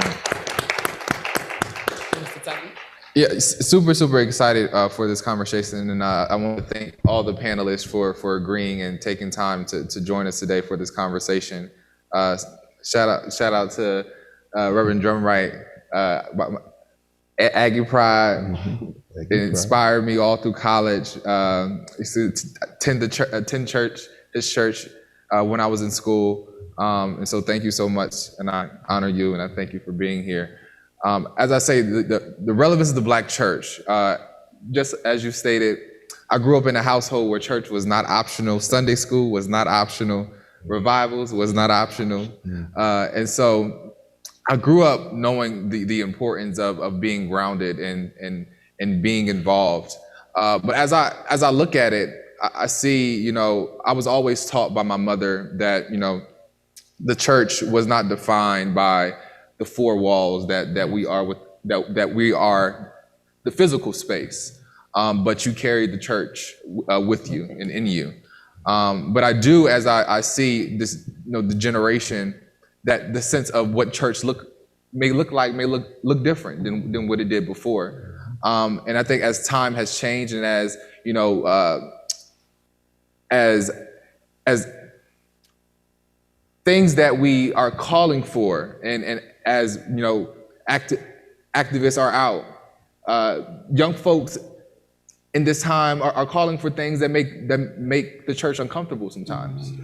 And so I think sometimes the conversation is the church meeting where young people are at in this moment? And I think that sense of relevance, is it because they're not in the physical space? I think we heard the other day, we see a generation of young people who find themselves more spiritual than religious. And so I think the relevance is still there, the connection is still there, but what that looks like in this day and age may be a little different than what folks are used to. You have virtual panelists want to give an answer? Yeah, absolutely. And thank you so much to the National Action Network and Reverend Sharpton for giving us this platform to talk about something that's definitely really important. As a young person who happens to also be a young preacher born and raised in the church, just like all of us on this panel and many that are watching virtually and in person, I've fallen in love with the Black church. I know the potential that the Black church has to initiate that necessary revolutionary change of values, to speak truth to power, to galvanize their space and capacity to mobilize the mission of Jesus in the building as well as on the streets and in the streets. So I can say that for me, the Black church is relevant today. But what we must understand as a Black church is that relevance is relative. Relevance is relative. And when I say that, I mean that in order for the Black church to become relevant to all people, those who are both churched and unchurched, especially this generation, the church has to stop just focusing on its relative ability, which we all have identified with its relative ability, but also move from that to focusing on its paths of relevance and influence in today's society, especially as it relates to the issues that young people care about on a day-to-day basis and what they see in front of them. Thank you, Jared. Nick, Stephen? Yes, I want to, just as a moment of disclaimer to define what it is we talk about when we talk about the Black church, because there are some churches that are full of Black people that are not a part of the tradition of the Black church. The Black church that emerges from the Bush Harbors in the antebellum South as communities that are worshiping as a part of the African spirituality tradition, as well as intermixing with the colonized religion that was coming towards them as they emerge out of something that was new. And so that tradition of the Black church has historically been grounded in revolutionary social change. And the revolutionary social change commitment of the Black church must be expressed through a new generation. I mean, the Black church is the only sacred space that we have that we can be affirmed, that you go into a Black church and you are all automatically recognized as brother and sister or Mr. or Mrs. And there's a tagline that has been used to your name, in which in society that there was no identifier being used. And so we're talking about the Black church historically, and also by also trying to reemerge that lineage of the Black church that stands on the front lines, that speaks truth to power. And the National Action Network emerges out of that tradition. Reverend Al Sharpton comes out of this tradition, William Augustus Jones, and the entire tradition of the revolutionary Black church that stands firm and on the front line and recognizes that Jesus comes out of the wilderness after 40 days and 40 nights and then enters the temple and says, the Spirit of the Lord is upon me because he has anointed me to preach good news to the poor, to set captives free, to give recovery of sight to the blind, and to proclaim the acceptable year of the Lord's favor. Amen. Amen. Amen. Nick? Yes, I want to say thank you all for your inviting me to this amazing platform. I'm truly grateful to be with you all today. I am thinking about this question from a mental health perspective. Between 1991 and 2017, suicide attempts among Black adolescents increased by 73%. And by the year 2018, suicide became the second leading cause of death for Black youth. In my research, I found that there is a positive correlation between decrease in Black church attendance and the increase in suicidality amongst our Black youth. So when we talk about the relevance, Black people who are now being exposed at incalculable rates to corporate trauma through social media, where we see the death of our people every other day. We have traditionally used the Black church as a conduit by which we cope, by which we strategize, by which we grieve. And without it, our mental health is deteriorating. So I do think that the relevance of the Black church for our people it can't be expressed as being needed now more than ever before. Thank you. Great answers. I believe, Talik, you touched on this a little bit. How can we, the Black church, let down our walls and divisions to engage the culture? To be able to engage the culture, I think being able to be open. I think it's always been a level of a judgment zone that I think that folks feel from the church, and they have that fear of being judged and pull away. But I think there's nothing holy about denying someone a right to health care based on who they love or who they choose. There's nothing holy about denying someone shelter. There's nothing holy about not putting allowing someone, to based off of what we think, because we're not here to judge. And so I think just that idea that, of being judged, that a lot of folks have, that's where we find where folks stray away. But I think when there's an open arm of acceptance, of love, of what Jesus was all about, then we begin to see more people coming and drawing to the church when they feel welcome in those spaces. I believe that love is a powerful tool, and I believe that God showed his love, showed us how to love by his example. It's very important that the church get back to love, to loving people wherever they are. And I believe that it's extremely important that we do come away from judgment. There are things that a leader, a pastor must tell you.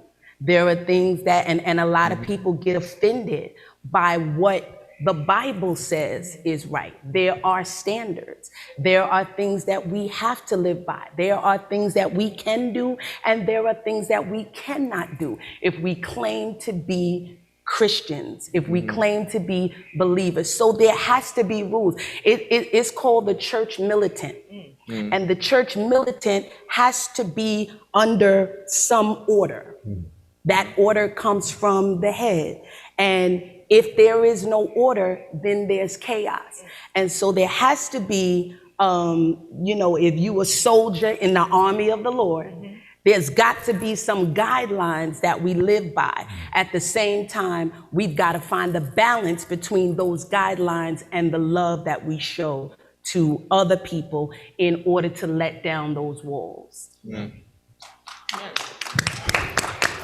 To underscore what my sister was saying, there are two C's in church, and I want to come at it from that perspective. Of course, Christ is the church, but to expound upon that, I'm thinking about it from a community and a character perspective.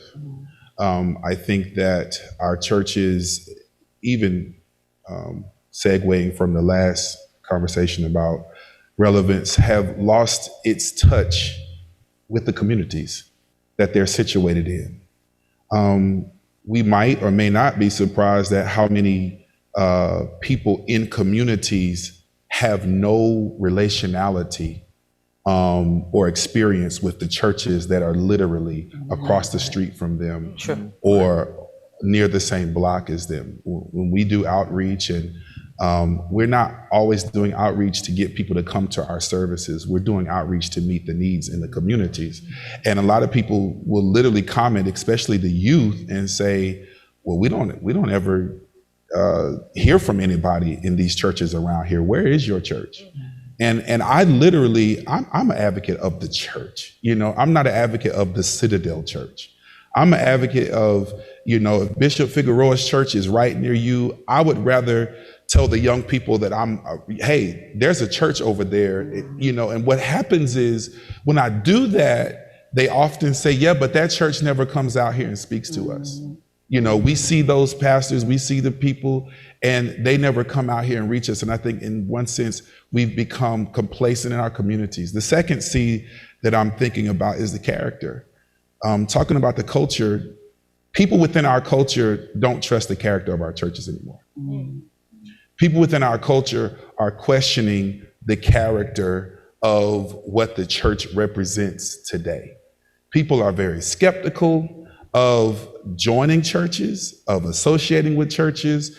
If you are a minister, you already know it is no longer a respectable office when it comes to the culture. Most people are thinking that most pastors are all about money. Most people are thinking that most pastors are always embroiled in some type of scandal. And most people come to our churches or refuse to come to our churches because of criticism. Now, most of that is not true, but we have to do more with advancing the character, which is what she was saying, how we love on people. What the other brother was saying on the virtual side of things, how we relate, our relationality, not just our relationship with people. And we have to do more not to bring Christ to an open shame with the way we come at our culture. What Talik was saying was also very important. Our churches have to be more open and more engaging. Everybody, our church is a hospital. Sick people come to church every Sunday. Not saints, but sick people. Okay, we're really sainted in the after, not the here and the now. We are sainted in the after. And so we have to think, as hospitals, we are treating people, not mistreating people. And so many people have perspectives, and they're not always valid, but so many people have this church hurt past where they are often saying, I've been mistreated by the church, and therefore I don't feel welcomed into the church anymore. Yeah, I'm gonna come back to that because you hit a few things that I wanna jump on. But do any of our virtual panelists wanna answer the question? How do we let down our walls and our divisions to engage the culture? I think that's a part of it, is to recognize where we have failed, right? And recognize where we have misguided people, where we have told family members that we will not be able to bury you or hold your funerals in the church because of your sexual orientation. We have to acknowledge the fact that we have hindered a generation from coming to the church because we have not welcomed them because of who they are. And I think that's what will allow us to be relevant again, or to lower our walls, is to be vulnerable, to accept responsibility for our failures, to accept responsibility for not allowing young people to come to the lock-in because they weren't members of the church, and because they didn't, they weren't members of the church, or paying, their parents weren't paying tithes. You didn't let them go on the summer youth trip. Like we have to be relevant. I mean, be cognizant of the fact that some of the things that we have done have caused and created harm to Black people. And that is how we can with vulnerability, with respect, we can then begin to rebuild the trust. Because I think that's what we have to recognize, that sometimes the trust has been dissipated over these past few years. Thank you. I absolutely agree. And I believe that all the panelists pretty much hit the nail with the hammer, hit the hammer with the nail, rather. We've got to stop judging and start loving. There's a reason why Jesus said that the greatest commandment is to love the Lord your God with all your heart and with all your soul and with all your mind, and to love your neighbor as yourself. Judgmental Christians are killing the influence of the Black church. The Black church has become so well known for how deeply we judge versus how deeply we love. And the reality is that the presence of judgment almost always guarantees an absence of love. And we do this while telling people, I'm just speaking the truth. We're just speaking truth to power. Well, here's the thing. It's a loveless truth. And if it's a loveless truth, then it's not effective and it's not necessary. So we have to eliminate the Christian double standard. The double standard, it sounds like this: your sin is worse than my sin. A Christian leader getting upset when a couple moves in together before marriage, but is able to justify their gossip about it as prayer or as some type of concern. Somehow there's a filter that's on the inside of so many people within the Black church that says that my gossip is not as big as a deal to God as their sin here or their addiction there or their attitude is. And that's just not true. We have to, instead of judging and practicing judgment, we've got to start practicing discernment, because judgment is almost always distorted and destructive. And it's distorted because we can't see what God sees, because judgment is only supposed to belong to Him. And we should instead be practicing discernment, because by contrast, that's helpful and it's restorative. And there are always ways to deal with it, but we have to start exercising discernment, because if exercised well, it will help people and can remedy and can really amenify and help the situation. So we have to really start with ministry. When we start with ministry by practicing discernment and eliminating that Christian double standard, and stop judging and start loving. That's where we truly start to see that change. Amen. Reverend Marissa Farrell has just joined us. Welcome, Queen. Thank you. I want to give you a chance to answer the question. How can we, the Black church, let down our walls and our divisions to engage the culture? That's a good question. I believe that in order to let down our walls to engage culture, it starts with us as a Black church getting back to the fundamentals of Christianity, which is love.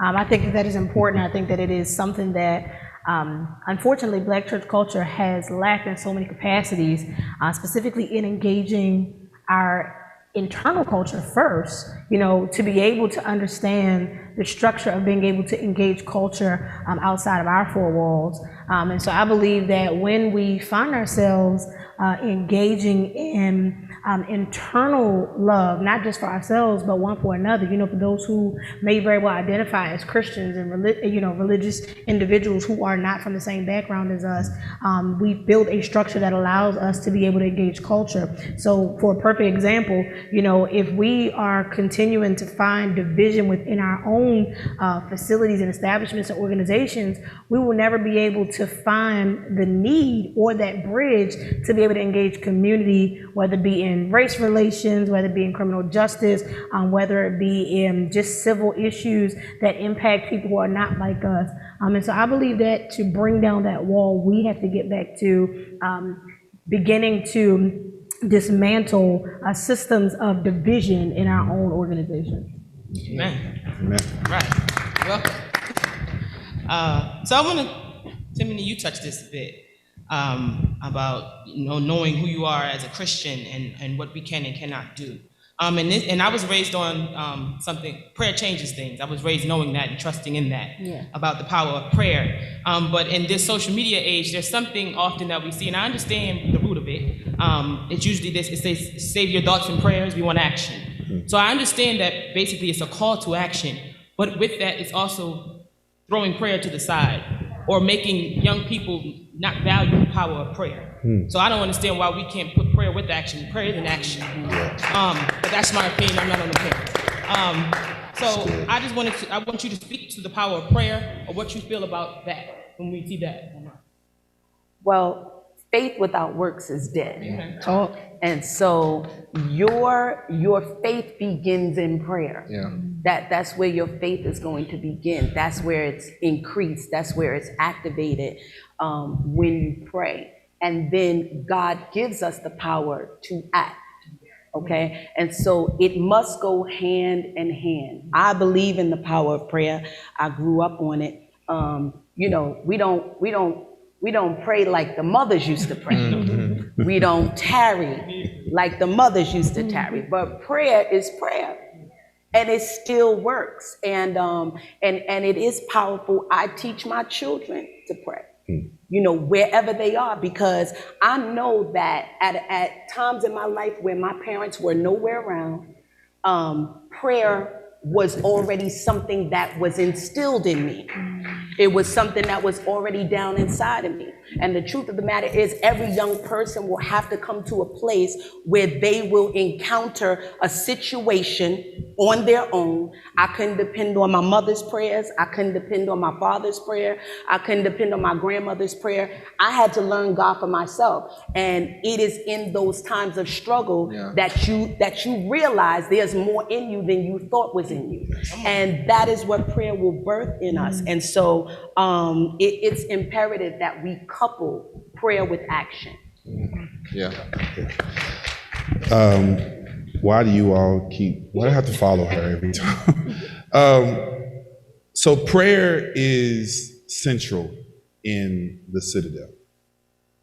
And the Citadel is populated by 90% millennials. It used to be 95% collegiates. They are beginning to stay in Central North Carolina and plant themselves and build their families. Prayer is not preliminary, and in most of our worship services, our young people don't see prayer having a central place in what we do. They see the music, they hear the sermon, but prayer is generally like preliminary, right? So one of the things when I started attracting all these young people who really came not identifying with the church as church babies like I do and like she does and like Talik said, and I just met Pharaoh 3 weeks ago. We're church babies, right? Most of the young people that we seek to reach don't really identify as church babies. They really come from, in my church, the back row, where they were snickering and laughing at people shouting and the preacher spitting, right? And so one of the things that we had to do is stop having so many youth preach-offs, revivals, and we started hosting prayer retreats. Oh, go ahead, man. And I never forget when I first opened my prayer retreats, because they were generally for the ministers of our church for so long. When I opened it up to the young people, I really expected maybe a dozen. That first prayer retreat was at capacity. It was like 6 or 7 dozen young people. And I couldn't believe that they would come to a 4-day event where all we were doing was praying. And let me be clear, no basketball, no football, no pool. We were at pools. You know, we were at recreation places, but all we're going to do is pray. And that was about 7 years ago, and up until the pandemic, our prayer retreats continued to operate at capacity. So much so that the young people said, well, Pastor, you have to do this more than once a year.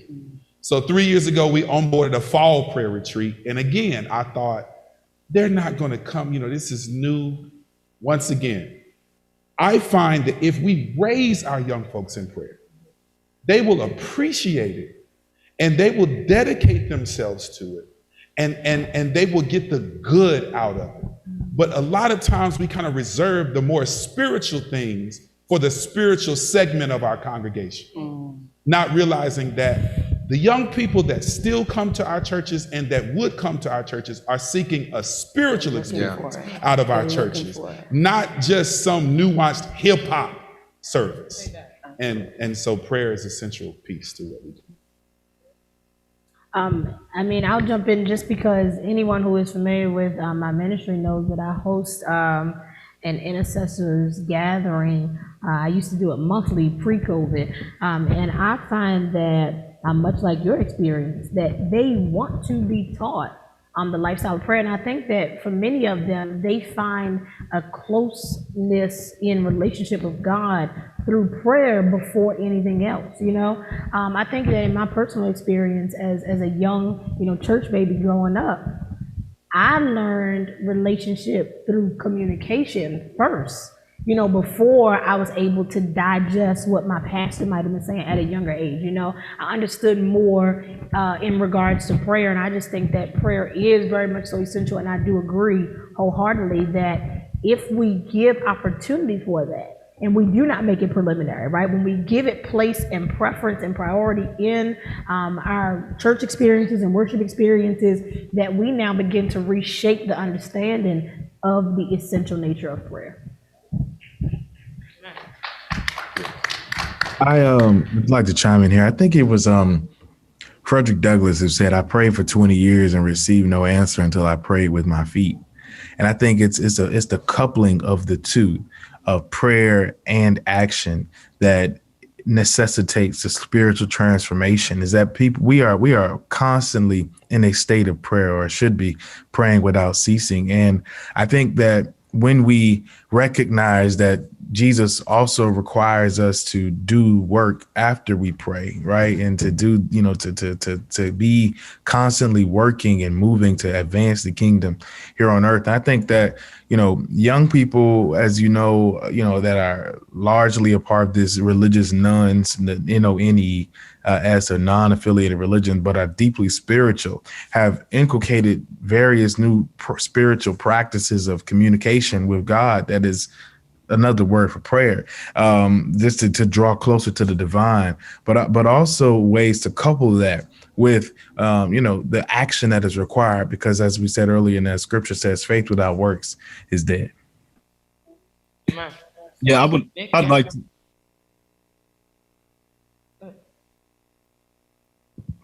Am I good? Okay. Yeah, I'd like to go back to the question before we started talking about the power of prayer. When there was a question about breaking down walls, and I was just thinking about this as we were talking about prayer, and I think that it is not Jesus like of us to have walls in the first place. The Jesus that I read in the scriptures didn't have to go out into the streets because he was already in the streets. I mean, his genesis was the streets. He was literally born in a shack. He's from the ghetto, born to his teenage mother. His friends all have some part of their identity that clashes with the ignorance of the empire. And so I think that when we're talking about the church breaking down its walls, it has to understand that the origins of these walls is a misunderstanding of who Jesus actually is, and that we have to do the work of understanding the actual person of Jesus and what he actually was like when he interacted with people everybody else said wasn't worth loving, and learning that person versus who we were told Jesus actually was. I absolutely agree with everyone that spoke. We definitely know that the prayers of the righteous availeth much, and oftentimes the way that we've positioned young people for prayer, we've in the past perhaps overcomplicated prayer as a Black church, when young people are very fascinated. And what I notice is that if young people are as fascinated with meditation and with manifestations, I'd ask them and say, well, if you do manifestations and meditations, why don't you pray? Do you consider that to be prayer? And they simply say, well, because I don't know how to pray like those that I see in church. And I tend to get judged about me not being at that level in prayer. And so just like I heard two of our sisters mention on the panel, how their ministry is focused on putting young people in a position where they're able to get into the posture of prayer in their own way. And now more than ever, as young people around the country since May, in response to George Floyd's killing and fighting for justice for Breonna Taylor and Ahmaud Arbery and others, young people through prayer can find God in more ways than seldom. Amen. Okay, this question is going to be rapid response, and then we have a last question.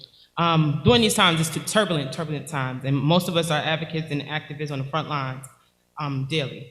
What scripture do you use to encourage yourself? And what scripture would you use to encourage young people who are out there having trouble in their life personally and who have issues with what they see in social justice today? For I reckon that the sufferings of this present time is not worthy to be compared to the glory that shall be revealed in us. 1 Peter 4:13, beloved, think of not strange concerning the fiery trials which are to try you, but rejoice inasmuch as you are the partakers in the suffering of Christ Jesus. That gets me through. After you have suffered a while, then will he strengthen, settle, and establish you. Matthew The Lord is my shepherd. I shall not want. He makes me to lie down in green pastures. He leads me beside the still waters. He restoreth my soul. He leads me in the path of righteousness for his name's sake. Yea, though I walk through the valley of the shadow of death, I will fear no evil. For thou art with me, thy rod and thy staff, they comfort me. Thou preparest a table before me in the presence of my enemies. Thou anointed my head with oil. My cup runneth over. Surely goodness and mercy shall follow me all the days of my life, and I will dwell in the house of the Lord forever. Amen. Amen. Right. Matthew 6:33. Seek ye first the kingdom of God, and all his righteousness will be added unto you. Oh. Jared, Nick? Proverbs 31:8-9. Speak up for those who cannot speak for themselves, for the rights of all who are destitute. Speak up and judge fairly. Defend the rights of the poor and the needy. Joshua 1:9. Have I not commanded you to be courageous and have no fear, for the Lord thy God is with you wherever you go. Amen. Amen. All right, I stole this question from Reverend Sharp from his panel. So a lot of us, like I said, are activists and advocates. And on the front lines, I've experienced as a Christian and a believer, they say, why are you part of that white man's religion? So what do you feel about that? Why are you a Christian? Why are you a believer? All right, so, with all these young folks in our church and being based off of a HBCU campus, this is a trending topic right now, right? It's so easy for me to address because, unfortunately, our people, not just our youth, are not really educated on the Pan-African influence that is situated inside of the biblical text. People have heard that the Ethiopian eunuch was riding along with the believer and have skipped over the fact that Ethiopia is a country within Africa. This is not a white man's religion. The Bible speaks of Queen Vashti. She hailed from Africa. The Bible is situated just off of the Holy Land of Jerusalem in Egypt. That is a part of Africa. And I know white theologians that have tried to actually cut out a portion of North Africa from being a part of the continent of Africa, which has actually created a confusion in the minds of African or Black believers. We are in the Bible. We are there. I actually wonder how people in Asia can have the faith that they have, because they're not really in our text. But we as Black folks, we're in the biblical text. And so every time somebody tries to make us believe that it's a white man's religion, no, it's not. Because that sacred scroll and those texts were written pre-slavery, pre-America. And so if you ask some of the young folks from where we're from, they will preach this to you and let you know, no, I'm there. I see myself in the word of God. I see myself as a part of the Exodus that, under Pharaoh's reign. And those were people of color. And so it's important for us as preachers, as theologians, as prophets to help our people understand and locate themselves in the Bible, because we are in there. Amen. Amen. Now I'm mad to go after you. I am a Christian. I used to be a Christian because my father was a Christian. And I used to be a Christian because my mother was a Christian. And I used to be a Christian because generations have been Christian. But I came to a place where I learned God for myself. And I have seen God move in my life. And I know that He is real. I know that what I've heard is real. This is something that I've been able to apply, not just listen to, not just see it in other people's lives, but I've been able to see myself in the word and pull the word out and apply it to my own life. And I've seen the word work for me, and I've seen God work for me. And I have no doubt about who He is and what He is able to do. He's my God. Yes, ma'am. Amen. So there's a quote that I heard when I was younger that I carry with me throughout life, that I would rather live my life as if there is a God and die and find out there isn't, than live my life as if there is a God and die and find out there is. When we talk about there being a white man's religion, you've answered it for everybody. Right. Because Absolutely. in all actuality, this call that we have and this burden that we carry to carry the gospel is in direct conjunction with the ministry that Jesus did Himself. Jesus was called to the oppressed and the marginalized, those who've been outcasted from society. And if Black folk don't identify with that more than anybody, then I don't know who that this gospel is for. And so much like to what your point is, that we are right there in the scripture, we are there in the text, and the times that we are living in now more than ever should speak to the fact that this ministry and this gospel that we carry is for us as much as anybody else.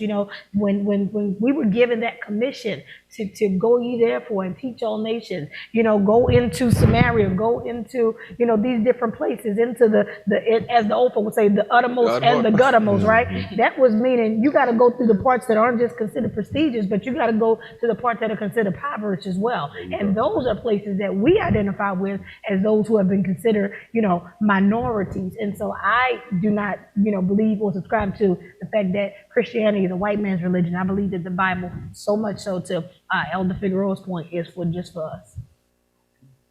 You want to add, Retruka? Nick? Yes, I'll add, I am a Christian because I am a follower of Jesus.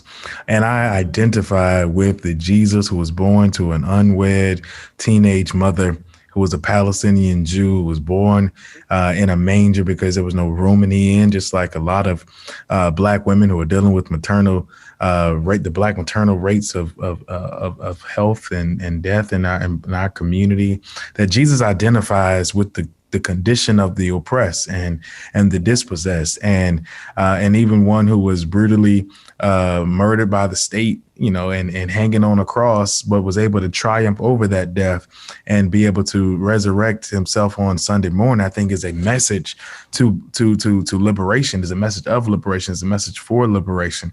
And so as one who identifies with that message of Jesus Christ, I'm committed to helping to tell that word and to go tell that message about Jesus, the revolutionary, and Jesus, the liberating Savior.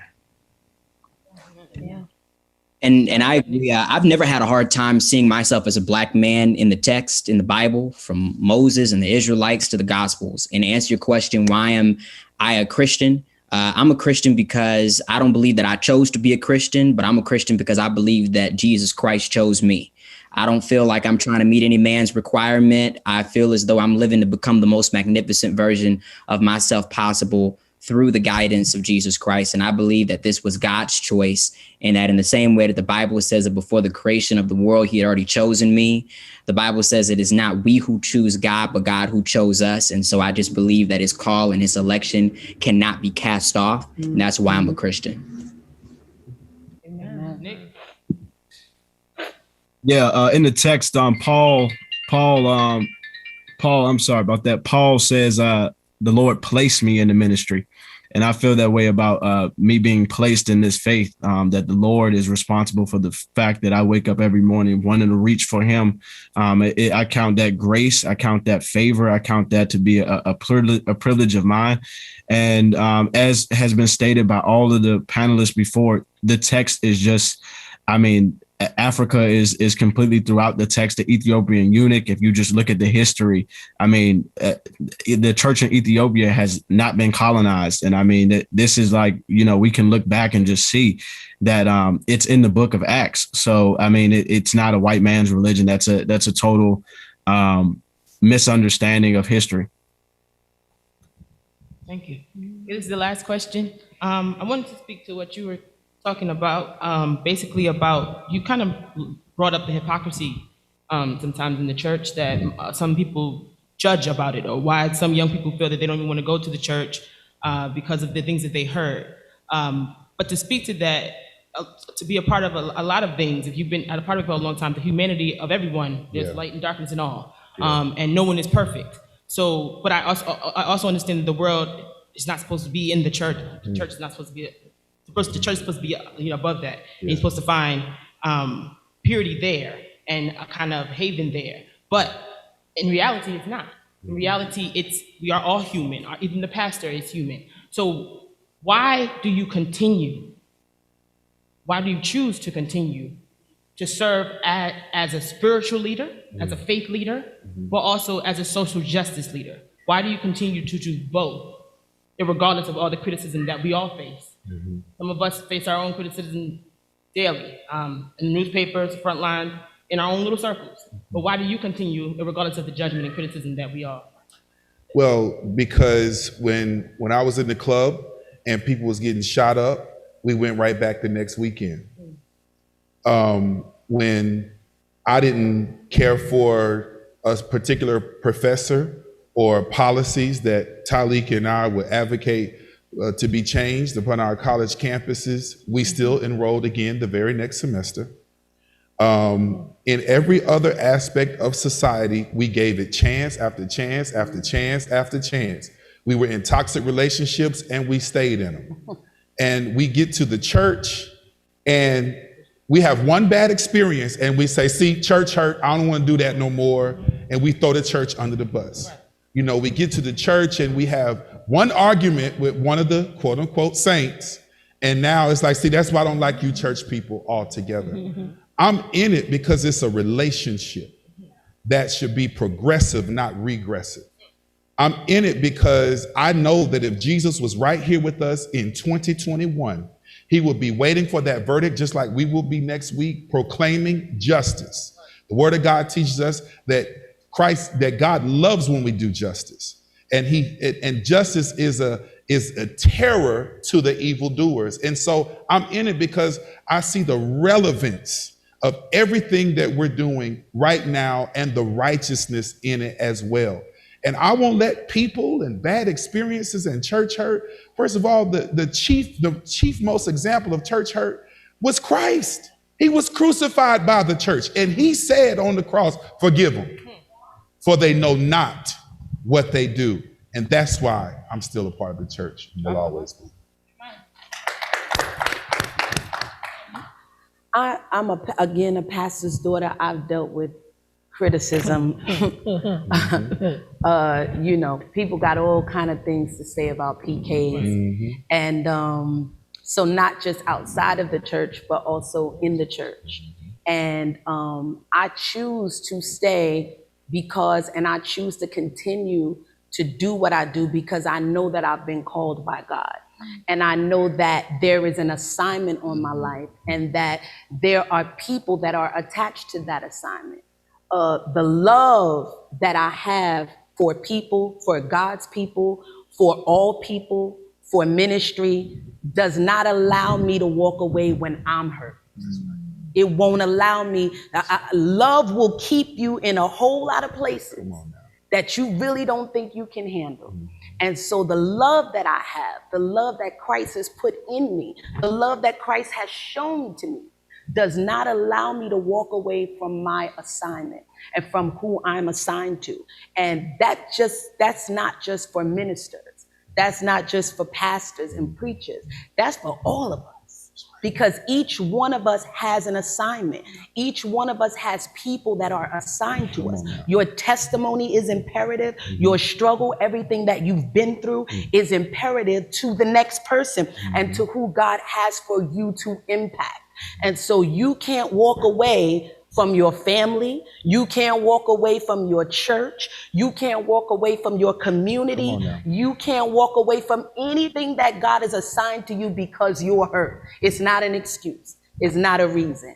And so we have to be compelled by that love that we feel and the love that Christ has shown toward us. For your answer, Talik. For your answer, I must acknowledge the president of the National Action Network, the Reverend Al Sharpton, is in the audience right now. We almost acknowledge him. Yeah, for me, I couldn't agree more. I think it says, "Before I formed you in your mother's womb, I set you apart." And I'm clear of the purpose that God has put over my life, and know that there's too much depending on that purpose for me to give up. And I think even when the lowest parts, where you just want to give in and you want to throw in the towel, you're reminded that there is somebody out there that is waiting on you, or that needs your testimony, that needs that extra push. So I'm just continuing reminded of the calling on your life. Everyone calling may look different, but I understand that the calling on your life is for a reason, and is needed for a reason. You can't give up, and that's what I'm reminded of. So your question was twofold. We've all dealt with the spiritual, so I'll start with the activism part. I can truly say that in the last year, Reverend Green and I attend the same church, and you and your sister actually pulled me into the scene of activism, right? And since I've been in that, I've had more hurt in verdicts that have returned unjust than I've had church hurt. The difficulty for me is not standing through people who are in church who have hurt me, but the difficulty for me is living in a world that continues to oppress us. But the thing that keeps me there, and to your question, is, much like the other panelists just mentioned, there's a quote from Paul where he opens up saying, I am a bond servant of Christ.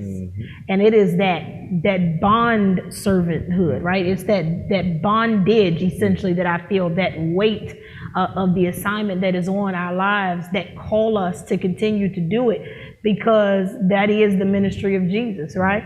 And so when we talk about carrying the gospel into the world, I think, our key example, our prime example is what our own Savior had to endure. And if he can in fact endure it, and we are in fact bondservants of Christ, then we have the same responsibility to endure. My father told me when I was very young that there is never an excuse that gives you the authority to abandon your assignment. And I've lived with that, I've walked with that, and that is the thing that keeps me going, even when we have heard verdicts time and time again return that say that things are not changing, right? Because you almost feel sometimes like, well, what am I doing this for? You almost feel ineffective. You feel like there is no point.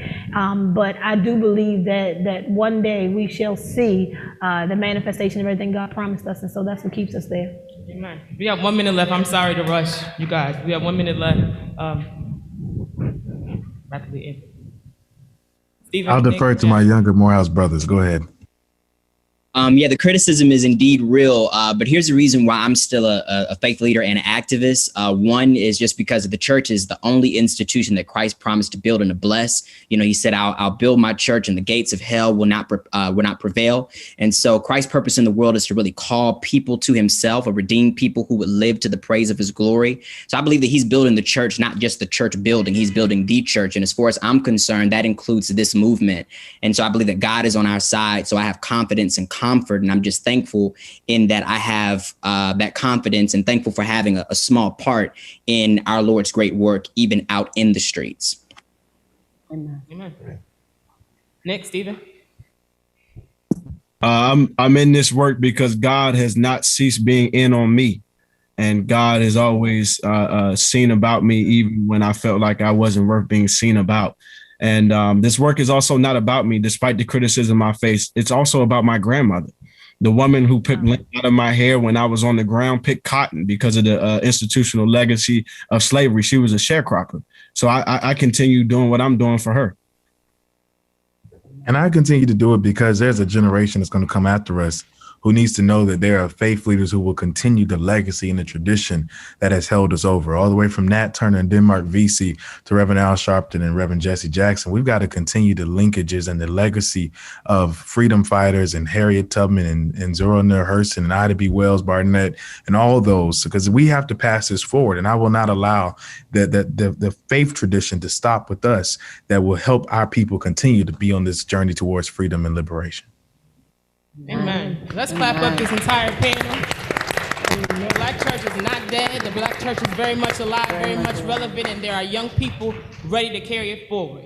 I salute you all, and I'm thankful to share space with you all. Thank you for joining us at the National Action Network Youth Day and College Day, and at the convention. There will be a break after this, and then it will be followed. That break will be followed by the Social Justice and Economic Justice and Cannabis panel at 3 p.m. We're going to end it like we do in church. May the Lord watch between me and thee. While we're absent, one for another. Amen. Amen. Thank you. Go to church tomorrow. I'll take a photo.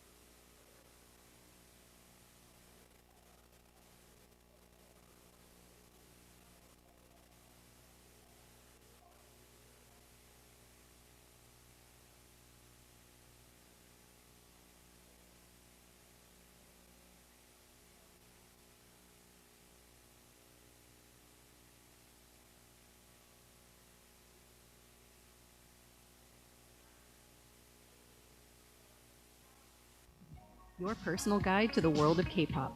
Sign up for YouTube Music Premium with 1 free month.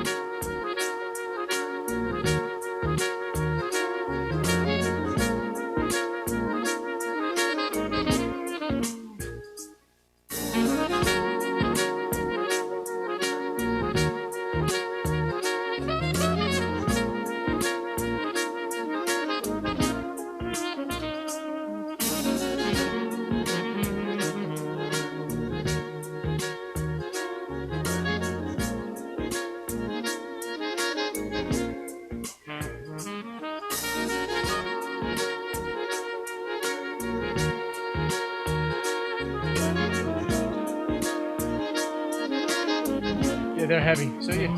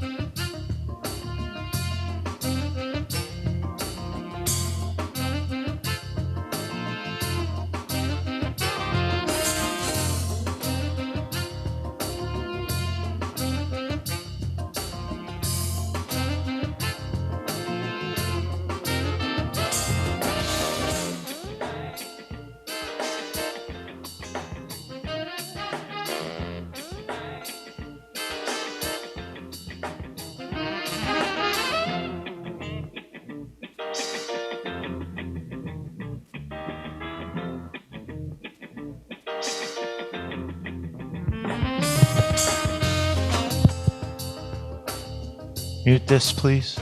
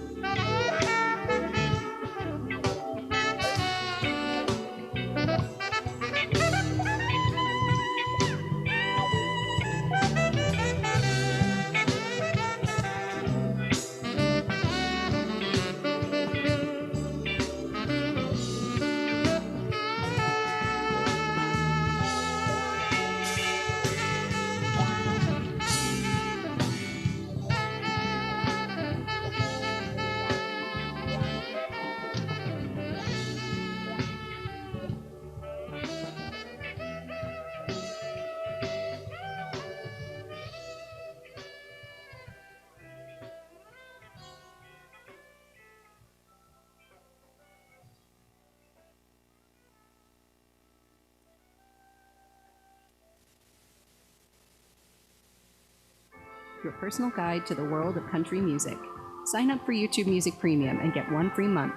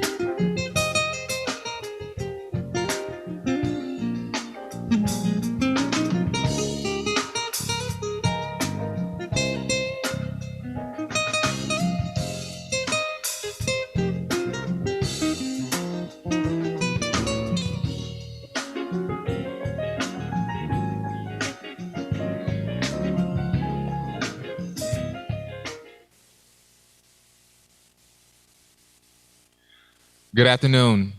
I hope you all are enjoying the conference as we are coming to the tail end, but we are not quite finished yet. As we said before, today is our National Youth Department's National Youth and College Day, and congratulations to all our honorees and the awards that they received in their respective areas. But again, we want to show our I Am Change video that features some of our youth leaders from across the country who shared some of their voice, and of course, the video honoring HBCUs and the D9.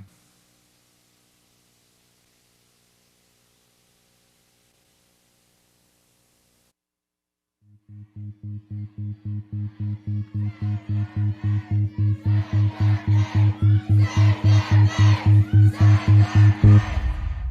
day, when the glory comes, it will be ours, it will be ours.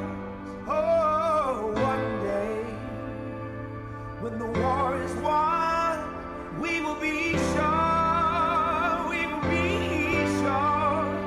Oh, glory, glory, glory.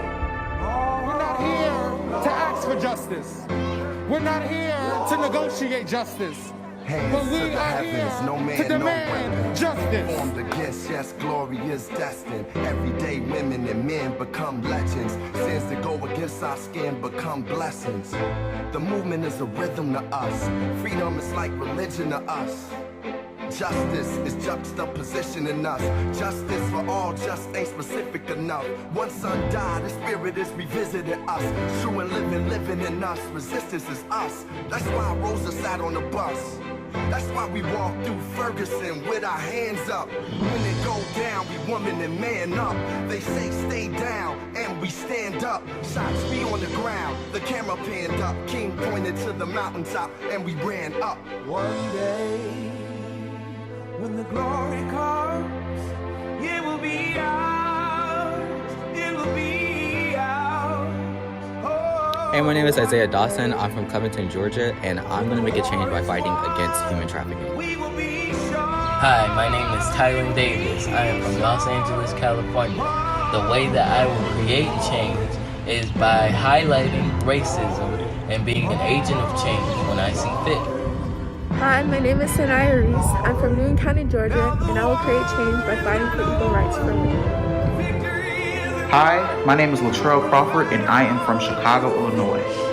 I will help create change by using my protests to spread awareness about the issues that are plaguing my community. I will help create change by taking my protests to the polls to elect those who best represent the principles and values of the people. And lastly, I will help create change by utilizing my power and platform as a young person to educate those around me so that we can begin to move policy toward a more fair, just, and equitable society. My name is Ansley Dunn. I'm from Covington, Georgia, and I'm going to create a change by standing against sexual harassment. I am Anaya Chambers from Milwaukee, Wisconsin. I will help create change through storytelling. Storytelling can be a force for social change. I say this because it allows an opportunity for individuals, especially the next generation, to develop ideas of their own and to also create this sort of sense of self-identity, learning to understand who they are and their place and their mark and impact they plan to leave in this world. Hi, my name is Kagan Hill. I'm from Covington, Georgia, and I'm going to make a change by reforming the healthcare system. My name is Kyla, and I'm from Sacramento, California, and I'm going to help create a change against misogyny. My name is Hannah Spann. I'm from Covington, Georgia, and I'm going to create a change by fighting against teenage suicide.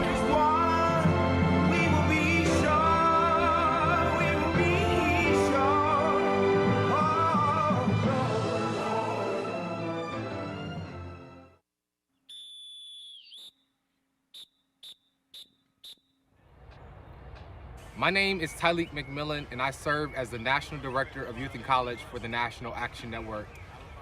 And though I am not a graduate of HU, I'm a graduate of North Carolina A&T State University. And I thought it was important to be here on the campus of an HBCU to talk about the rich history and legacy of them. For more than 180 years, HBCUs have been at the forefront of history, socially, economically, and educationally. Many notable Black figures graduated from HBCUs. Vice President Kamala Harris, HU. Martin Luther King, Morehouse College. Oprah Winfrey, Tennessee State University, and Reverend Jesse Jackson, North Carolina A&T. After the Civil War, HBCUs emerged, providing the most fundamental human right, access to education. Today, over 100 HBCUs across the country play a pivotal role in America's prosperity. The NPHC, founded here on the campus of Howard University, was created to support Black students as they were searching to find their voice, community, and self-identity. The council, also known as D9, helped bring together Black students in this fight for racial justice, human rights, and civil rights. HBCUs and the Divine Nine have stood at the forefront of these movements and continue to do so today. Enjoy this video that honors our culture. 5, 6, 7, 8.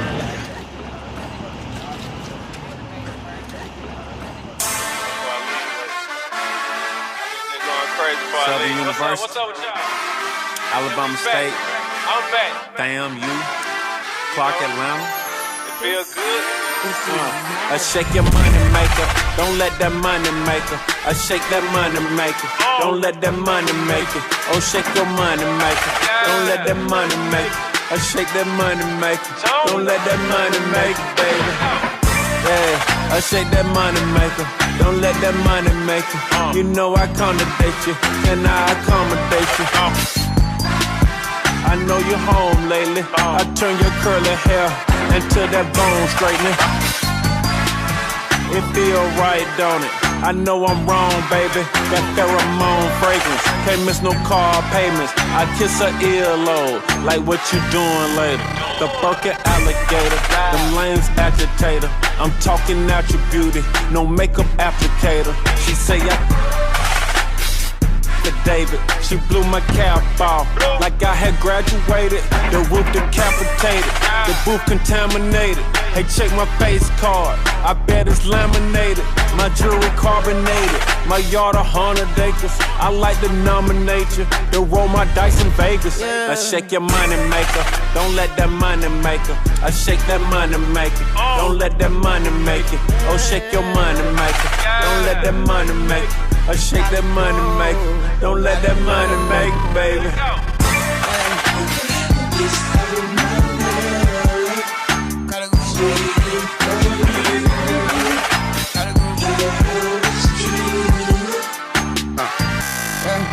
I don't do cap, I don't do cap, I don't do yap. I make it happen, I don't want rap, I just want tap, make it clap, blah blah blah blah. But then fat, it used to be flat, what happened to that? Then she made it black, she said how it feel, I said it feel like facts. Then she start twerking, just like a circus. You can ask Bond, you can ask Billy. We don't need love, we just need favors. Put that on repeat and don't change the station. Daddy ain't cheap and mama ain't basic. And mama agree that daddy the greatest. And all I can see is, I'm gonna make it. This the Tom and Acre, this the jumping cable. Shake that money maker, shake it lemon pepper. Like a salt shaker, give me high blood pressure, yeah. I shake your money maker, don't let that money make it. I shake that money maker, don't let that money make it. Oh, shake your money maker, shout out to all the HBCUs out there. Shake that money maker, don't let that money make it, baby. You know, A&M, Alcorn, Jackson State, Grambling, you know what I'm saying, Texas Southern, Tuskegee, Morehouse, TSU, Fort Valley. You know what I'm saying? We black.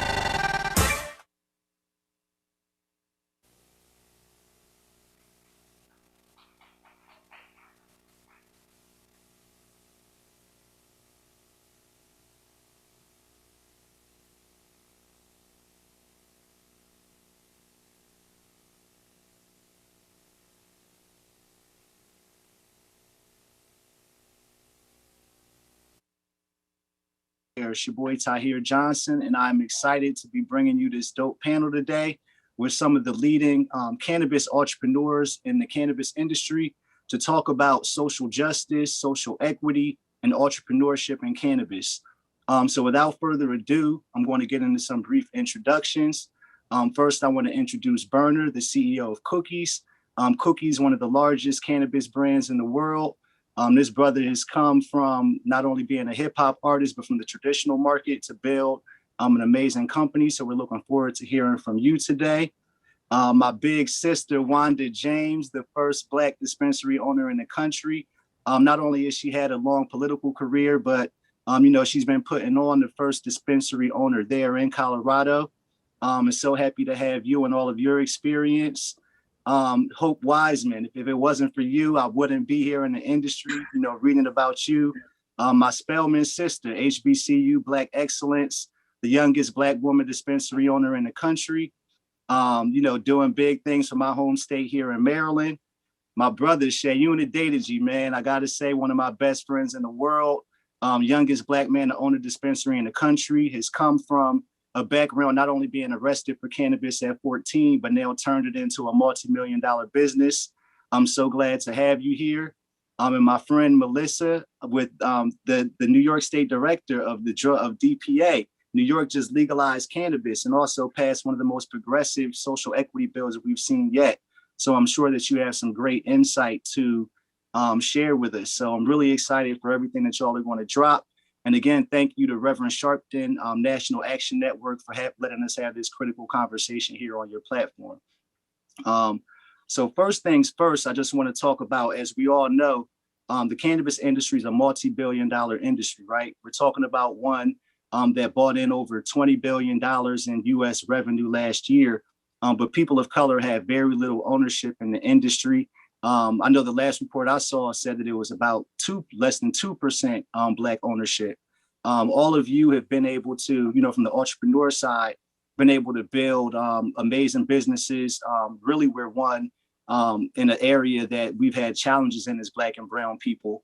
But also, so could anybody who wants to lead, and maybe Wanda, you, as the first, Black dispensary owner in the country, could you talk a little bit about the significance of that and, what's important about the cannabis business?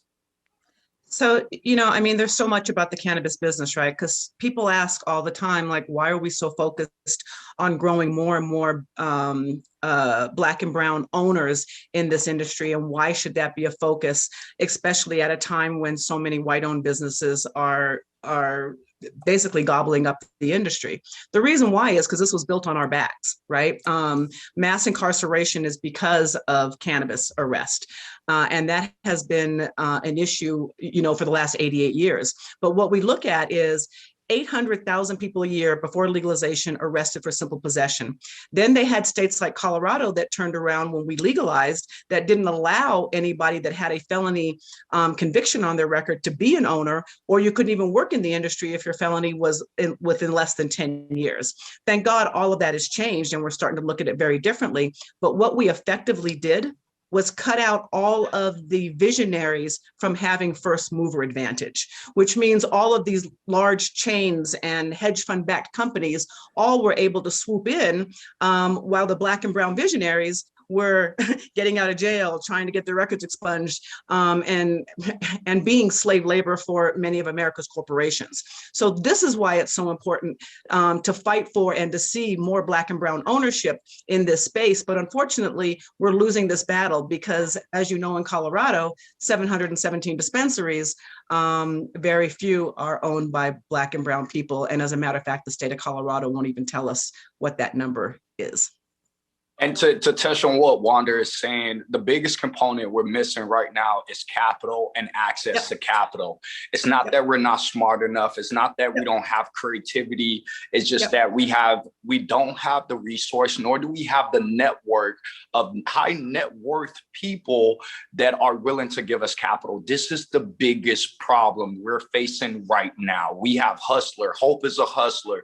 I know Wanda be hustling. Cookies, he made a way when there was no way, so he has the blueprint where we're looking at, and he made it happen. So we know that it is possible, right? It is possible. It is doable because we have someone right here that did it. You get what I'm saying? So my biggest thing right now is, outside of all the states talking about social equity, they need to put their mouth, like their money where their mouth is. One, they need to remove real estate as a criteria. I say this every single time I'm on a panel. I just don't understand why you need real estate before you open your business, and then you want people to have social equity, and it takes them 3 years minimum to go through the process and get their business open. So, for example, guys, you have specific zoning that you can put your business in. So you have to be in zone A, right? So that's the only place you can put retail.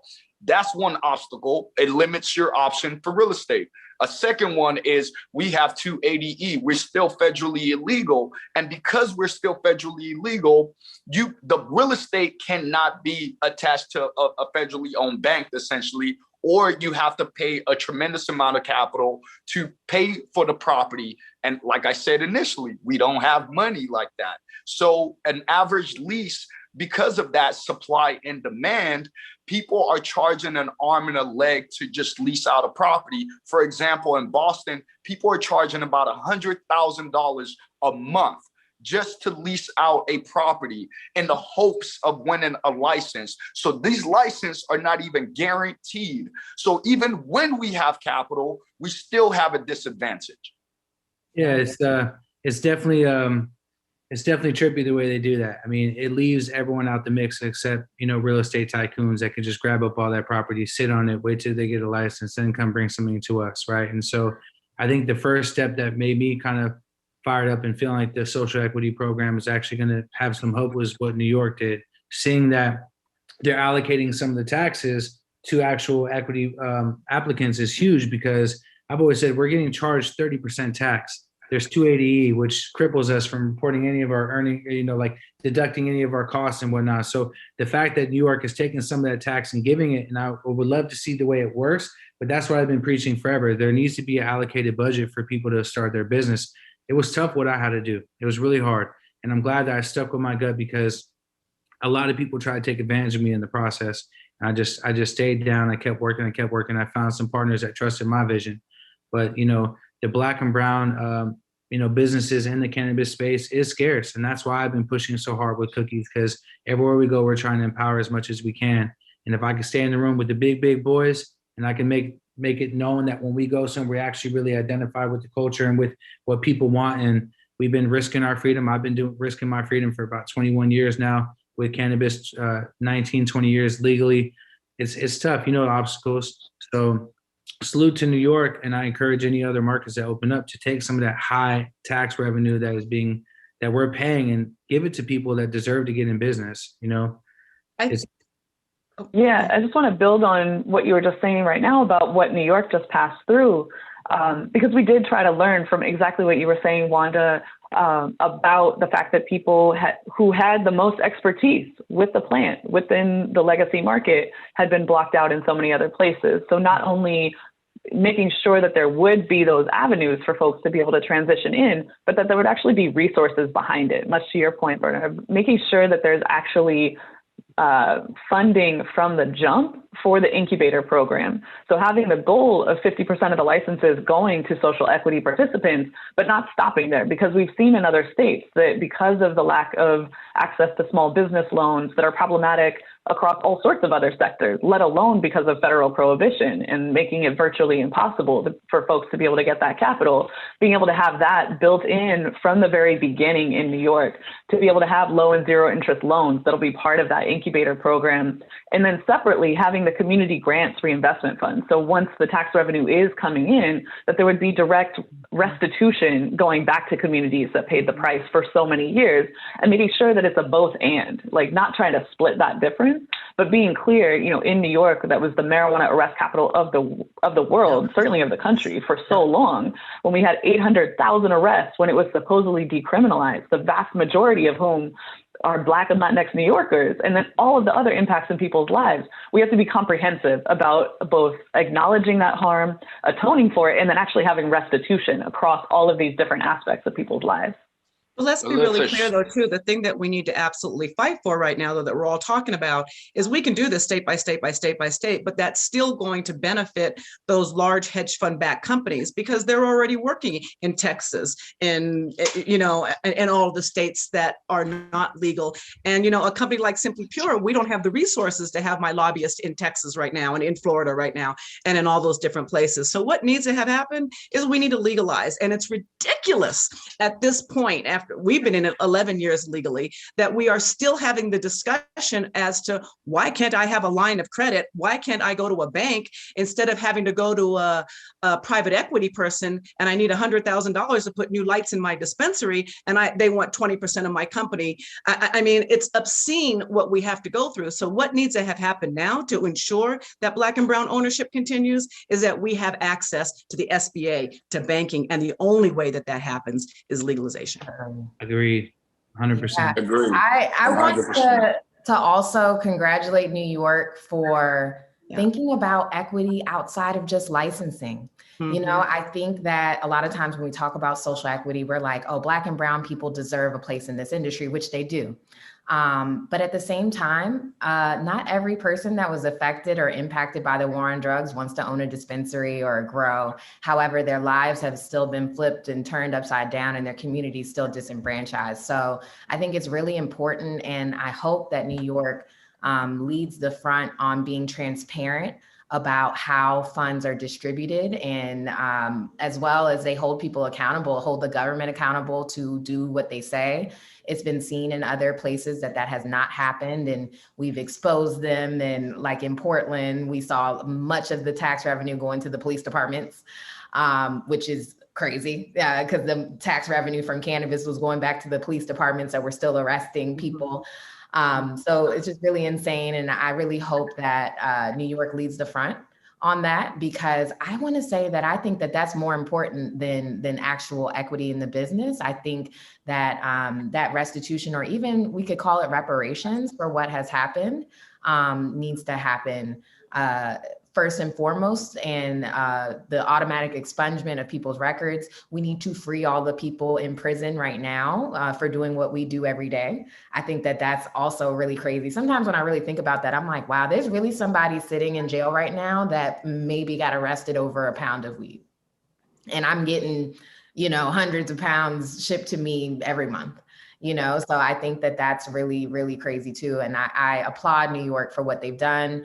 A lot of other states have tried and not quite hit the mark. So we'll see. I hope that it sets off a wave, especially on the East Coast where I am. I know Maryland has pending adult use legislation that will likely pop up next year and probably get passed. So yeah, New York is definitely leading that.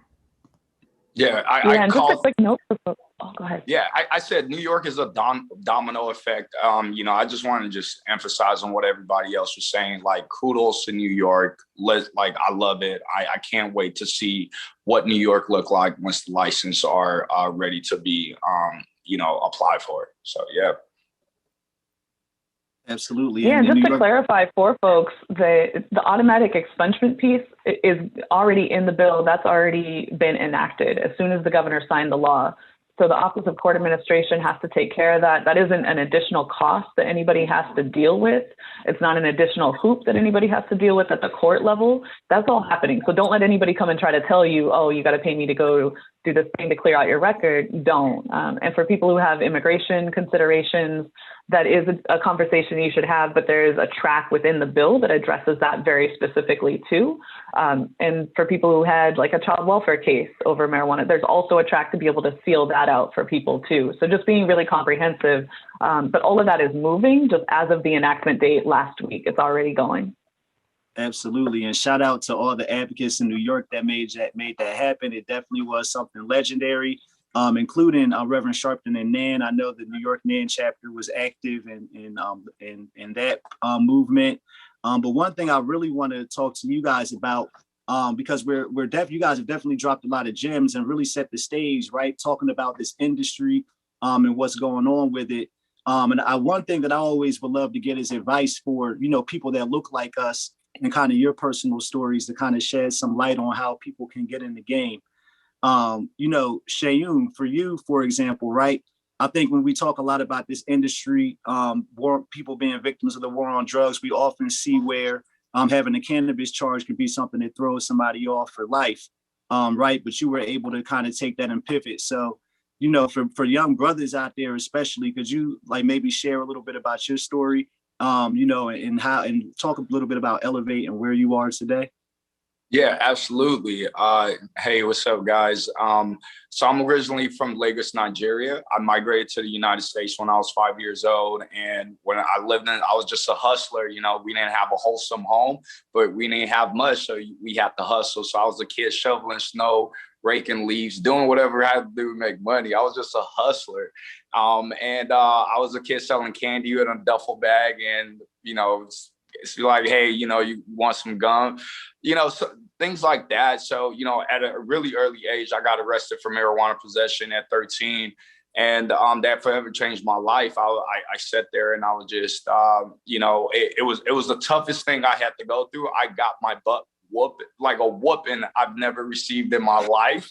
I would never forget that whooping. That's how bad it was. And it was, I told the police officer, I was like, you know, I'm a lot safer at the police station than I am at home right now. Like I felt a lot safer. But no, all jokes aside, you know, it forever just made me who I am today, right? It made me tenacious. I learned from my mistakes. I didn't allow failures to really hold me back. And the biggest thing was when I moved to Texas, it was more of a safer place for me, and it gave me the ability to like really think inside and outside the box to see how can I better my life and how can I move in a different way and learn from my lessons in the past, right? So I just kept hustling, and I moved to Washington State. I saw legalization unfold in front of my eyes, and everyone was telling me I need $1 million to get into the cannabis industry, and that at the time seemed intimidating. It was like, oh my God, I'm an African American man, I didn't go to college, you know, there's no way I'm about to go and raise $1 million. Like I had to look at myself and be truthful. You know, I didn't have any connections, I didn't have any relationship. So I was thinking in my head, like, this is super intimidating. How do I get into the cannabis industry? How do I be a beacon of hope for people that look like me, didn't go to college, you know, didn't grew up in a not such a wholesome home, had trauma, all that stuff. I was like, how can I just be this beacon of hope, right? And I just set out on this audacious journey and saved up every money I could save up. And I remember I had like $50,000. I used to drive 8 hours from like Washington State to Oregon, and just like rejection after rejection, staying on phone calls. And I was like, man, this is tough. I wanted to give up. I was like, am I a crazy person right now? Like, I just got rejections, no, making calls, finding cities. And long story, like it just, you know, I finally had one person believe in me, allowed me to lease out a location in the worst location you could imagine. This location was hidden, yo. I was like, you know what? I'm gonna do whatever it takes. I'm just gonna sign this lease. I'm gonna do whatever it takes, and I'm just gonna win. I'm gonna find a way and I'm gonna win. And I had $50,000 in a dream, and I essentially I built out my whole dispensary, did the security camera, and just like made whatever I needed to do. I just made it happen. And I built out my shop. I remember the lady, the investigator that came and investigated my building. She was like, Sharon, this needs a safe. We had our recorder. It needed to be in a safe. I didn't even know, DVR, whatever it's called. It needed to be a safe and locked. So I remember I went to Office Depot. The safe was super expensive. I couldn't afford it. So I ran to Office Depot and I got an office block. Long story short, I just made it into the safe, right? And I just hustled. I slept in my shop from 8 a.m. to 10 p.m. every single day for a whole year. It was the hardest, toughest thing I ever did in my life. Like I said, I was like, man, this is tough. Like, this is crazy tough. Like, I thought being an entrepreneur, like, you just get rich overnight, you know? And I really quickly learned I had to pay taxes. I was like, what? They didn't teach me that, you know? And the CPA started talking about numbers and this and that. I was like, what the heck? I gotta pay this? I was like, this is crazy, yo. I thought I'm gonna keep all this money. And I started learning really quickly, right? And I just started like looking at all my failures, and you know, I failed a lot. I failed more times than I succeeded, like truly failed a lot. But you picked yourself up from You said what? I said, but you picked yourself up from it, and now you built into this. Exactly. Just pick myself up, and I just saw it, and we just expanded, right? We saw opportunity in different states, and we just executed. That's it. The reason why I share my journey to where I share it is, you know, we have such a tough, like it's a tough path for us. We have to be honest with ourselves. Like, it's tough. Nobody's gonna give us money, so we have to like out hustle. We have to have like really outsmart, like really put ourselves in an uncomfortable position to really win. Because I had to like change myself in the way I think and the way I walk, the way I talk, just so I could be where I'm at today. That's all I have to say. I didn't say it because I hope there's a kid out there that came from where I came from. You could do it, man. You could do it. That's all. Absolutely. Nah, man. And I feel the emotion in that, man. And you know, I just think about, you know, that is so important. And I know, Wanda, like when you did this, there was no blueprint for it, right? Like I could only imagine, like now we have all of you that we could look at as examples, but there wasn't like any example like that when you could look at. And I always think it's super deep that you tell this story about your brother and like seeing that experience firsthand with cannabis. So I would love to, like, you know, like I said, hear about that journey from Simply Pure and what that was like for you. I mean, my journey was really different, right? So, you know, I former military officer, former corporate executive, worked for Barack Obama's National Finance Committee, worked as the campaign manager for Congressman Jared Polis, who is now Governor Jared Polis, have worked for more senators and issue-based things. My background has been in politics. You know, I've got more high-end political people on speed dial than most people will ever know. So when folks say, you know, why did you get into this? Well, one, we wanted to put a political face on it because in my world, University of Colorado, all of my friends in Los Angeles that were lawyers, doctors, or whatever, I've never not had cannabis as a part of my life. I'm a connoisseur and have been so since I was 16. First in my family to graduate from college, you know, professional all the way through, never had an issue with the cops. And then I met my brother. And my brother grew up in South Dallas, a dark-skinned Black man, arrested at the age of 18 when he went to prison, 10 years for 4 ounces of weed, 4.5 ounces of weed, bad, what we call Mexican breckweed. I mean, it was more twigs and sticks than it was anything else.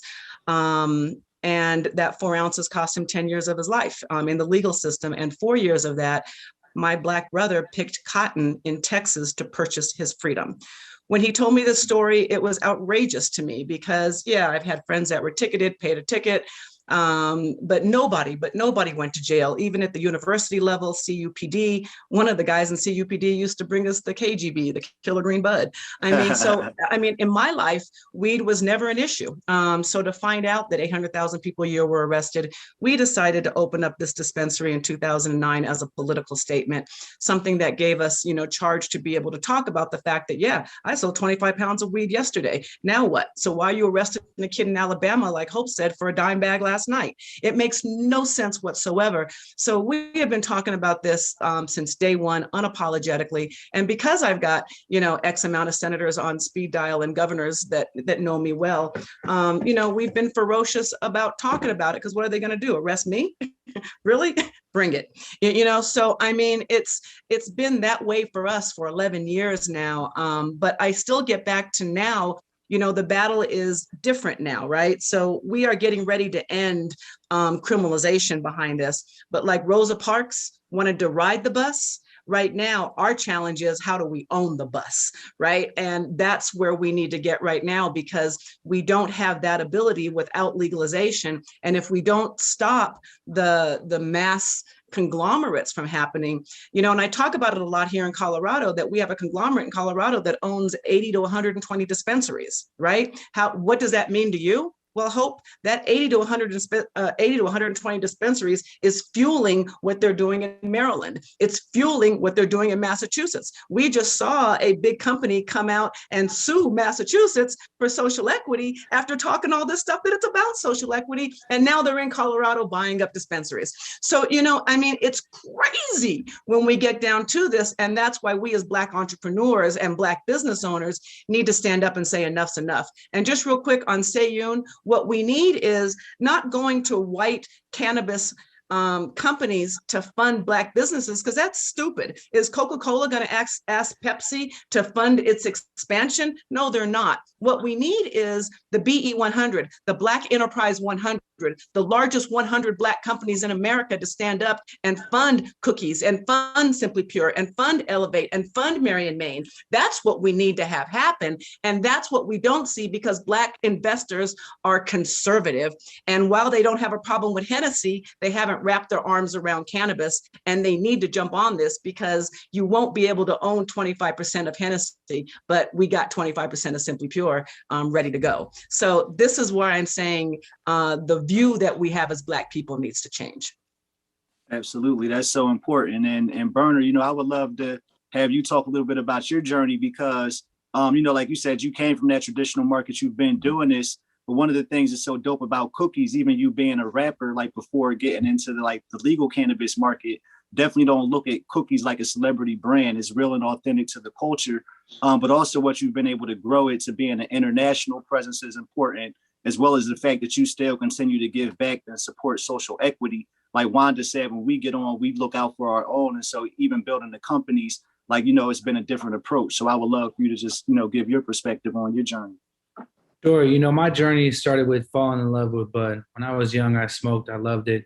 And growing up in San Francisco, California, I would see the medical dispensaries, people coming out with the brown bags and the little neon signs. I'm like, what?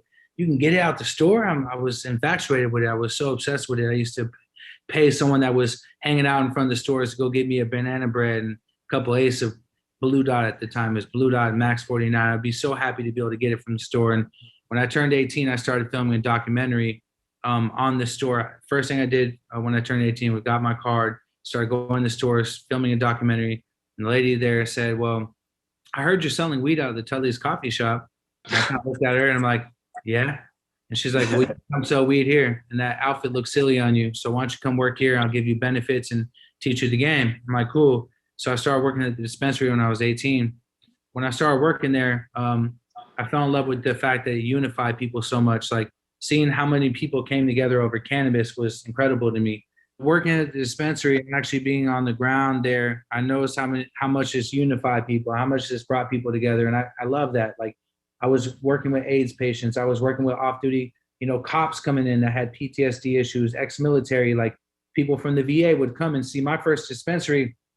We'd allow you to medicate there in person. So they come from the VA and come get high and talk to me. I felt like I was in taxi cab confessions. I loved it. I was able to just actually work with people and realize that the dispensary and the medicine was not just good for them, but releasing the mental anguish of them being able to come in and talk to us was big too, right? Then I started seeing the dark side of it. CHP would come in, take all our money. I would fly to Jamaica with my owner, and the feds would pull me off the plane and go through my stuff. And then flying in LAX, which I'll never fly into LAX again. I'd be harassed by the feds and DEA just for working at the dispensary all the time. And then when it went recreational, I started realizing what kind of people are getting in the game. And the thing that I fell in love with, and the reason why I fell in love with it, was not so pure anymore. People are grabbing money. It was a money grab. And the kind of people in the game were not the people that were in the game. And so I said to myself, well, I know why I did this. And I love it so much that I've spent all these years running this dispensary. I'm going to open up a chain. I'm going to put this thing worldwide. I'm going to make sure that before I go, I put a platform out there, not only that still empowers the purpose of bud, which is to unite us. And even if it's recreational, it's still medicine, but also to teach people the business and to give them the game and keep Black and brown business empowered. And so I decided to go head to head with the bigger operators out there. And I used my leverage and my influence from the music to go get myself licensing deals in other markets. And also, I've never actually really shared this. We started our own fund as well to fund our journey because, you know, going to other people was a little tough. They want to change things and maybe change the way I am and kind of take certain things away from the way I do things. And I was like, nah, we're going to fund our own journey and we're going to make sure that we bring this around the world. And we've been able to do some really cool things. And, you know, we opened up the first Black-owned dispensary in San Francisco, first social equity dispensary in SF. We have the first steps of opening up in Harvard Square with my partner Taba, and they hated on that. They didn't want to see Black and brown partnership open up in Harvard Square. It was a very big deal, and we we got past the first steps. And so my journey has been one that loves the bud. I love what it does for people in general, for the humans out there. We need this. And I want to make sure when my time goes or comes that we have the best bud out there possible with operators that know why they're doing what they're doing. And just to touch on the social equity aspect of things, like the stuff I'm doing is like I want to make sure that besides the stuff that people in New York are doing, like providing funding and stuff, knowledge is key. You know, like you said, brother, you didn't know about the taxes. 280E is tricky. They make these things so tricky that like if you're not gamed up, you're going in to fail, right?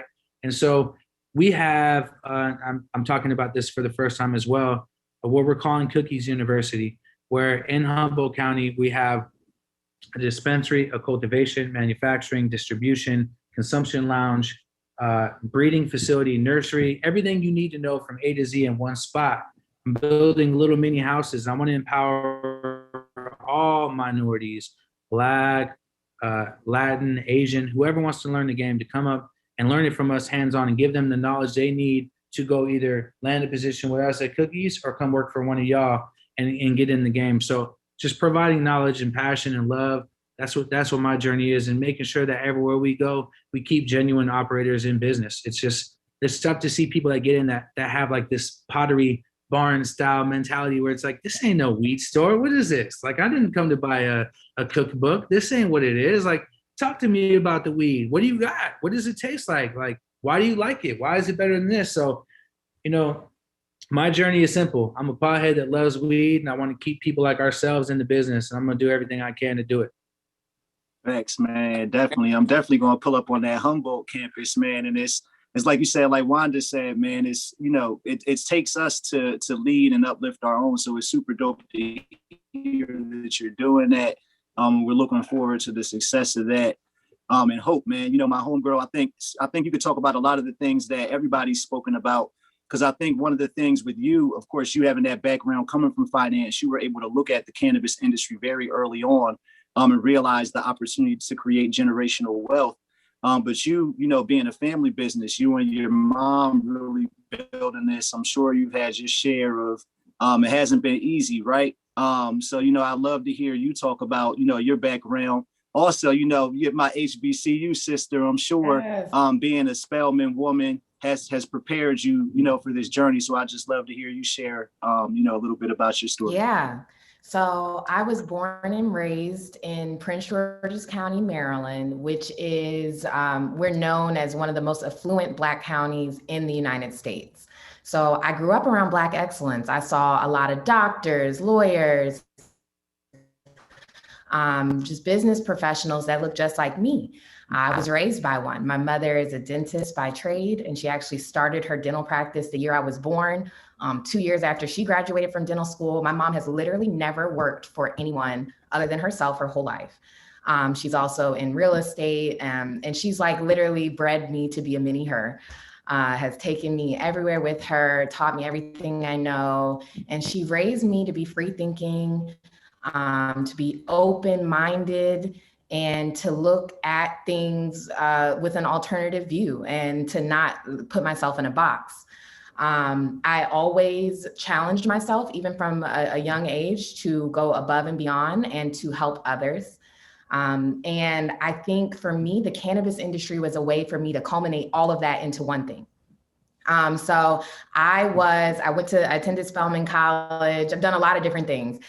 A lot of people like from different parts of my life don't even understand, like, how did you do all that at once? But I did investment banking. I was also a Falcons cheerleader. I've also been on a reality show, and now I own a cannabis business. I've done a lot of different stuff. But my background in finance, I was an economics major at Spelman. I interned at a few investment banks on Wall Street and then ended up at an investment bank in Atlanta, Georgia. Out of school, I was doing equity institutional sales. So I was pretty much like selling stock research to hedge fund managers and mutual fund managers and just any type of fund manager and getting them to trade on our information. like I said, my mom definitely raised me to think with an entrepreneurial spirit. And she also raised me to think about how we could create a legacy for our family and also create a blueprint for other Black families to do the same. Because although I grew up in an area where, yeah, I saw a lot of successful Black people, but a lot still in that same environment, I didn't see a lot of people leaving things behind for their families and really creating legacy. And creating generational wealth. And that's something that, especially my time in investment banking, I'm meeting these kids and I'm like, what, your dad taught you how to do this when you were 10 and y'all, you've had a trust set up your whole life? What's the trust? These were questions that I had going into college, and I'm meeting these people, they're like, you don't know what that is, Snotty from Harvard. And I'm just like, no, I don't. And I realized that there was this disconnect from the middle-class Black community. And the idea of creating generational wealth just wasn't in it. And even in the white middle-class community, that was there. So I realized, okay, there's a disconnect. When I really understood where the cannabis industry was growing to, I realized that this would be an industry that could potentially be that beacon of hope and opportunity for Black people. So I remember the day that I was like, okay, I'm going full force towards this. I was looking at CNBC and they were talking about the growth of the industry over the next 10 years. And it was a line straight like this. I've never seen that before in a chart, talking about the growth of an industry for 10 years. I've never seen that type of growth. And I said, okay, so this is going to be the largest emerging industry of my lifetime.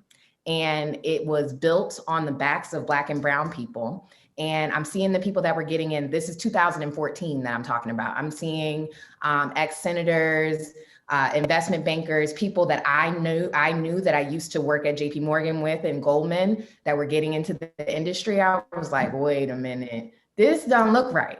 I also realized I was going to quickly get priced out, that I wasn't independently wealthy. I wouldn't be able to compete with big boys once the industry got too big. So I realized, okay, I got to get in at the ground floor level. And if you look at a garage closing, I feel like the garage was like this close to closing and I just like slid right in. Just legalized medical cannabis.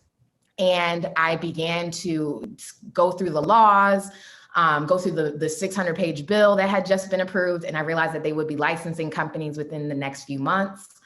My mother and I banded together. We formed a very small team, me, her, our third co-founder, who is an oral surgeon here in this area, and my now store manager, the four of us who I've known the four of them or the three of them pretty much my whole life. Of course, my mom, my whole life. And we applied for a license and were fortunate enough to win. I now realize that that was divine intervention, because when I say we didn't know what the heck we were doing, we didn't know what the heck we were doing at that time. But we and Dr. Bryant lifted me up and put me on their shoulders. We bootstrapped the entire process. I began getting a lot of national recognition as the youngest Black woman to be in the space. And that gave me a platform to inspire other people. I now understand that my purpose in life is to inspire and leave a blueprint. And I'm so thankful that I've been able to connect with a lot of the people on this call to be able to continue that journey. I've learned so much, and I hope that other people can take my journey and avoid the mistakes that I made, the money and time spent and wasted to get to where I am. And I'm going to continue to grow and thrive, as difficult as this industry is and as tired as I get.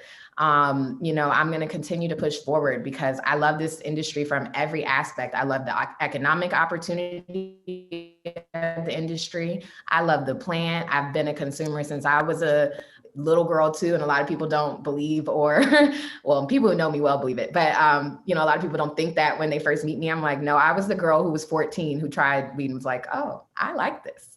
And I continue to do it. And I mean, if I didn't have weed through college, I probably wouldn't have made it. I wouldn't have made it on Wall Street without it. I mean, for me, it really, if not, I would be on prescription medicine for anxiety, 1,000%.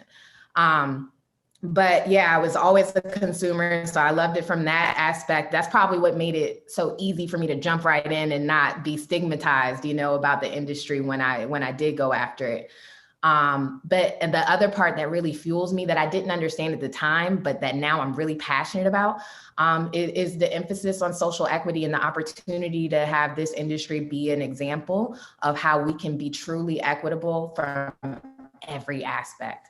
So I love being able to lead that and pioneer that.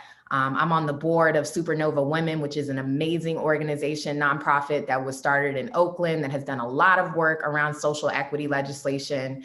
And we've been an example for states as they create their different processes. I know we've worked with people even in New York. So I'm really proud to be a part of that organization. And I do a lot of work around advocacy and social equity. And that's what I truly care about, and also continuing to grow my business to give people opportunity, much like Burner has done. Burner, I look at you as an example. Wanda, I know we've talked a billion times. I look at you guys as blueprints.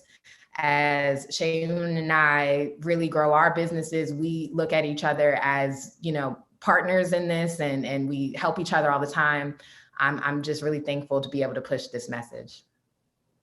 Absolutely, man. And like I said, also thankful for each of you guys for inspiring and doing that in the way you're doing business. And Melissa, I would also love to hear your story, but for you and I, who are more so on the policy and advocacy side of the industry, I think it's really important that we make sure. So in addition to talking about, your story and journey in cannabis, could you talk a little bit about social equity policy, some of the things that you think we need to see to ensure not only economic security for Black and Brown people, but also I think that was talked about social justice, right? It's important to recognize that we have people that are in jail for life, right? Like people that are incarcerated, people that have been picking cotton, while there's an industry that's making millions and billions of dollars. So I would love for you to just talk a little bit about the importance of policy, as well as set the stage for people listening who may not be as well versed in where we are kind of from a national legalization standpoint, as well as some of what's been going on in the different states. It's absolutely crucial. When I think about, my journey within this space, I grew up in LA at the peak of, the drug war there. And I was seeing the ways in which, our communities were just being targeted, how vastly different enforcement looked in downtown LA and South Central LA, where I spent a lot of time, versus on the west side of Los Angeles. And that wasn't off of anything that was actually being done differently by people in those spaces. It was the real laser targeted enforcement and the way in which law enforcement in particular was using cannabis as an excuse and as a justification. And so really seeing just from that level, from my colleagues, on the ground, Cassandra Frederique, who led our New York policy office, the Drug Policy Alliance, for a decade in New York, being very clear that this wasn't about the plant. This wasn't about the pharmacology. This wasn't about anything actually having to do with cannabis, but this was an excuse that law enforcement, the policymakers were using to excuse and to justify racist enforcement and behavior that was targeting specific communities. And when we look at New York, those 800,000 arrests we were talking about before, under decriminalization, with the vast majority of those being people of color, despite the fact that people use at similar rates in New York. So, when we look at New York City as a prime example of that, in 2020, last year, even after we passed through a further decriminalization bill in 2019, when we didn't get adult use over the finish line in the right way, and we held off because we recognized this needed to have restitution for communities. This needed to actually go through in the proper way in New York, not just any which way, right? But even despite that, and during the pandemic last year, 94% of the people who were caught up in cannabis enforcement in New York City were Black and Latinx. And that is not reflective of use patterns. If anything, data from the Department of Health shows it's basically the inverse. We know that white people in New York City actually consume at much higher rates. And so when we're talking about the largest cannabis market in the country, estimated at $3 billion right now in New York, as we were building out the campaign and really talking about what it would mean to move into adult use legalization, it was clear that we can't just flip the script and act as though these last decades upon decades of harm didn't actually take place. and that there wasn't something very specifically owed to the people, the individuals, and the communities that had been at the brunt of that for decades. And especially as we're talking about within COVID too, we know that it's the same communities that were hit the hardest by the marijuana arrest crusade and the racial disparities in enforcement, as well as looking at like economic vulnerability just over decades because of all of the additional consequences that come along with that criminalization.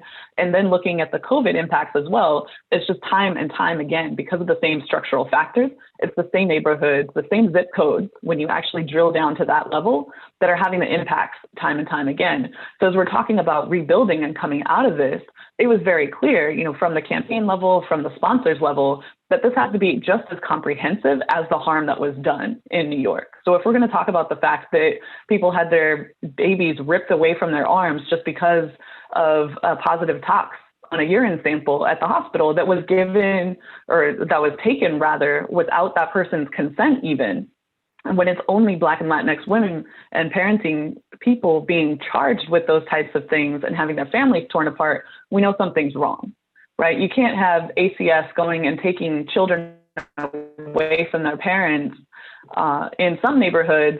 And then on the flip side, you have, you know, white moms talking about in the New York Times how smoking weed makes them a better parent.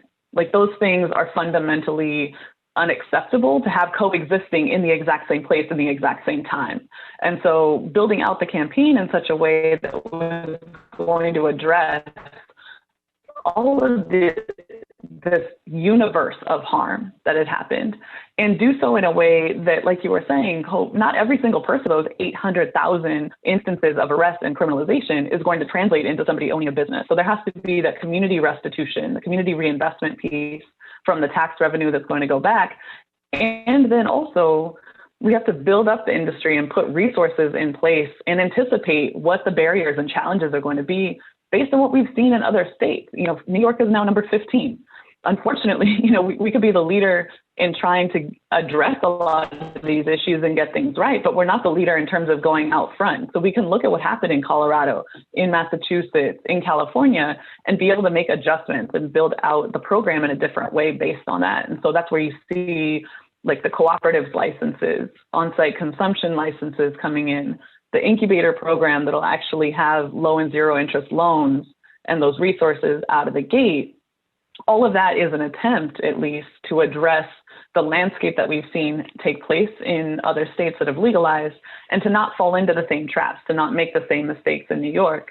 And then further, making sure that the people who are part of the legacy market, who have been in this space, who've been able to provide for families when they were blocked out of the formal economy in so many other ways, also have the ability to participate in this industry going forward. So ensuring that people are not banned out of being able to get a license just because of prior criminal legal contact, and being very, very clear about that. Now, you know, that's absolutely so critical. Like you said, it starts with the policy, having those things in place for people to be able to accomplish the goals of what they're doing. And again, just want to first say, I want to thank Reverend Sharpton National Action Network for giving us this platform again to be able to have this important conversation. This is definitely, for me, legendary. You know, like I said, to have people that are actually out here doing it, leading the way, not only from policy, but building these businesses is so critical.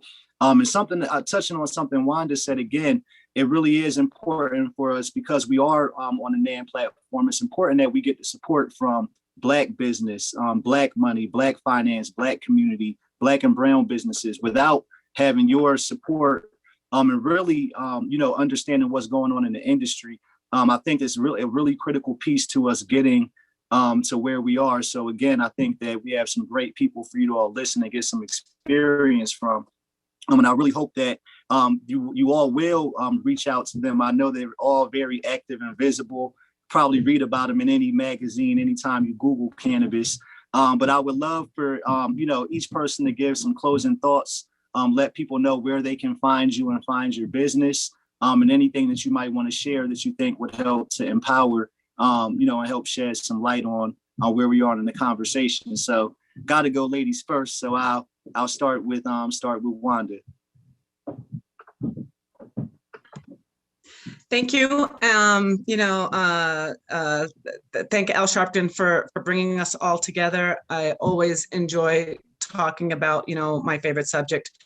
But just to keep hitting it home, we need Black dollars. We need brown dollars.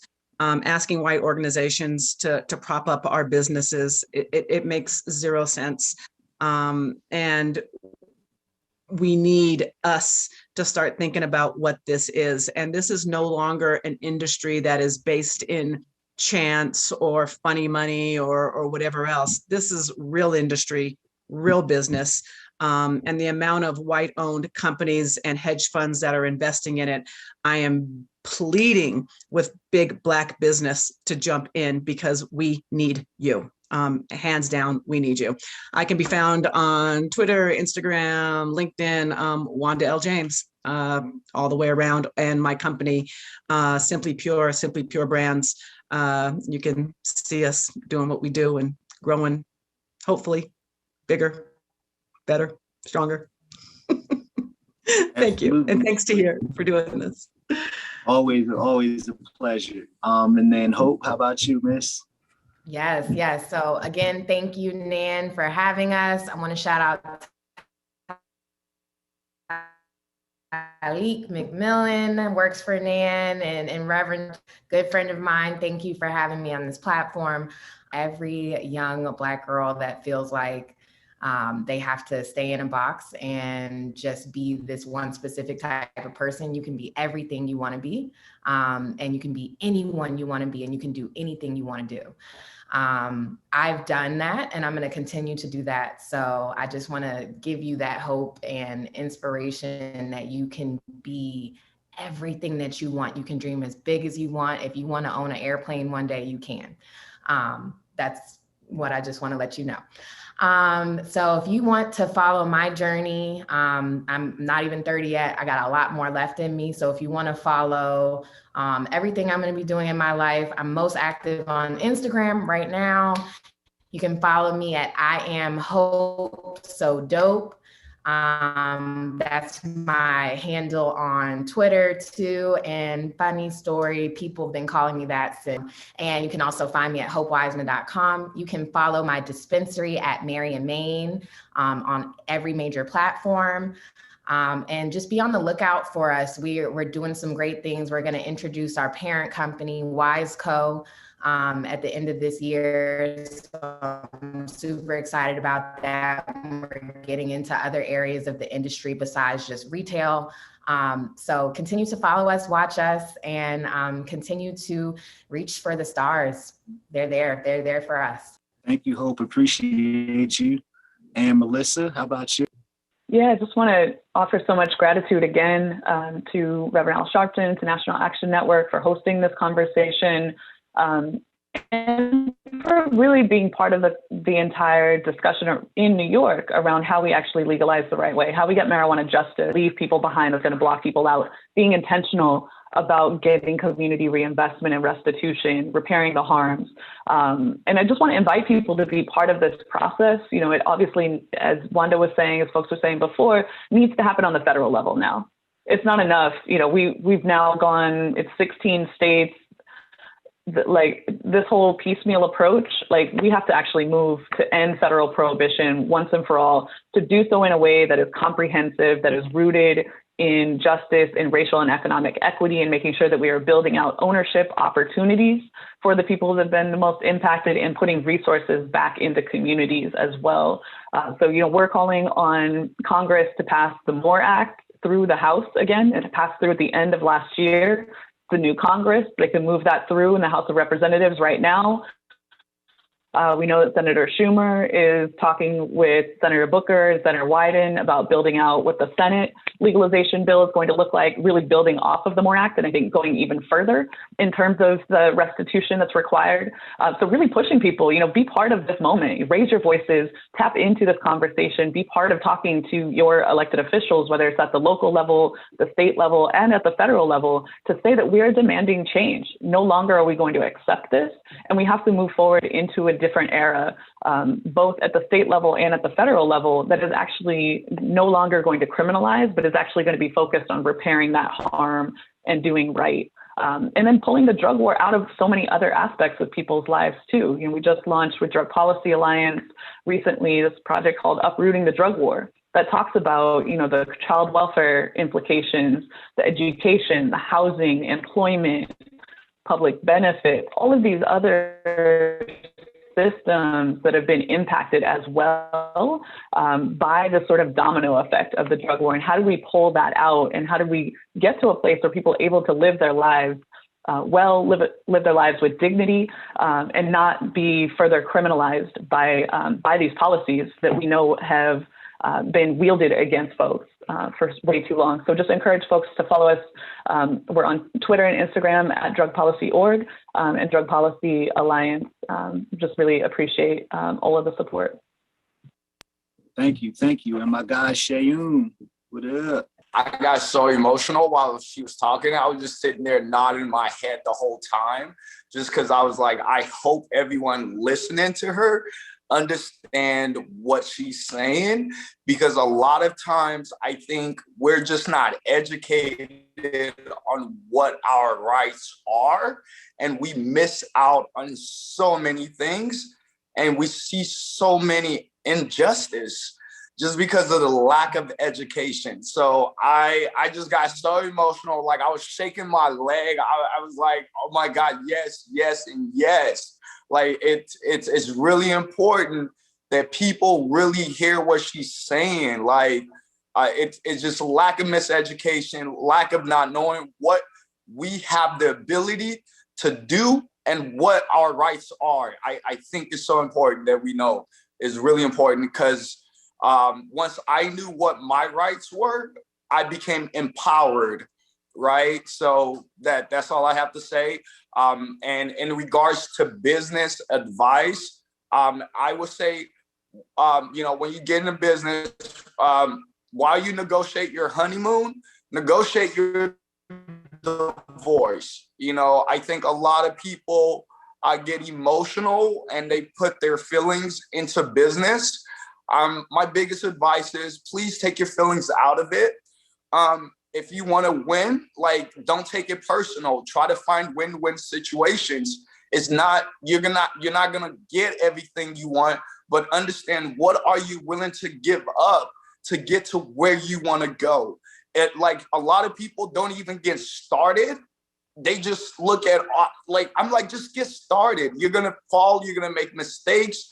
It's okay. It's part of life. Everybody falls. Everybody makes mistakes.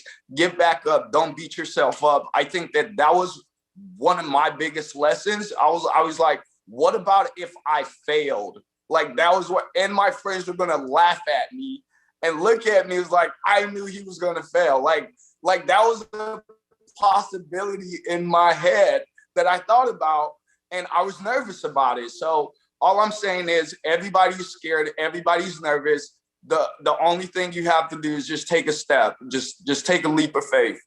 That's it.